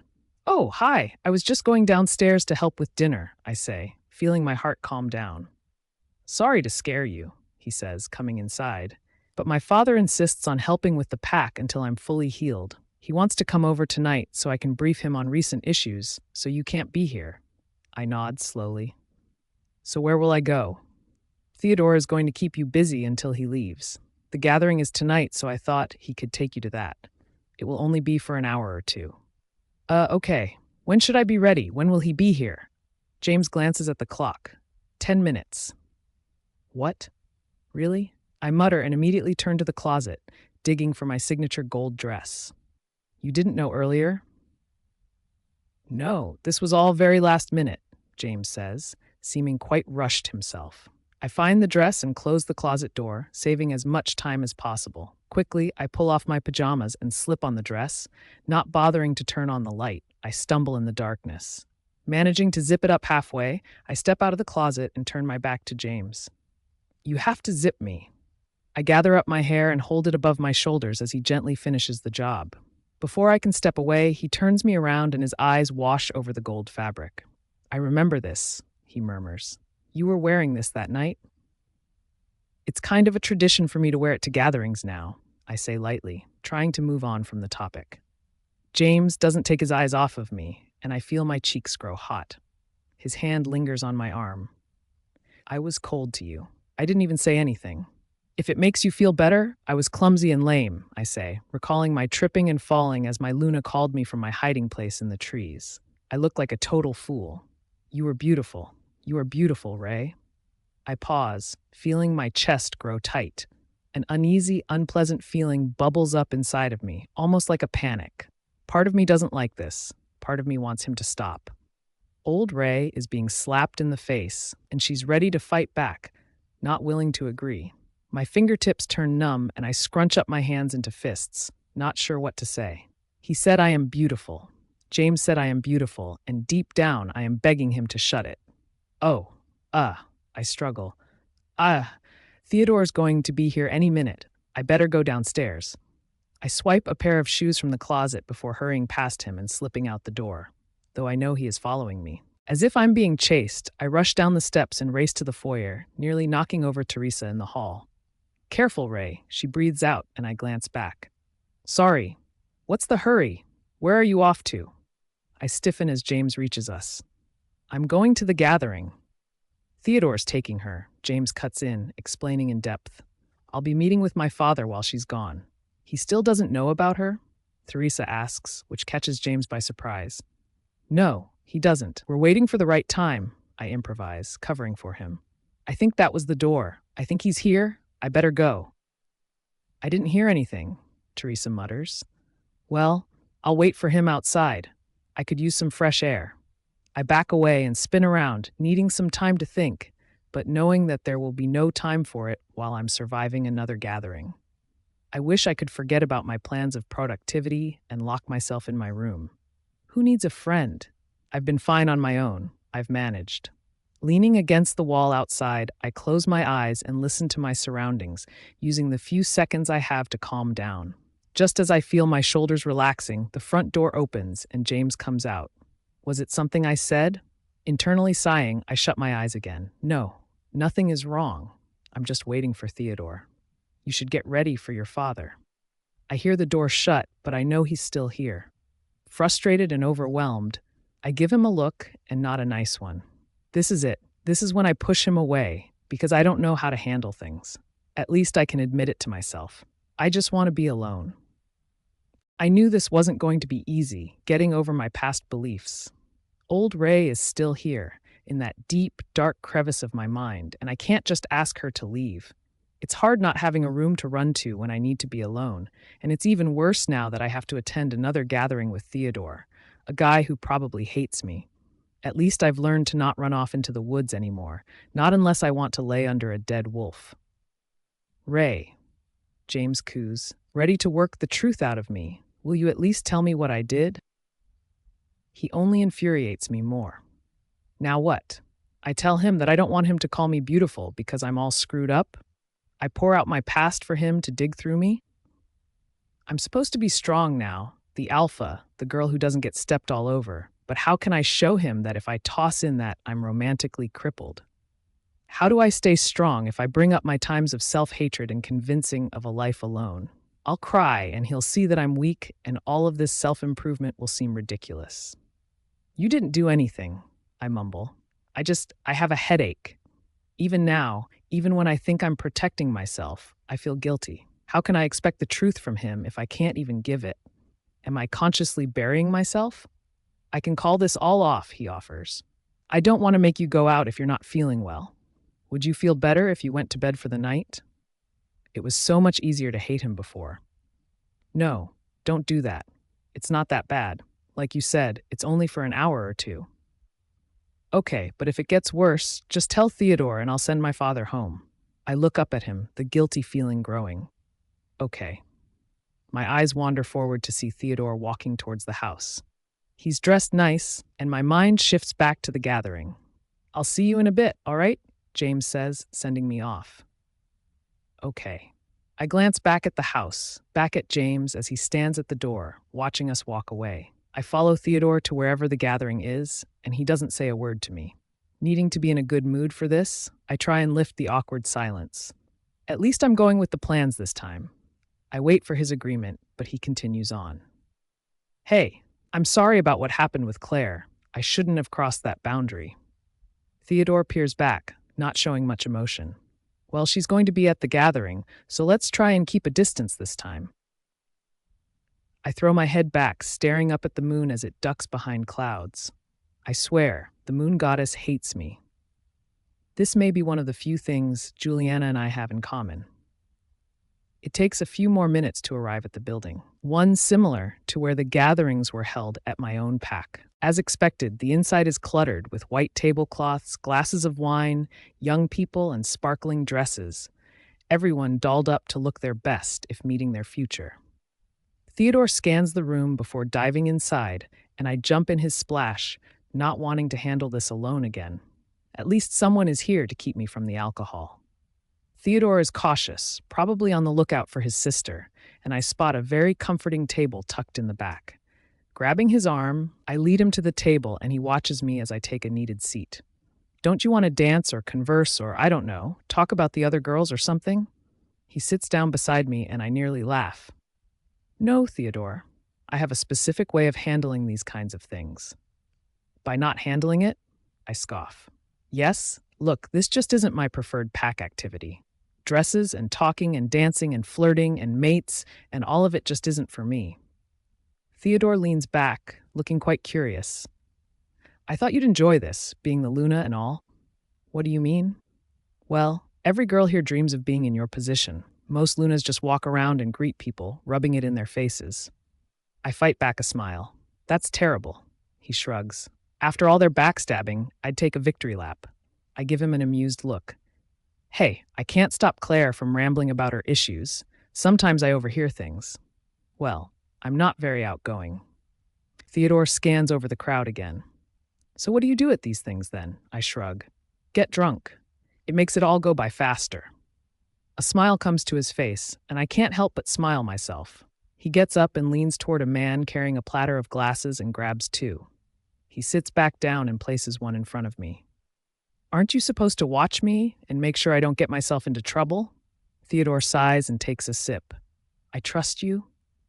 Together we sit back and swipe wine glasses and rant about stupid things like the gathering and finding mates and the plummet of expectations. After a bit, I ask, so you haven't found your mate? He shakes his head. Not yet. What if she's here? He waves me off. I would have known already. Maybe we should double check. I get up and force Theodore with me, abandoning our empty glasses and venturing off into the crowd. With our arms linked, and with my newly gained courage, I approach a random group of girls. Good evening. I'm your Luna, Ray East, and this is my personal guard, Theodore. I thought I'd come introduce myself to the pack members. One of the girls speaks up. Wait, Alpha Grant found his mate? The others look at me with judgmental eyes. Yes, I carry on, the only way by amusing myself. It was a pleasure to meet you girls, I mutter, wanting to move on and not even asking their names. I yank Theodore as I move on. So it wasn't one of them? No, he laughs. But maybe you should use an accent like you're British. I think they'd be even more intimidated. I roll my eyes and bring us to a new group, this time with boys in the mix. Hello. I even cough a little, and Theodore tries to escape, but I hold on to him. I'd like to introduce myself as your Luna. Yes, Alpha Grant found his mate, and yes, it is me. I glance up at Theodore and he shakes his head, telling me his mate isn't here. Well, goodbye. We hurry off like two children, and I pull us towards more people, but Theodore holds back. This is ridiculous. No, I think it's working. Oh, really? He says dramatically and grabs another glass from a person walking by with a tray. I don't think so. One more, I smile, holding in my laughs, trying to be serious. If she's not in this group, we'll stop. He sighs and drags me to the people. Hello, I'd like to introduce myself as Yor. I immediately stop when I look up and come in contact with Claire. Her eyes are wide and Theodore swiftly straightens up. Oh, I didn't mean. Before I can defend myself, I flinch as Claire lunges toward me and her drink splashes all over my dress, chest, neck, and face. I freeze and gape as I look over the red wine. Claire, Theodore scolds. Are you serious? I breathe out, fuming. This mixed with all of my wine can't be good for me or her. Who do you think you are? Theodore grabs my arm, but I yank it away. No, I don't think you understand, Claire. Forget James, forget all of it. I am your Luna. Who do you think you are throwing your drink at your Luna? Theodore pulls me back, and Claire turns away with a glare, disappearing into the crowd. She can't do that. I'm her Luna. Theodore brings me to the door, everyone's eyes glued to the scene. Come on, we're leaving now. She should leave, not me. Let go. Theodore, let go of me. I walk on ahead through the trees as Theodore follows behind me. How could she do that in front of everyone? How can anyone take me seriously after seeing her pour a drink all over me? No one is going to respect me as their Luna now. I'm a joke. I mean, look at me. I grab my dress and frown at the giant red stain. I knew going to that stupid gathering was going to be a mistake. It always is. It was when I met James, too. I peer back at Theodore. How could you take me out and not her? She attacked me. You're drunk, Ray. If you actually got hurt, I would be as good as dead. I roll my eyes and stumble along the path, tripping over rocks. I'm never going to another gathering again. Never. Can we even go back, or is his father still there? We were at the gathering for, 3 hours. He should be gone. I stop and look back at him again. 3 hours? How? You were busy drinking, I groan. Stop acting like I'm the only one who made a fool out of myself. Theodore catches up and I walk along beside him. No, I know I made a fool of myself. I just need to sober up before bringing you back, or Alpha Grant is going to kill me. It would be best if he didn't know that I drank as well. Once we're at the front steps, Theodore lightly slaps his cheeks a few times before walking up and ringing the doorbell. He stands straight while I tiredly heave myself up each step. James is quick to answer. You're back later than expected, he says right off the bat and looks down to me. Is she drunk? Theodore clears his throat. She had a few drinks at the gathering. I give him a look before moving past James and going into the house. I hear James mutter a few words to Theodore before shutting the door and turning to me. What's all over your dress? Wine? I look down at my dress and thumb the fabric, the wine already dry. Yes. Claire threw her drink at me in front of everyone. I'm going to shower now. James follows me up the steps, asking a million questions. What do you mean she threw her drink at you? Why did she do that? What did you do? Did she try to hurt you? I walk into my bedroom, my head spinning, and I try to unzip my dress. James cuts my struggling short and unzips it for me, and I shrug it off right in front of him before locking myself in the bathroom. I hear him say something in a hushed tone as I avoid the mirror and head straight into the shower. With my underwear on, I lift up the handle and drench myself in freezing water, my skin turning blue. Lazily, I pull off my remaining clothes and toss them into the bathtub before shutting the door and bringing myself to the shower floor. Stray tears roll down my cheeks, and I curse before turning the water temperature up, not able to take the cold any longer. As I settle back down in the corner of the shower, I bump my head on the wall as I look up, triggering more tears to fall. I nurse the spot as the wine from my skin washes off and drains away. Never have I felt so stupid, so embarrassed. I was an idiot in front of everyone who's supposed to respect me. I reach up and grab my razor from the soap holder, thinking about Juliana. I remember her talking about being too afraid to do it in the bath. I remember finding her razor under the sink. Did she die in the bath? Did she do it? James told me that she killed herself. but not how. The blade was missing, so I can only assume. I sigh and move to set my razor down, my thumb accidentally running over the blade. I drop the razor and scrunch my hand into a fist, locking my thumb inside. While biting down, I open my hand and examine the cut. Blood runs down my finger, and it feels as if the skin is open in a flap. I run it under the water and study my wrinkled skin, getting a better look at it. It makes me uneasy, so I turn off the water and step out, drying myself off with my thumb wrapped in tissues. Wondering if James is still in the bedroom, I call out for him. "Yes?" he answers. "Can you grab me clothes?" I ask, leaning against the door, wrapped in a towel. He doesn't respond, but I hear shuffling. I peek out and take the clothes from him, my face red and puffy-eyed. I quickly close the door before he can get a good look, and I pull on the pajamas, finding it difficult with my poorly wrapped finger. After I swiftly fan my eyes and replace the soaked tissues, I hesitantly leave the bathroom. James is sitting on the bed, clearly waiting for me. His eyes shoot up when he sees me walk out, and I want to shrink and disappear. Dodging a conversation about my stained dress, I lift up my sliced finger. I think I need a Band-Aid. I keep bleeding through. I near him and show him the wound, removing the bloody tissue. "How did you do this?" he asks, placing the tissue back on and taking me downstairs. "I accidentally cut it on my razor," I explain, holding my thumb close to my chest as we enter the kitchen. James opens up the medicine cabinet and takes out a small box of Band-Aids. He grabs one and tears open the paper before handing it to me. "Accidentally?" "Yes," I murmur while wrapping it around my thumb, tight enough to hopefully seal the cut. Why would I have done it on purpose? My eyes find his and I see his uncertainty. The kitchen is dimly lit by the hallway light, and his face is drinking it up. "I didn't mean it like that." "But you did," I accuse him, our voices staying low even though we are the only ones in the house. "I told you that I am nothing like your mother. Not like that, okay? Don't worry about such things." James nods and closes the cabinet.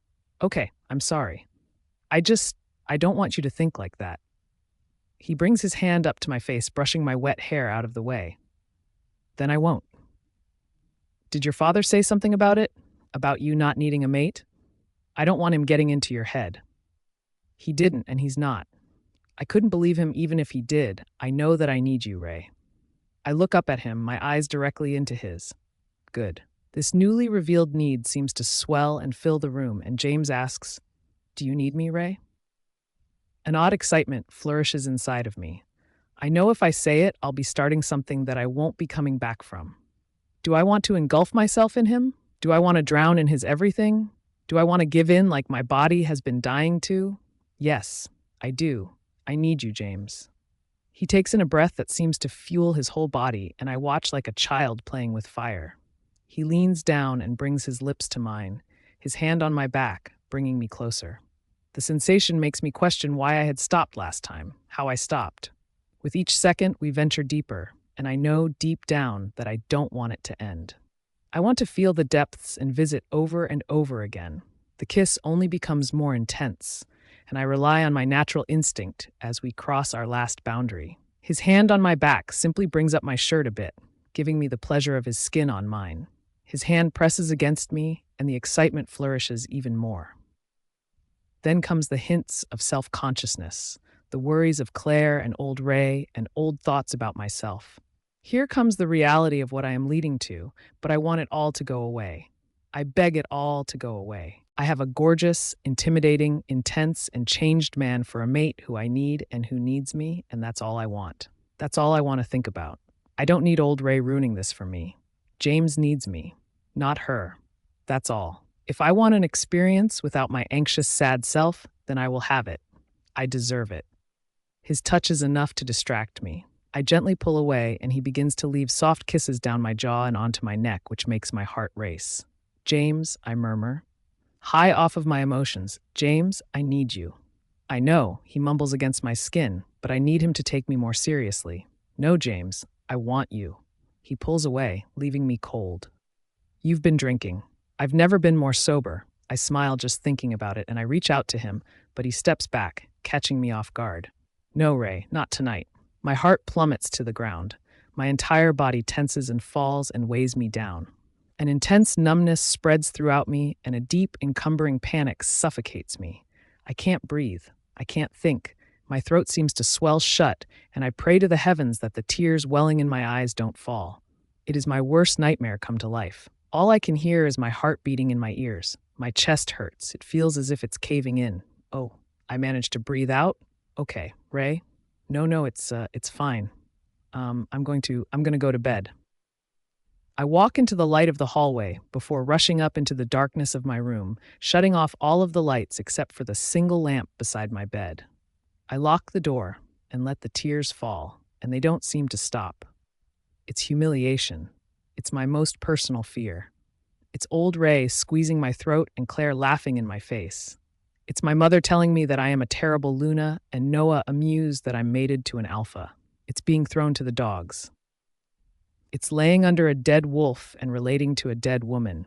It's having a drink thrown in my face and being yelled at to get out. It's drinking the pain away. It's never being her. It's not being able to live like this. It's being told that I'm not wanted. He grabbed me and pushed me against a wall to yell in my face that he doesn't want me. That's what this is. That's what this feels like. My heart vibrates in my chest, my whole body shaking. My hands cling to everything just to keep myself standing. Then I see the bathroom door. I float towards it like a ghost, like I no longer need to breathe. There's something romantic about my hand pushing it open, about my bare feet on the tile floor, about the bathtub. I bite my lip as my eyes trickle down to the shower floor where my razor lays. I take it and caress it and hold it with care before bending the plastic. Something ignites inside of me when the snapping hits my ears. I can't help but smile as tears slip past my lips. Then I lower myself into the empty tub and I lay back, gripping the single blade in between my two fingers. Then I dream. I dream of what I couldn't have here, but what I can have there. He needs you, Ray, I whisper to myself. Don't you know that? He told you that he needs you. I bring the blade to my skin, not knowing what I'll do. I stare at it for a minute before the knocking comes to my door. Ray, he calls for me. Ray, please open the door. Can we talk? No, I yell back, my hand shaking. No, I want to be alone. Please just open the door. Just leave me alone, James. I squeeze my eyes shut. Ray, no, open the door right now, he demands, his voice growing serious. Go away. Can't you just leave me alone for 2 seconds? I take the blade from my skin, losing focus. Open the door right now or I'm breaking it down, he threatens. Do you hear me, Ray?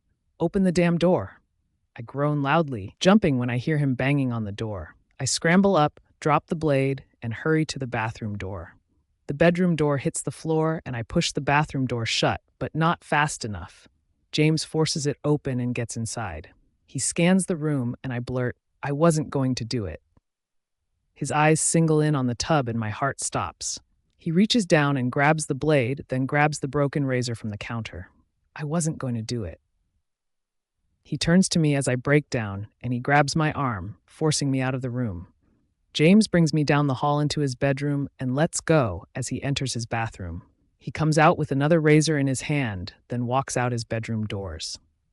I fall to the floor and cry into my hands, not sure what to do anymore. Everything feels like a dream, and I don't know how to wake up. James returns and closes the doors behind him. He picks me up from the ground and wraps his arms around me, his hand rubbing my back. Come on, he murmurs and leads me to the bed. He pulls back the covers and I get in, moving over for him to lay beside me. He holds me and strokes my hair while tears fall onto the pillows. I wasn't going to do it. James took the diaries from my bedroom. He said I can't read them anymore. He put them in the library and locked the door and moved the shelf in front of it and told me to stay away. He said he was going to call the doctor, but I begged him not to. I told him that if he did, I would leave. I was emotional at the time. I still have my books and my music and my mother, and I talk to her every night now. I don't care about our disagreements anymore. She doesn't know about what I did, though. If she did, she would drag me back home. I eat all of my meals with James or Gail and Teresa. I assume he told them so they can keep an eye on me. I shower with the door open, and one of them sits in my bedroom as I do so. If I want to shave, they fetch a razor. One of them is always in the kitchen. They don't talk about sad things anymore, only positive things. I want them to stop. James spends more time with me now, and his father hasn't left. James told his father about me and didn't tell me how he reacted. His father helps with the pack a bit, working while James is with me. I feel like I'm holding him back. I feel guilty, but I do enjoy spending time with him. It's the only good thing coming out of this. He stays in the mornings. I wake up with him. Good morning, I hear him mumble as he shifts and rolls over, facing me. I'm always awake before him. The sun is just beginning to rise and the walls are coated in warmth. His hair is messy and I comb through it with my fingers. Good morning. How are you feeling today? Better, I tell him honestly. Ever since I stopped reading the diaries, I've been feeling better. Good, he says, moving to get up, but I grab onto him. Not yet. I like these moments. James settles back down. Well, we can talk about my father coming for dinner then. He wants to meet you. What? He wants to meet me? I thought he was upset when he found out about me. He was at first, but I think he's warming up to the idea. I think it's a good sign. Maybe he's changed, James says. But until I know for sure, I'm going to be cautious. I don't want him around you if he's going to snap. Snap? I question. James shrugs it off. Don't worry about it. I don't want you worrying about anything, okay? I nod and settle back down. So he's coming tonight then? If it's all right with you. I mean, of course. I want to meet him too, I say, curious about this man who holds such an unclear reputation. I'll have to see for myself. Later in the day, when James has left the house, I find myself in my bedroom alone, laying on my bed. Since that night, I've been trying to understand myself, trying to figure out how my mind went in the wrong direction so quickly. Maybe it was the diaries. Juliana's thoughts must have gotten to me. Reading so much of that and rekindling an old fear wasn't a good mix. That version of myself, that girl in the bathtub, scares me. It was the darkest place I've ever been. And yet I can't figure out how it happened in only a flash. When I was younger, my episodes lasted weeks at a time. Just when I was back home, my head wasn't in a good place. It was a steady descent down. But this time it was different. I was at a peak. I was the all-powerful Luna, the girl they wanted to be, the girl who laughs and kisses boys. I was willing to go there with James. Then it was a free fall down. I was pushed off a cliff and drowned in the depths of the ocean. There was no steady descent. I'm scared of falling off again. I don't know what will happen if there's a next time. I told myself that I wasn't like his mother, and I know I'm not. I know it. Her diary is toxic. There was a difference between sad Ray when James was cold to me and sad Ray when I sat in the bathtub. I know the first one. I've been here many times in my life, but I don't know the second one. She's a stranger to me. She's a different form of depression that didn't feel like my own. I sound like Juliana, blaming my problems on something that's not really here, but it makes sense to me. If I immerse myself in the mind of a sick person, I will become sick too. Later in the night, anticipating James's father's arrival, I sit on my bathroom counter while brushing my hair, my back against the mirror. Theresa forgot to take the razor away from me after my shower, so I gave it back to her. She smiled and hugged me as if I had taken some big step to health. Either way, it felt nice to be hugged. James should be getting back any minute now to get ready for dinner, and I'm excited to see him. I wish our bond hasn't strengthened because my plummet off of the cliff, but I feel close to him. My mind hasn't changed about being with him in a very intimate way, but I haven't brought it up.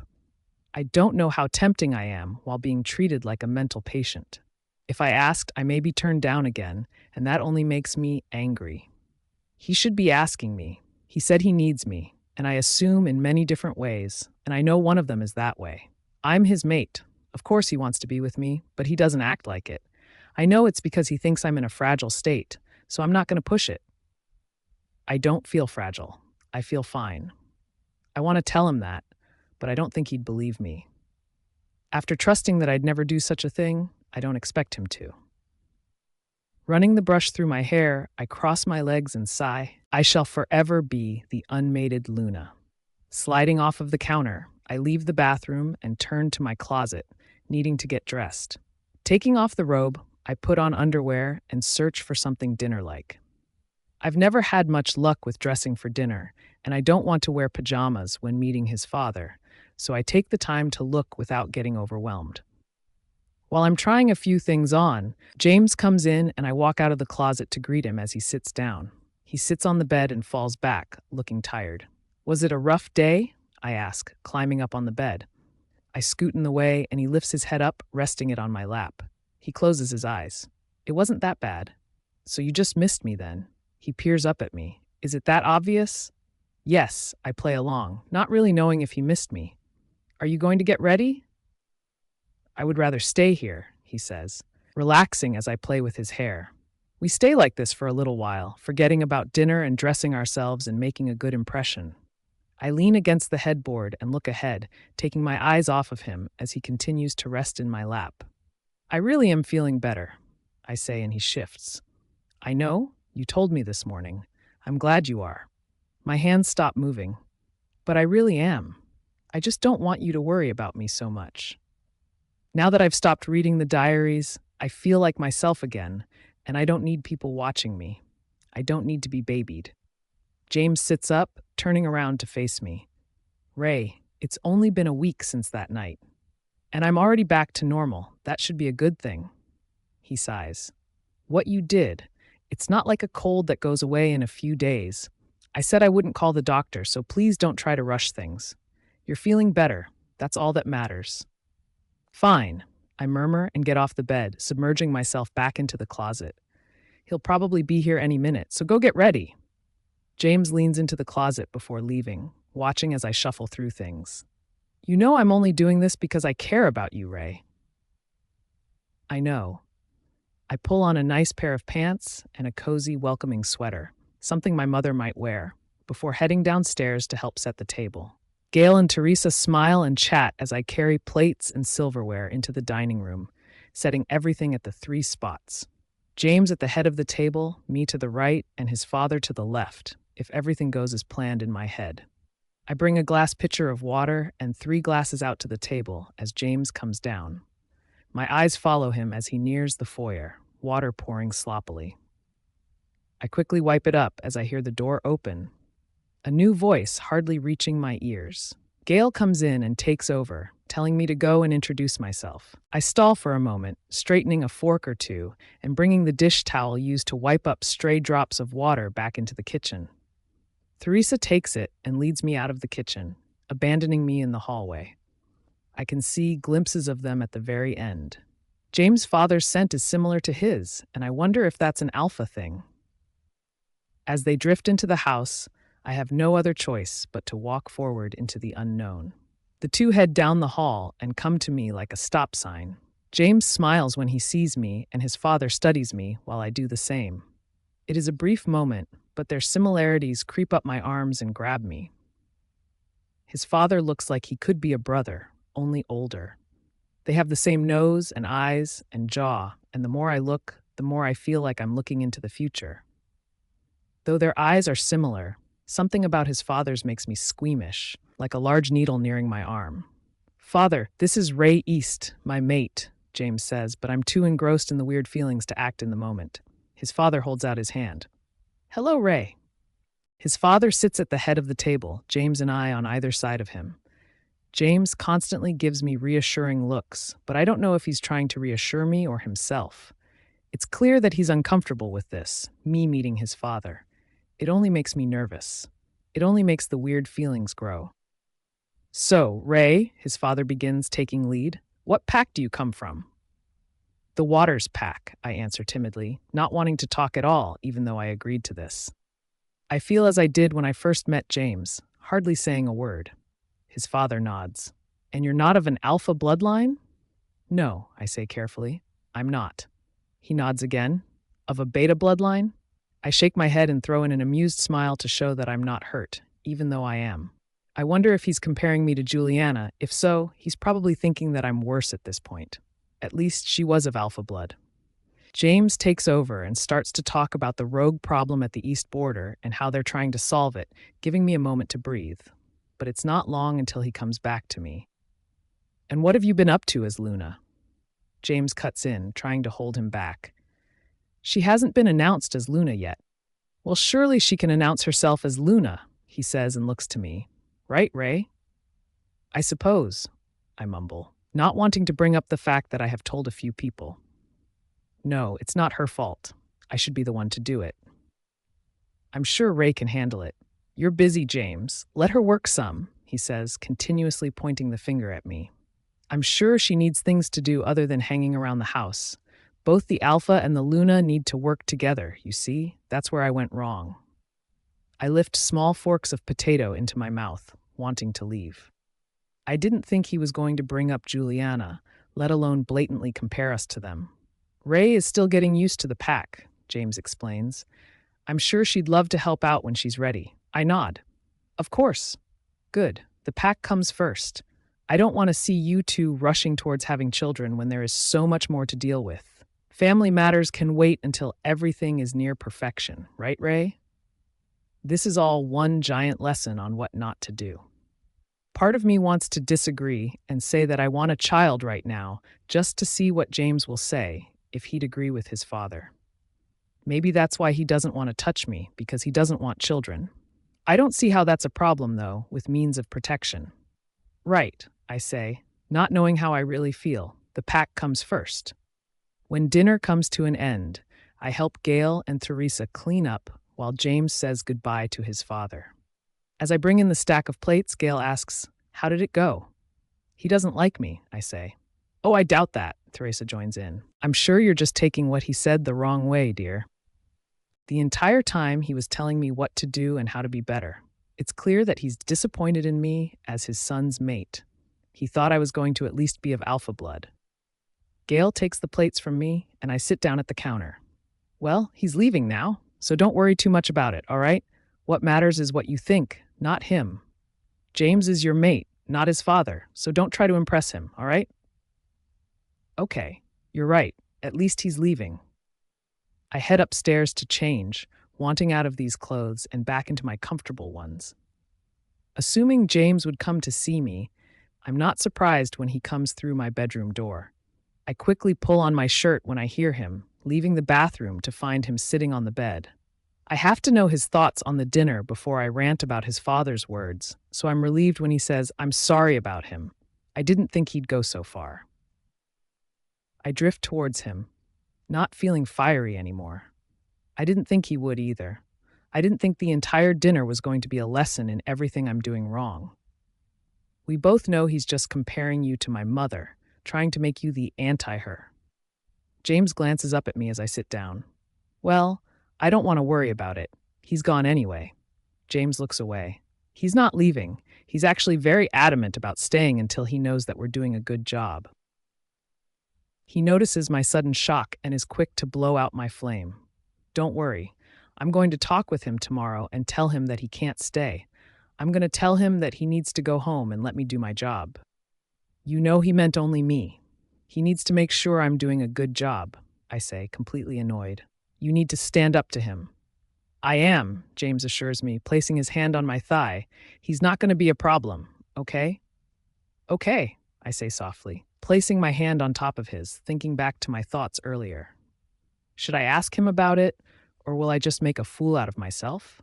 I'm tired of being embarrassed, but I want to be open with him. Just thinking about it makes me restless. Those times when I'd sneak into his bedroom and lay on his bed are fresh in my mind. Back then, it took only his scent to send me into a frenzy, and I've learned to control myself, so I wonder if James has done the same.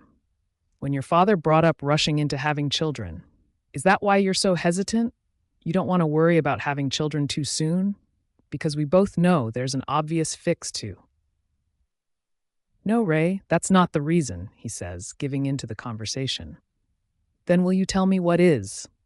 I ask gently, carefully, so he doesn't feel pressured to hide the truth.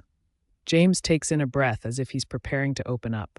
I scoot closer, grabbing his hand and giving him an encouraging look. It feels odd holding an alpha's hand and encouraging him to tell me what he's really thinking, but when I remind myself that he is also my mate, it makes sense again. "You're so good, Ray," he murmurs, gazing into my eyes and bringing me towards some trance. "You're good and pure and caring and forgiving, and I can't bring myself to have you when I don't deserve you." I can't be with you after I've been so unfaithful to our bond. You're right. You were unfaithful. You didn't deserve me, not in the slightest. But that's all in the past, James. You're a different person now, someone I know I can trust. You care about me. I see that. I see that you've changed. You need me. You keep me safe. You make sure that I'm okay. You deserve me now. I don't want to hear you say otherwise when I know it's not true.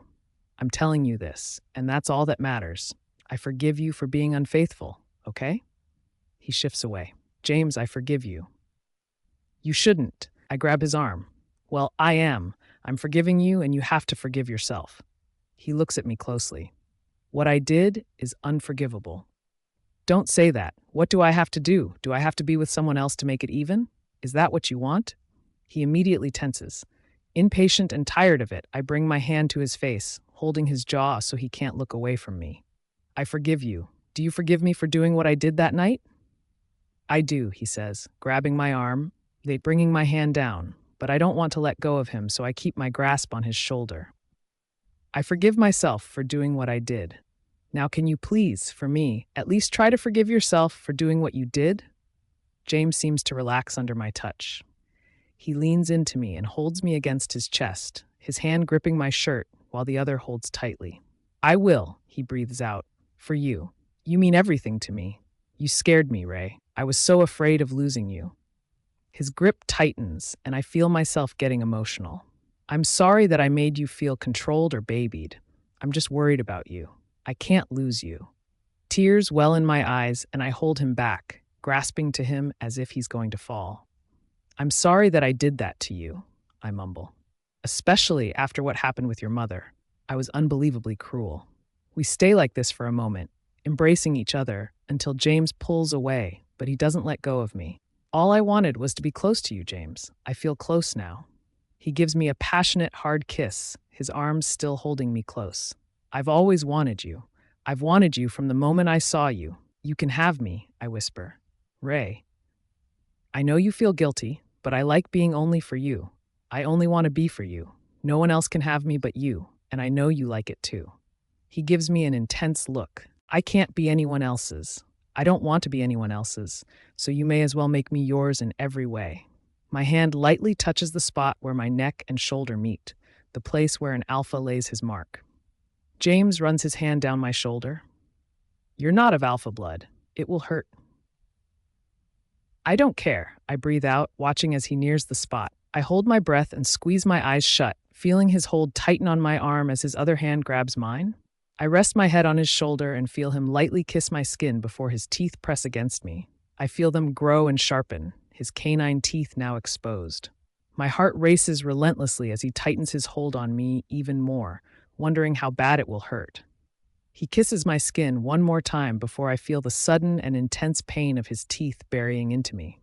I flinch and yelp, my hand roughly squeezing his. I whimper as he lets go, making it all quick for my benefit. I take a deep breath and try to block out the throbbing, but it surprisingly fades away as James kisses the spot again. I relax as he takes the pain away, resting against him. He says against me, "Are you okay?" I nod, reassuring him as he moves away. You're bleeding a bit, he tells me, but the overwhelming feeling of wholeness inside of me makes it hard to focus.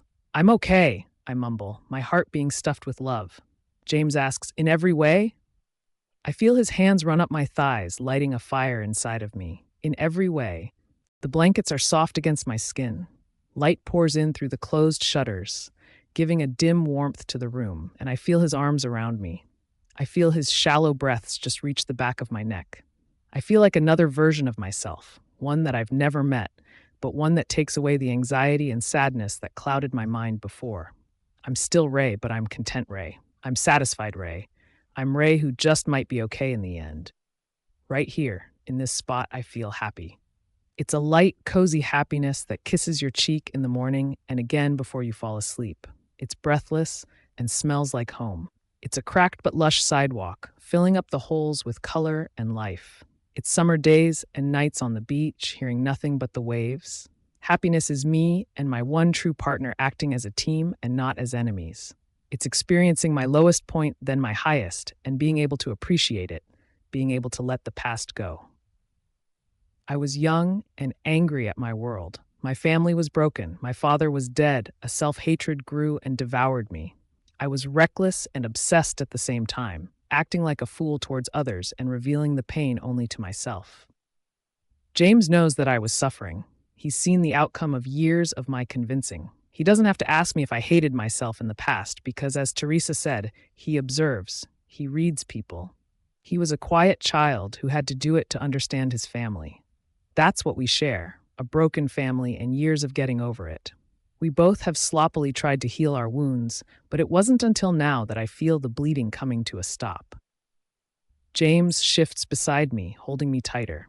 He takes a deep breath as if he's preparing to wake up soon.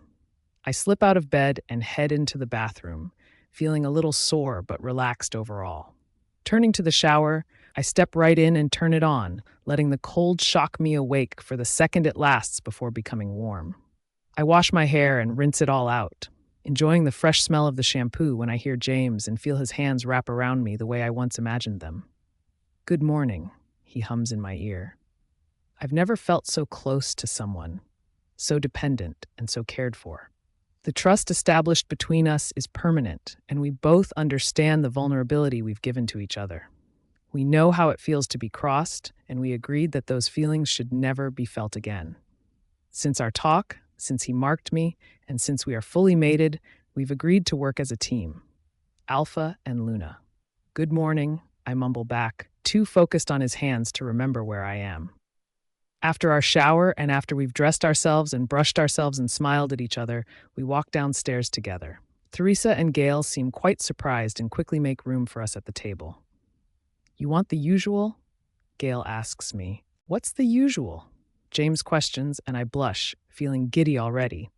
Such little things have become so exciting. "Pancakes," I say, smiling. Gail makes some for the both of us, and while bringing forkfuls to my mouth, I can't help but keep the smiling act going. The sudden rush of emotions and sensations given to me have sent me overboard. Images come to my mind from last night and just earlier this morning. The feelings run through my body again, my nerves not wanting to forget what it all felt like.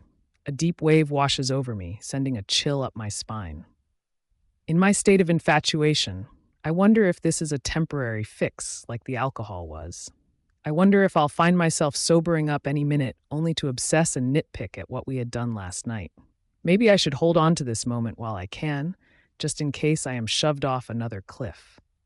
It is a terrifying thought, wondering if Nightmare Ray will come again and lay me down in the bathtub.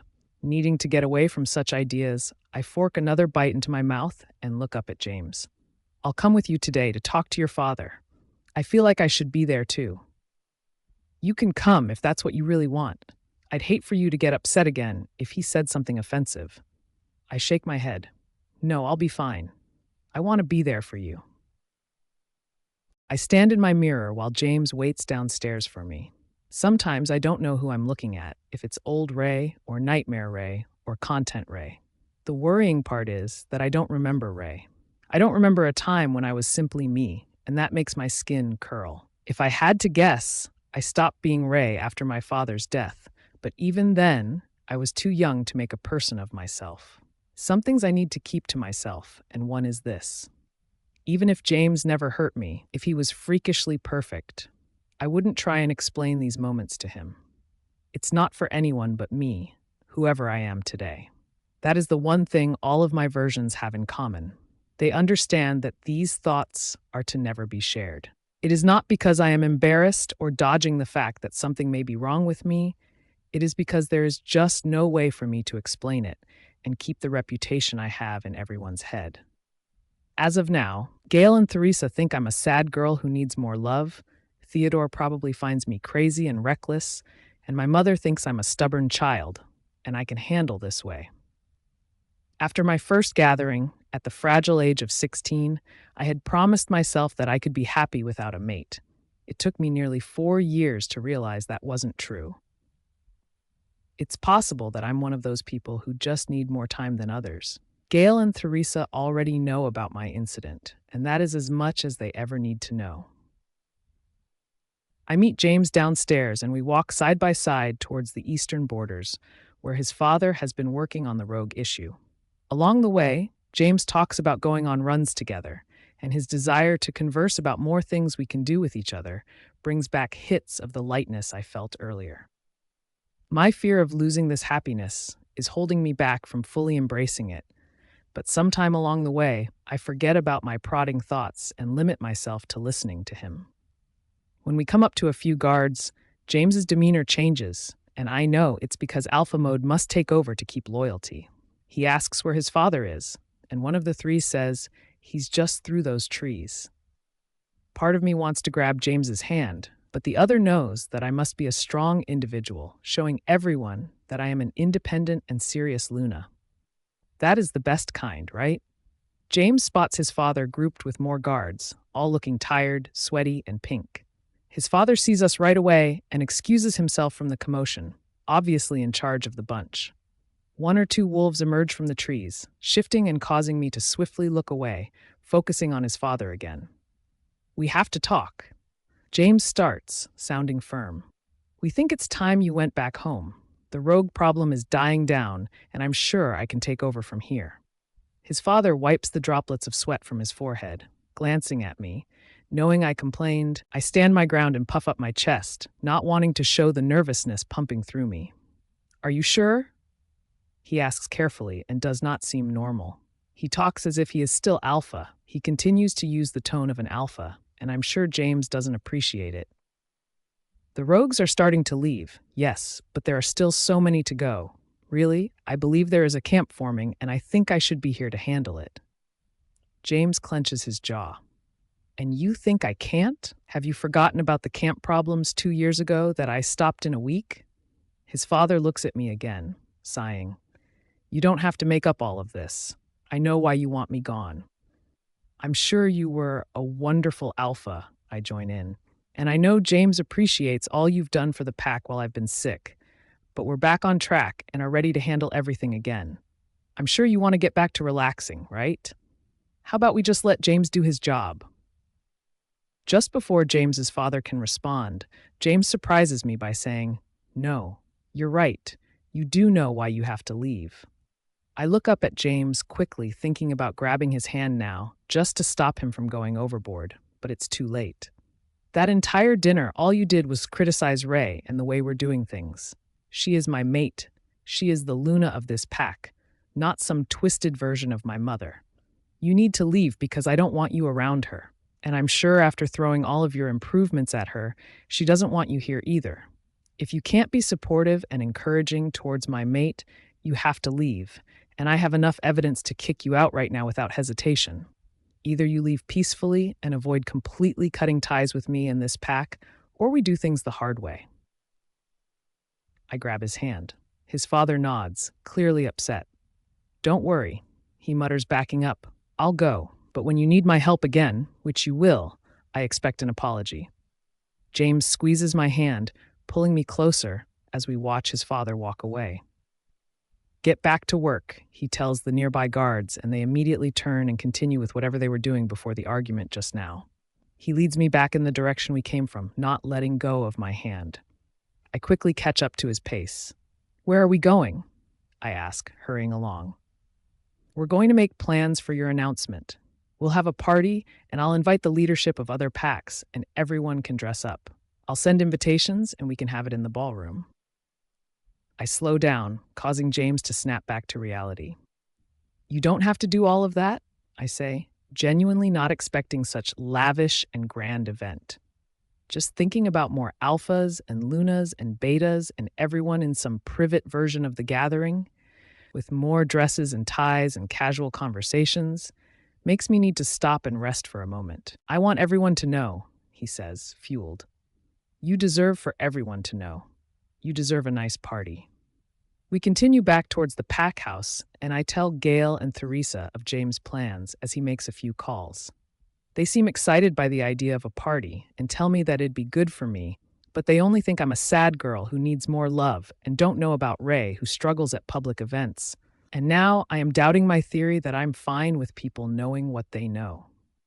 Maybe I should blend all of the versions of myself into one, but the more that I think about that idea, the more I worry that some are stronger than the others.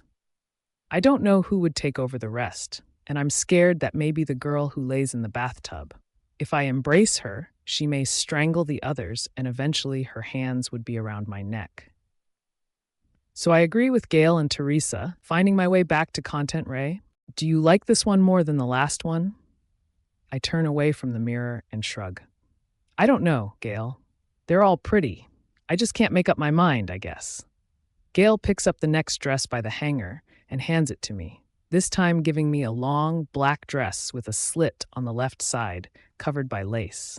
I take it and shuffle into the bathroom, tired of looking at myself in the mirror while I yank them on.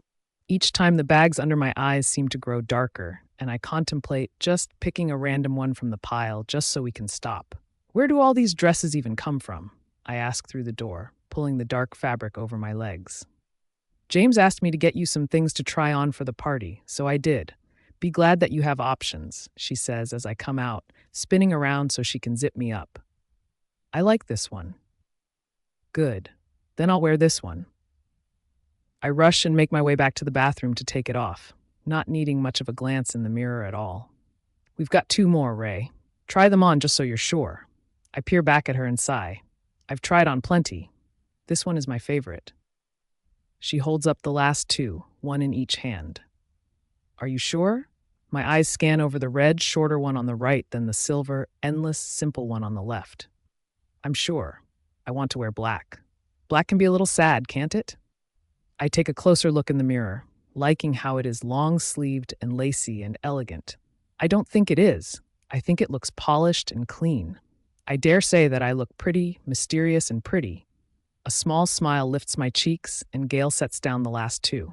All right, what shoes are you going to wear? My eyes drift to the closet, and I grab my heels, the only pair I own, the short-heeled cream ones my mother gave me. These don't go, do they? Gail shakes her head. What size shoe are you? I look at the sole of the shoe and read off an 8. I'll bring you something before you get ready then. Remember, shower and dress and everything by 6. James should be home in an hour, she says as she leaves my room with the tried-on dresses laying over her arms. Make sure he's on time, will you? Sometimes he believes he has enough time when he doesn't. Okay, I will, I call, and the door closes. I turn back to the black dress laid on my bed and run my hand over it, feeling a bit more prepared and assured now. At least I'll look nice and not chestless as I did in my old gold dress. This feels as if I'm turning to a new page. It's time to attend a party like a leader and not a drunk. I'll walk in with James, my alpha, and I'll greet everyone who intimidates me with my chin held high. It sounds like the right thing to do. The past week, while everything's been put together for tonight, my mind has been drifting to thoughts of panic, and my eyes have been looking for an escape. But I have to remember that I am one of them now, a leader. Alpha blood or not, I belong here, and I'm not going to let anyone take that from me. I'm sure I'll run into rude Lunas at the party, people who find me inadequate, and I know that I'll be tested. It's good that I've prepared myself in the mirror, saying things like, oh, I'm not alpha blood, but the moon goddess brought us both here, didn't she? And yes, I know it's rare for a normal werewolf to be mated to an alpha, and it's also rare that she's Luna of one of the strongest packs. Crazy, right? And even, disrespect me one more time and your land will have my name written on it in blood. Yes, I did get angry at my reflection for no reason at all, but I did hype myself up for tonight. Obviously, everyone attending is an ally, and I'm not going to start a war, but acting like a badass was amusing. Part of me wants to wear a gun strapped to my thigh tonight, just to carry that fiery feeling with me. I've grown used to the happy version of myself, and I'm not going to let her go anytime soon. As for James, he has been in alpha mode ever since his father left, taking charge of the rogue situation and fixing it within a few days. After that, he's been on some sort of mission to strengthen and sharpen the guards, giving them longer and tougher training workouts, determined to never let another rogue past our borders. He tells me that he thinks of my laying under a dead rogue whenever a guard protests, and tells the guard of it, and that they get right back to work. Ever since he's been all tough leader, he's also been very open with his cravings for me, as he puts it, and I think his animalistic side is getting to his head. but I can't lie and say that it doesn't make me weak in the knees.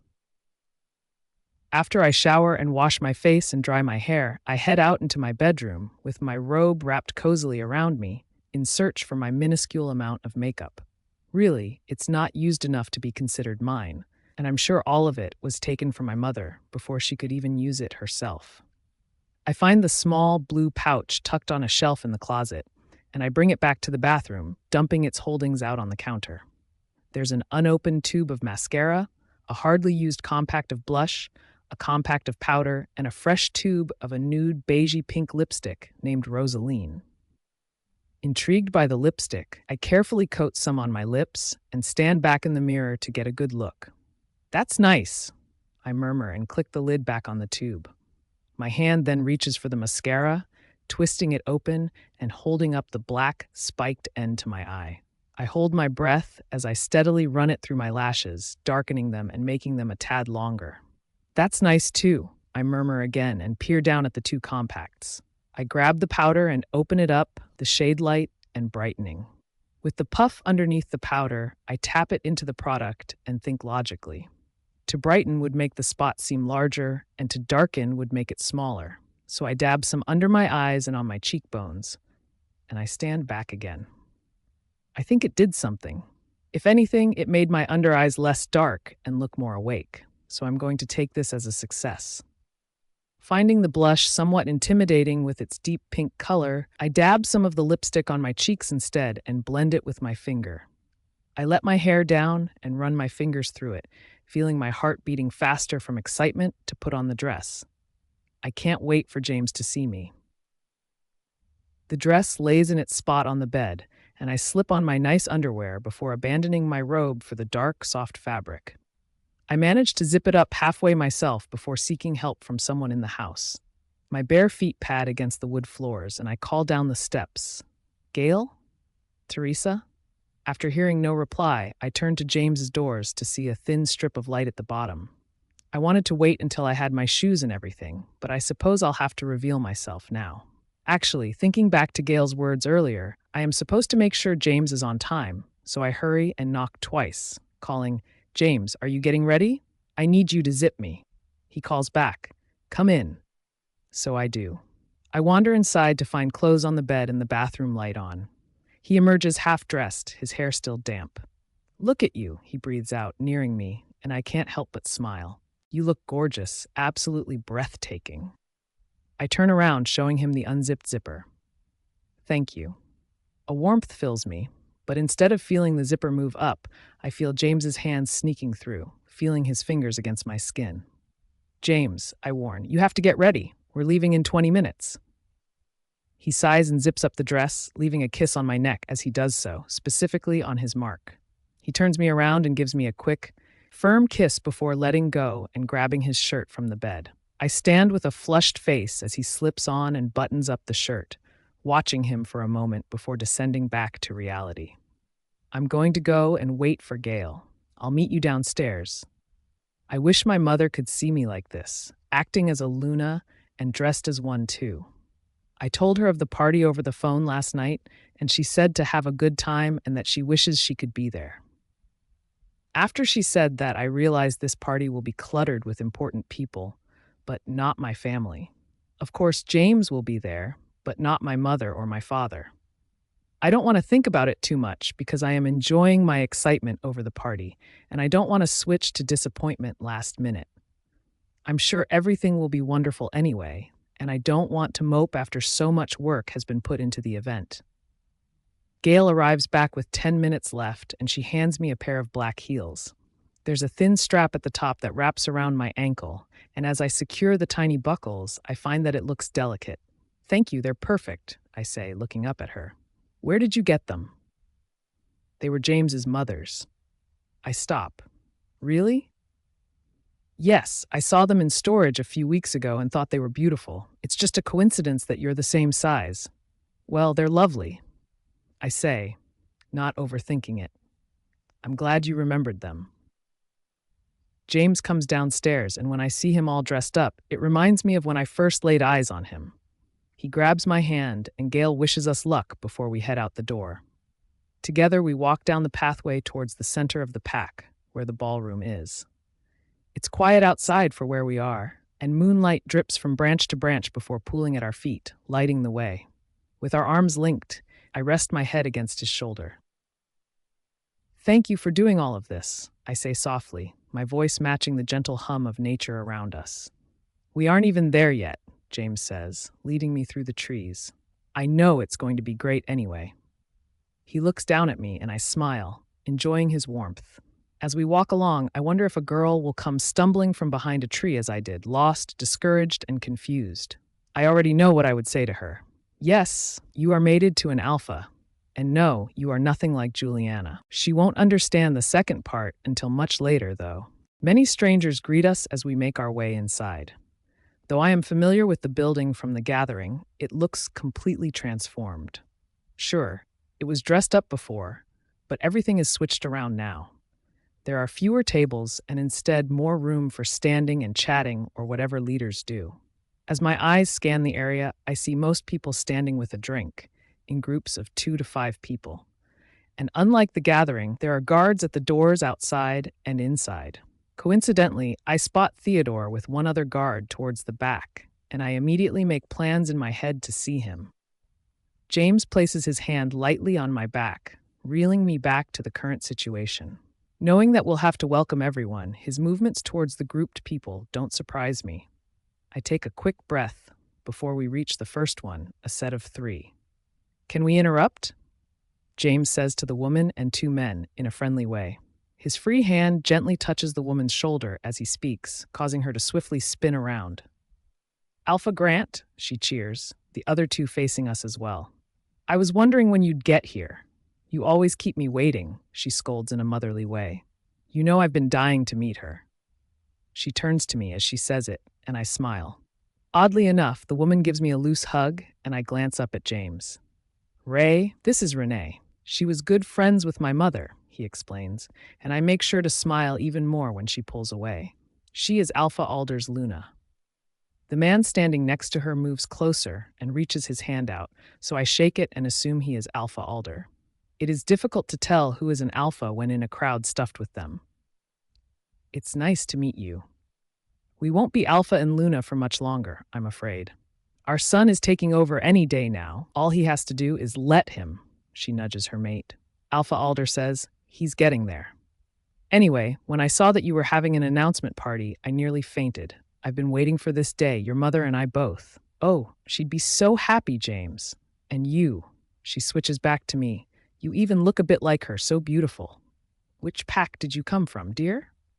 "The Waters pack," I say, thankful that she's asking easy questions. "And where did you 2 meet?" "A gathering at the Waters pack," James takes over. "I went to meet with Alpha Waters while a few pack members attended the event. We ran into each other." She looks to me again, the sweet expression sticking to her face and never peeling off. "And he's good to you?" "Yes, he is." His hand returns to my back and my heart finally settles. "I hate to leave you, but we have to make our way around, greet everyone, you know?" Of course, she shoos us off. "It was lovely meeting you, Ray." "It was nice to meet you too," I say back, my voice light and airy. We make our way around the room, and I introduce myself to Alphas, Lunas, and Betas, and I wonder how James has so many allies. Maybe it is not so complicated. Maybe it is simply because he is a good, smart alpha who knows what he's doing. I haven't gotten the chance to see him in action many times, so hopefully after this, when my announcement is official and when I'll be helping around the pack, I'll get to. Many of the alphas we walk up to seem to admire James greatly, and I feel as if I'm being introduced to a new side of him. They are quick to applaud him for fixing the rogue situation, and I wonder if I should have myself. I didn't know it was such a big deal. Maybe that's just another sign of my lack of experience. It's another push for me to get involved with the pack and to learn about my position. Like a pair of cherries, we stay close. James doesn't leave my side. Whenever I stumble or struggle to find the right words, he takes over and eases me back in, knowing that I am not the most charismatic person. Most of the women I meet come off as confident and powerful, but none of them are rude. None of them point out my lack of alpha blood, unlike I expect. It is hard to keep up with them, though. It's clear that these women are experienced when it comes to events such as this. But it's when I spot a girl around my age that a sense of curiosity hits me. After we leave Alpha Reynolds and his beta, I lead James towards her. Alpha Grant, a man turns and pats James on the shoulder. Quite the announcement you got going on here. The younger girl drifts towards the man, and I notice her pregnant stomach right away. She warms up to him, no longer looking cold. "It's nice to see you again, Lance," James says back, and after going through the normal round of introductions, finding out that the girl is his Luna, James and Alpha York immerse themselves in a deep conversation. I keep glancing at the girl, excited to have found a Luna that can possibly relate to me. We're both likely the youngest Lunas here. My hand stays caught in James as my eyes roam over her large belly again. "Hi," she says surprisingly and straight to the point, even though it is one word. I know we kinda already introduced ourselves, but I'm Ava, again. We seem to separate from our mates, creating our own conversation while they ramble on about the rogue situation. I'm Ray, again. She smiles, and out of all the smiles I've been given tonight so far, hers seems the most genuine. "I see you glancing at my belly," she says, relaxed. "I'm pregnant, just in case you thought it was because of some other bizarre reason." "Oh no, I know. I'm sorry for staring." She shrugs, her gold dress flowing from her body with hints of sparkles as it cascades down. Ava looks to be truly glowing. I don't mind. A lot of the women in here stare at it and nudge their mates. The men, not so mesmerized, but the women are constantly asking to feel. "So, are you wanting one for yourself? Or are you just intrigued by the fact that I've been standing for this long?" A short laugh escapes me. No, I'm just intrigued, I guess. I mean, I'm mostly just glad to see someone around my age who's also in my position. Yeah, not a lot of young ones right now. Honestly, it's pretty nice talking to someone who doesn't scold their mate for not giving them a baby yet after talking to me. "So, you're not alpha blood?" That's what I've been hearing. The crowd whispers. I shake my head, happy that someone finally brought it up. Sure, at first it was a relief that no one noticed, but after a few stares and hints, I've been growing impatient. "No, I'm not alpha blood. I'm regular blood." "Well, how regular can you be if you're mated to Alpha Grant?" she asks, not really asking though. Honestly, there's no difference besides the whole born with power thing. There's the pain I share, not knowing why I feel so comfortable around her.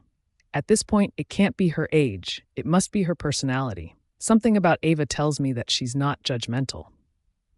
"It hurt when he marked you, huh?" I nod. But I'm sure that's it, though there are not many people to ask. The chance of an alpha being mated to a non-alpha blood is more unlikely than I first thought.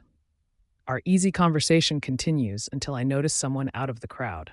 First, he appears in the corner of my eye, then as a flash in the crowd. I carefully look from person to person, not seeing him anymore. A feeling rises inside of me, and I grab James's arm.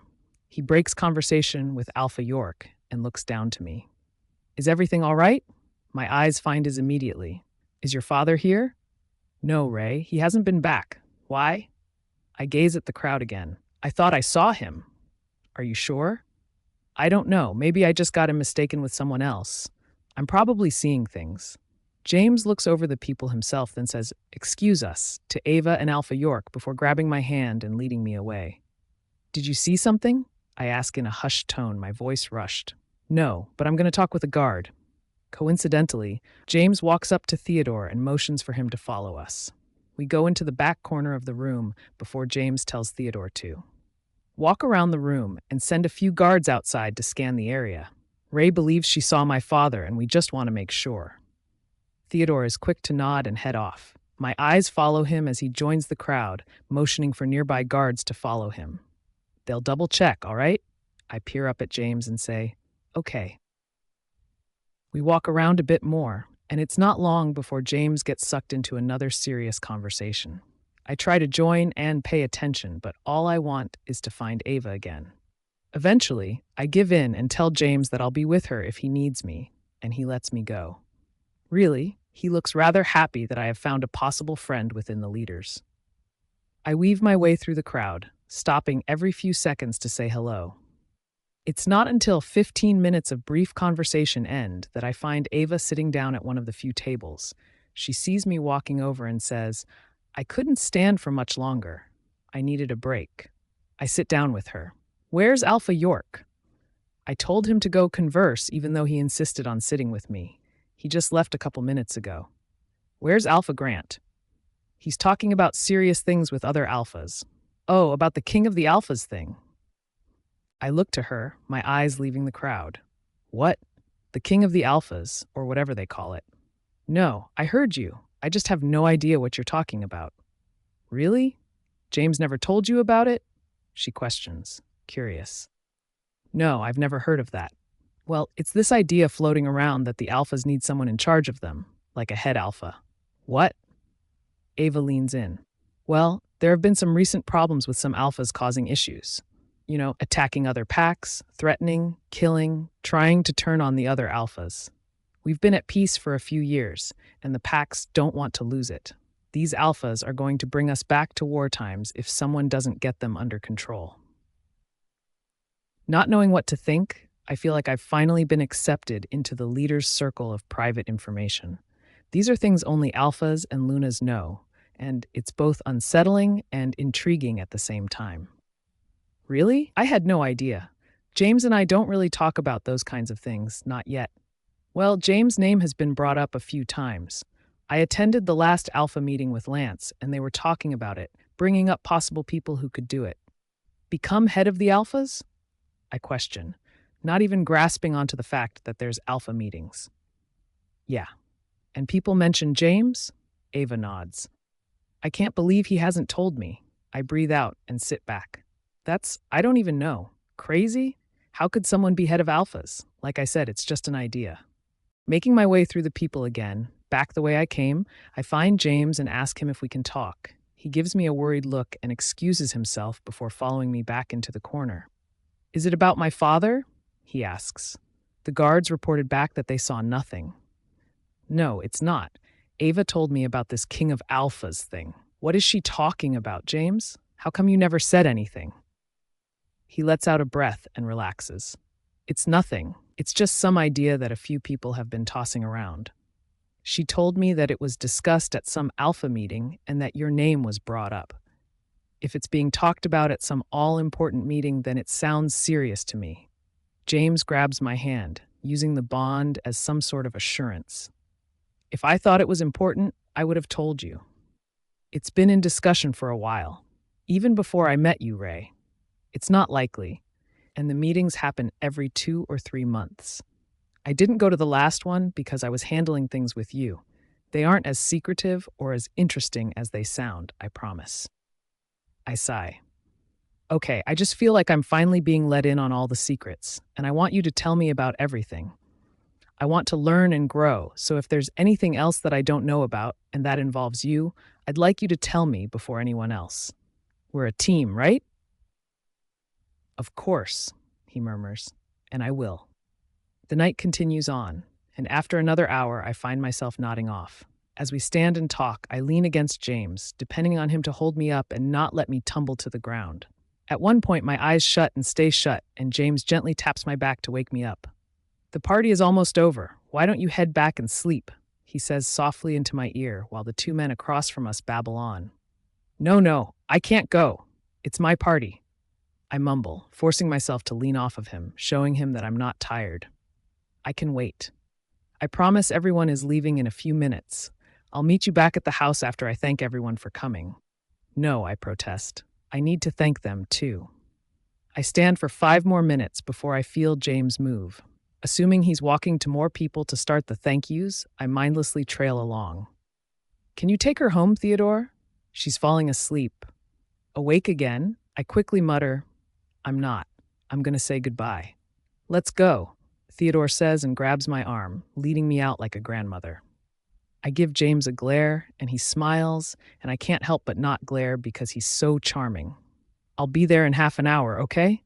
James calls as we exit the building. I obediently walk with Theodore, but I can't help but say, I could have stayed. I'm fine. I didn't get much sleep last night, but I can handle it for a few more minutes. We're already on the way. he says, and I listen, beginning to look forward to my bed. It's dark now. The sky blends with the tops of the trees, and I can hardly tell the two apart. My eyes don't really watch the ground as I walk, but I don't stumble, and I'm sure it's because I'm busy dreaming of sleep, and Theodore is doing all the work. He pulls me out of the way when something comes up on the path, a tree root or stone that I'd be sure to trip over. Thinking of myself laying in bed is easy when I've only slept for 4 hours in nearly 2 days. I was nervous for the party before I had my battle with myself in the mirror, and the anxious thoughts came at night. I laid beside James and enjoyed the feeling of it for the majority, finding a simple distraction in him. Theodore takes me all the way to the front door, and I say good night and thank you before he leaves. The house is empty, Gail and Theresa being gone by now.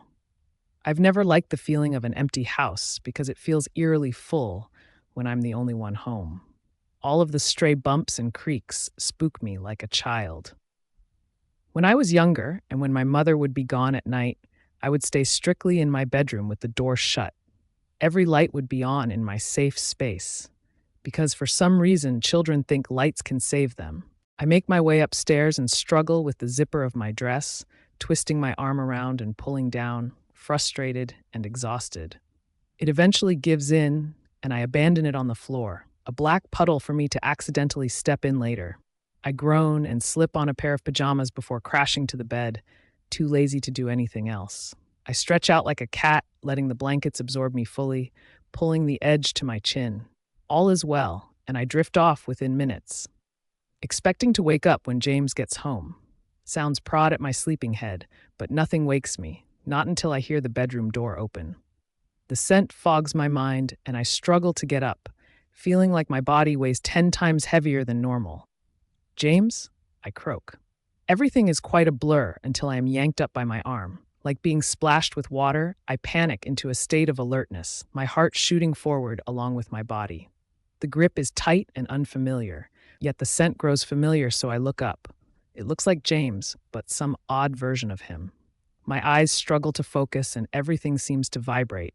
It takes a second or two until I realize it's his father, but by then he's forcing me to my feet. My legs refuse to work along with my head, but his father doesn't stop. What are you doing here? What are you doing? I grumble, regaining my body back. James isn't here. He attempts to take me into the bathroom, but I hold back. James isn't here, I say again, my conscience returning. You need to leave, now. His father is rushed with his movements, and he grabs me again, jerking me into the bathroom and letting me fall to the tiled floor. Nearly hitting my head on the bathtub, I frantically attempt to get up, but he pushes me back down, then grabs something out of his pocket. I catch a glimpse of the blade and my heart plummets, screams leaving me as soon as I can muster. He blocks my sudden run to the door, wrapping his arms around me. I kick and try to break free, blood rushing to my face. Hot tears stream down my flushed cheeks as he shuffles towards the tub. My throat is dry and strained, but the cries and screams continue to erupt from within, bringing him to tighten his hold each time. He pulls me into the tub with him. My feet shoot up and down, my heels hitting the porcelain, and I try to make as much noise as possible. James's father's hand covers my mouth, his nails digging into my skin, and his other holds up the thin blade. Not letting him get a hold of my arms, I keep moving. We're gonna have to do this the hard way, huh? He grunts, his hand falling from my mouth for only his arm to wrap around my neck. The hold isn't too hard, but I still can't breathe, and I know it's because he doesn't want to leave a dark mark. Tears continuously fall, and the panic grows into a dense cloud around me, suffocating me. You didn't finish the diary, did you? He says near my ear, my face turning a deeper red. My hands claw at his arm, and the logic for survival settles in, my animalistic side taking over my brain. As he wants, I go limp. After a few seconds, he lets go, and I fight my body to not take a deep breath or cough. I don't last long, though, and I spring to life, managing to slip from his grasp. Scrambling from the tub, I land hard on my side, my hip already feeling bruised. My head is heavy, and my throat is tight, but I crawl for the door and tug on the handle, falling with it as it opens. He's quick to grab my legs, but I look back and kick again, causing him to lose his hold. I get a good shot at his chest, and he lets out a violent cough. Sweat rolls down my forehead, and I get to my feet, running down the hall as I cry out. It's an inaudible mix of help and James, but the ground seems to wave, and my head becomes dense with a harsh dizziness, the pressure pushing me down the stairs. I slide down and cry out again, this time from the extra hits on my hip. My hair sticks to my face, and I scratch it away and I struggle to get up.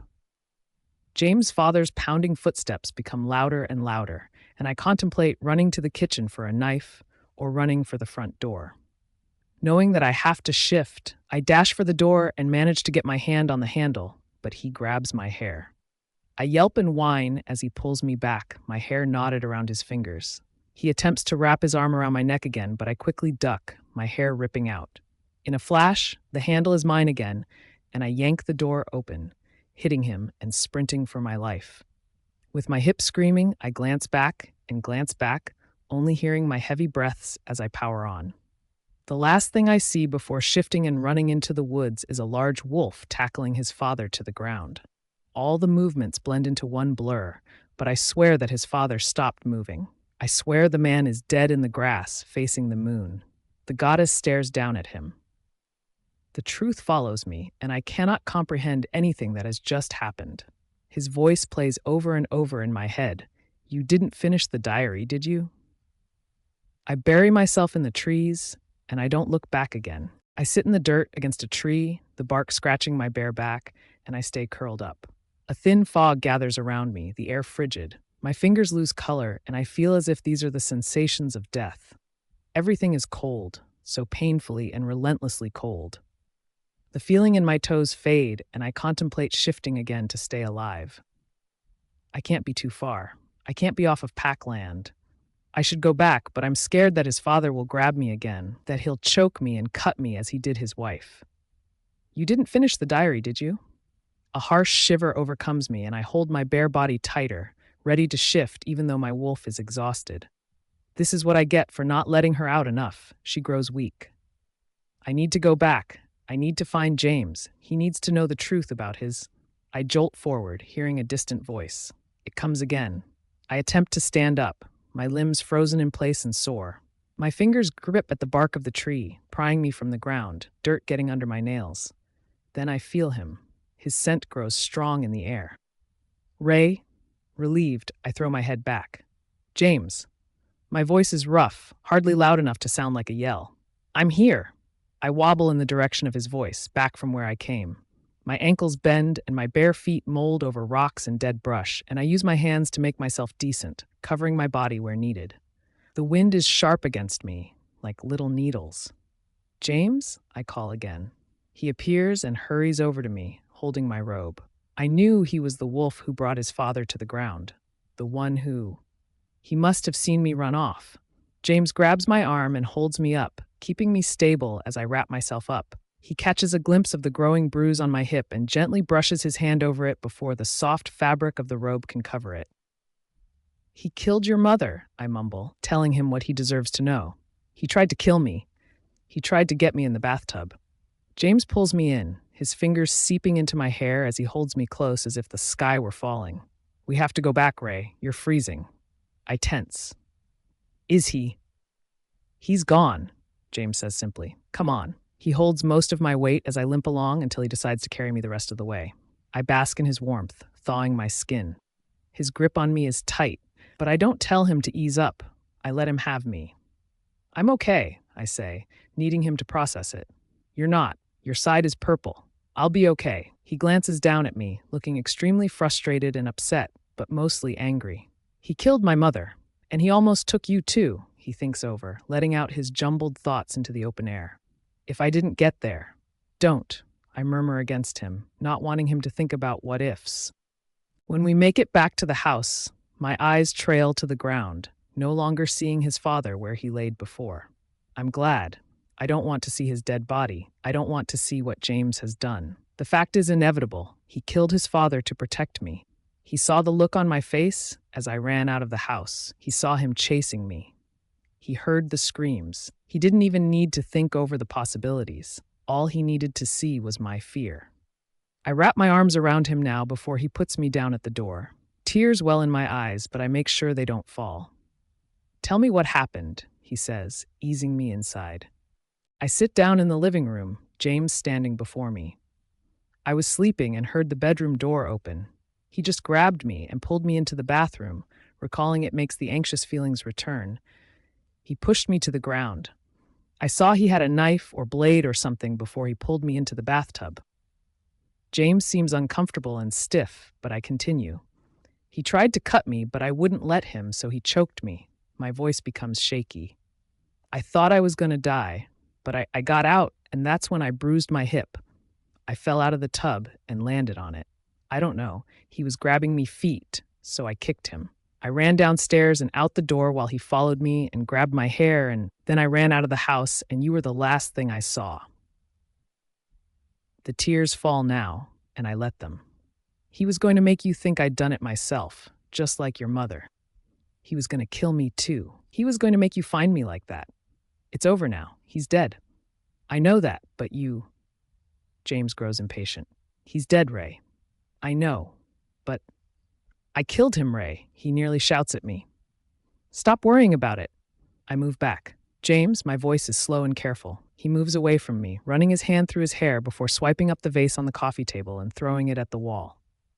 It shatters and I jump back, staring at the water and fresh flowers and glass on the floor and the splash on the wall that slowly drips down to the mess. Gail always puts flowers in the vase. James? I shout, moving to the mess, but he holds me back. He curses to himself, clearly in an inner conflict. Stay away from the glass. I obey, but don't let it go. I grab him and make him look at me. Before I can speak, he says, You know I would do anything for you, Ray. You know that, don't you? I nod. I need you to stay alive, Ray. All right? Okay. He takes a deep breath. I'm sorry you killed your father. James gives me a sad look that I've never seen from him. It holds grief. It's all right. You're okay. I'm sorry, I say again, and he holds me again. He squeezes as if he needs to absorb me. I'm sorry, James. I'm so sorry. We lay in bed together for the night, not sleeping, just laying. I fear that his father will come for me in my dreams. And James fears dreaming of it, of killing him again. James doesn't tell me where the body went, and I don't mention the diaries. I don't tell him his father's last words. He shouldn't read her pain. He shouldn't read of them drifting apart and the eventual hatred that will suffocate her. I am no hypocrite. I will never read them myself either. I know the effects of those books. I do wonder, though, how much hatred do you have to feel towards your mate to be able to kill them? An incomprehensible amount. I wonder how I became so inadequate in his father's mind to the point where he must get rid of me. Or maybe he didn't see me. Maybe he saw his mate. Maybe he was reliving his past. It's frustrating to never know. It's hard knowing that we'll have to move on from such an event so quickly. I can't live out the rest of my days thinking and fearing over the one day I almost died. James cannot grieve his father's death and the truth of his mother's while needing to run a pack. After this night, after our hours of holding each other, the shock must end. This is the time when I become a leader and where James realizes his true position. This is where we move on, forever only having a few hours. But I think it will be easier than I predict. There is still so much that needs to happen, so much that will distract us. Ray?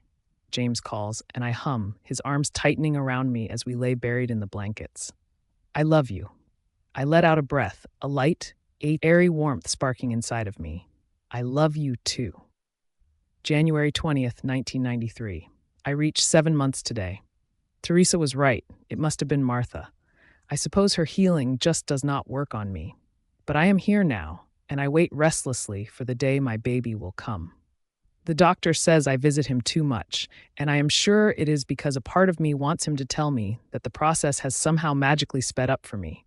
I went to see him yesterday, and he says everything is moving along just fine and that I need to be patient. Obviously, he has never been pregnant before. Every day feels like a year, and I just want him out. James did not come with me yesterday, but I did not expect him to. He has not come to an appointment since the first one. As my belly grows bigger, he grows snappy and moody, always yelling at me for the most pointless things. Teresa tells me he is just nervous and anxious, but I cannot help but think he hates the baby. James has no reason to. He has done nothing to him. I even brought up the idea of naming the baby after him, but that only lit him up more. We do not sleep together at night, not for nearly a year. It worries me. I feel like we are growing too far apart to be fixed. He avoids me like he once did. I feel like things are going back to the way they were, only worse. Even my mother tells me to leave, to come stay with her until the baby is born to give James some breathing room. He should not need breathing room. I am his mate and I am carrying his child. How can he act as if he hates me? It is as if our bond has been completely destroyed. The moon goddess must be taking her revenge, hating the fact that I have my baby, so she takes away my love. Why can I not have both? Why must she have one? Is it wrong that I chose my baby over James? Is it wrong that some days, when he is fuming, I wish she would take him completely? Yes, it is. It feels wrong. But some days when he is fuming, I cannot help but think that he wants the moon goddess to take me completely as well. The sun's rays warm me, my skin illuminating with life. The golden glow brings a heavenly filter to the forest around us, like walls protecting our castle. This is our land, the true alphas. In the middle of the calm meadow is my home, James' home, our family's home. In the trees is an army of men, his men, guards that protect us from the jealous and the evil. In the morning, I wake up and quietly tiptoe downstairs, meeting Gail in the kitchen. She hands me a cup of coffee and we sit together outside on the porch. I took her with James and me to the new house. She's family to us. I wish Teresa was here too, but she's passed away. She's in the goddess's hands now. I can already feel him, I murmur, lifting the mug to my lips, warmed even more by the coffee, feeling as if true happiness is an external and internal warmth that makes one comfortable wherever they are. Should we get the children? I shake my head. I'll let him wake them. The pack is close by, a few minutes' walk. We offered the pack house to Will, but he insisted we let Theodore and his mate have it. Our children like to play with his, a set of twin boys who look exactly like him. Theodore loves his family with all his heart. I see it when he looks at them. It makes me proud to be his friend. There he is. I'll get breakfast started for the little ones, Gail says, heading inside. My eyes are entranced by the sight of my mate. He walks with two guards, talking, glancing up to me, shooing them. I make my way down the porch steps, meeting him halfway. An animated smile stretches over my face as he wraps his arms around me. His scent engulfs me. This one was too long, I mutter, my face pressed into his shoulder. He pulls back, looking down at me. I know. There were land issues between the York pack and Ken pack that I had to settle. Both were very adamant about not giving in. I nod, running my hands down his arms, simply happy that he is here now. Where are they? They're waiting for you to wake them up. I follow James inside as he surprises the children one by one. First, James, the oldest at 7, named after him, carrying on his family's tradition. Then Bridget, who's 4, and the most loving little girl I've ever met, and finally our baby Leah, who is only 13 months, cozy in her crib. With everyone downstairs eating breakfast and little Leah in her high chair, I tell everyone, you're going to visit Theodore, Madeline, Cameron, and Aiden today, while Dad and I handle some things. I need you to. I look at James and Bridget, to go get ready after you're done eating. Gail will go up with Bridget while I get Leah ready. Soon enough, James and I are alone with Leah, but she's far too busy staring off and eating dry cereal to interrupt. I look up at him. You know, it was 9 years ago today that we met. I know, and I remember everything, he says, surprising me. I remember you stumbling onto the pathway. I remember forcing you to come back with me. I remember being so incredibly cruel, but you never left. Not genuinely. And even now, I still am not sure why, but I'm ever so thankful that you didn't. We share a short kiss before Leah speaks her baby language and begs to be set free. Before getting up and leaving our bubble, I gaze into my mate's eyes and say, I love you, James, which is the most honest statement I will ever say. He smiles at my words, at our family, at the little world we built. I love you too, Juliana. What? Confused but joyful, James says, I said I love you too, Ray.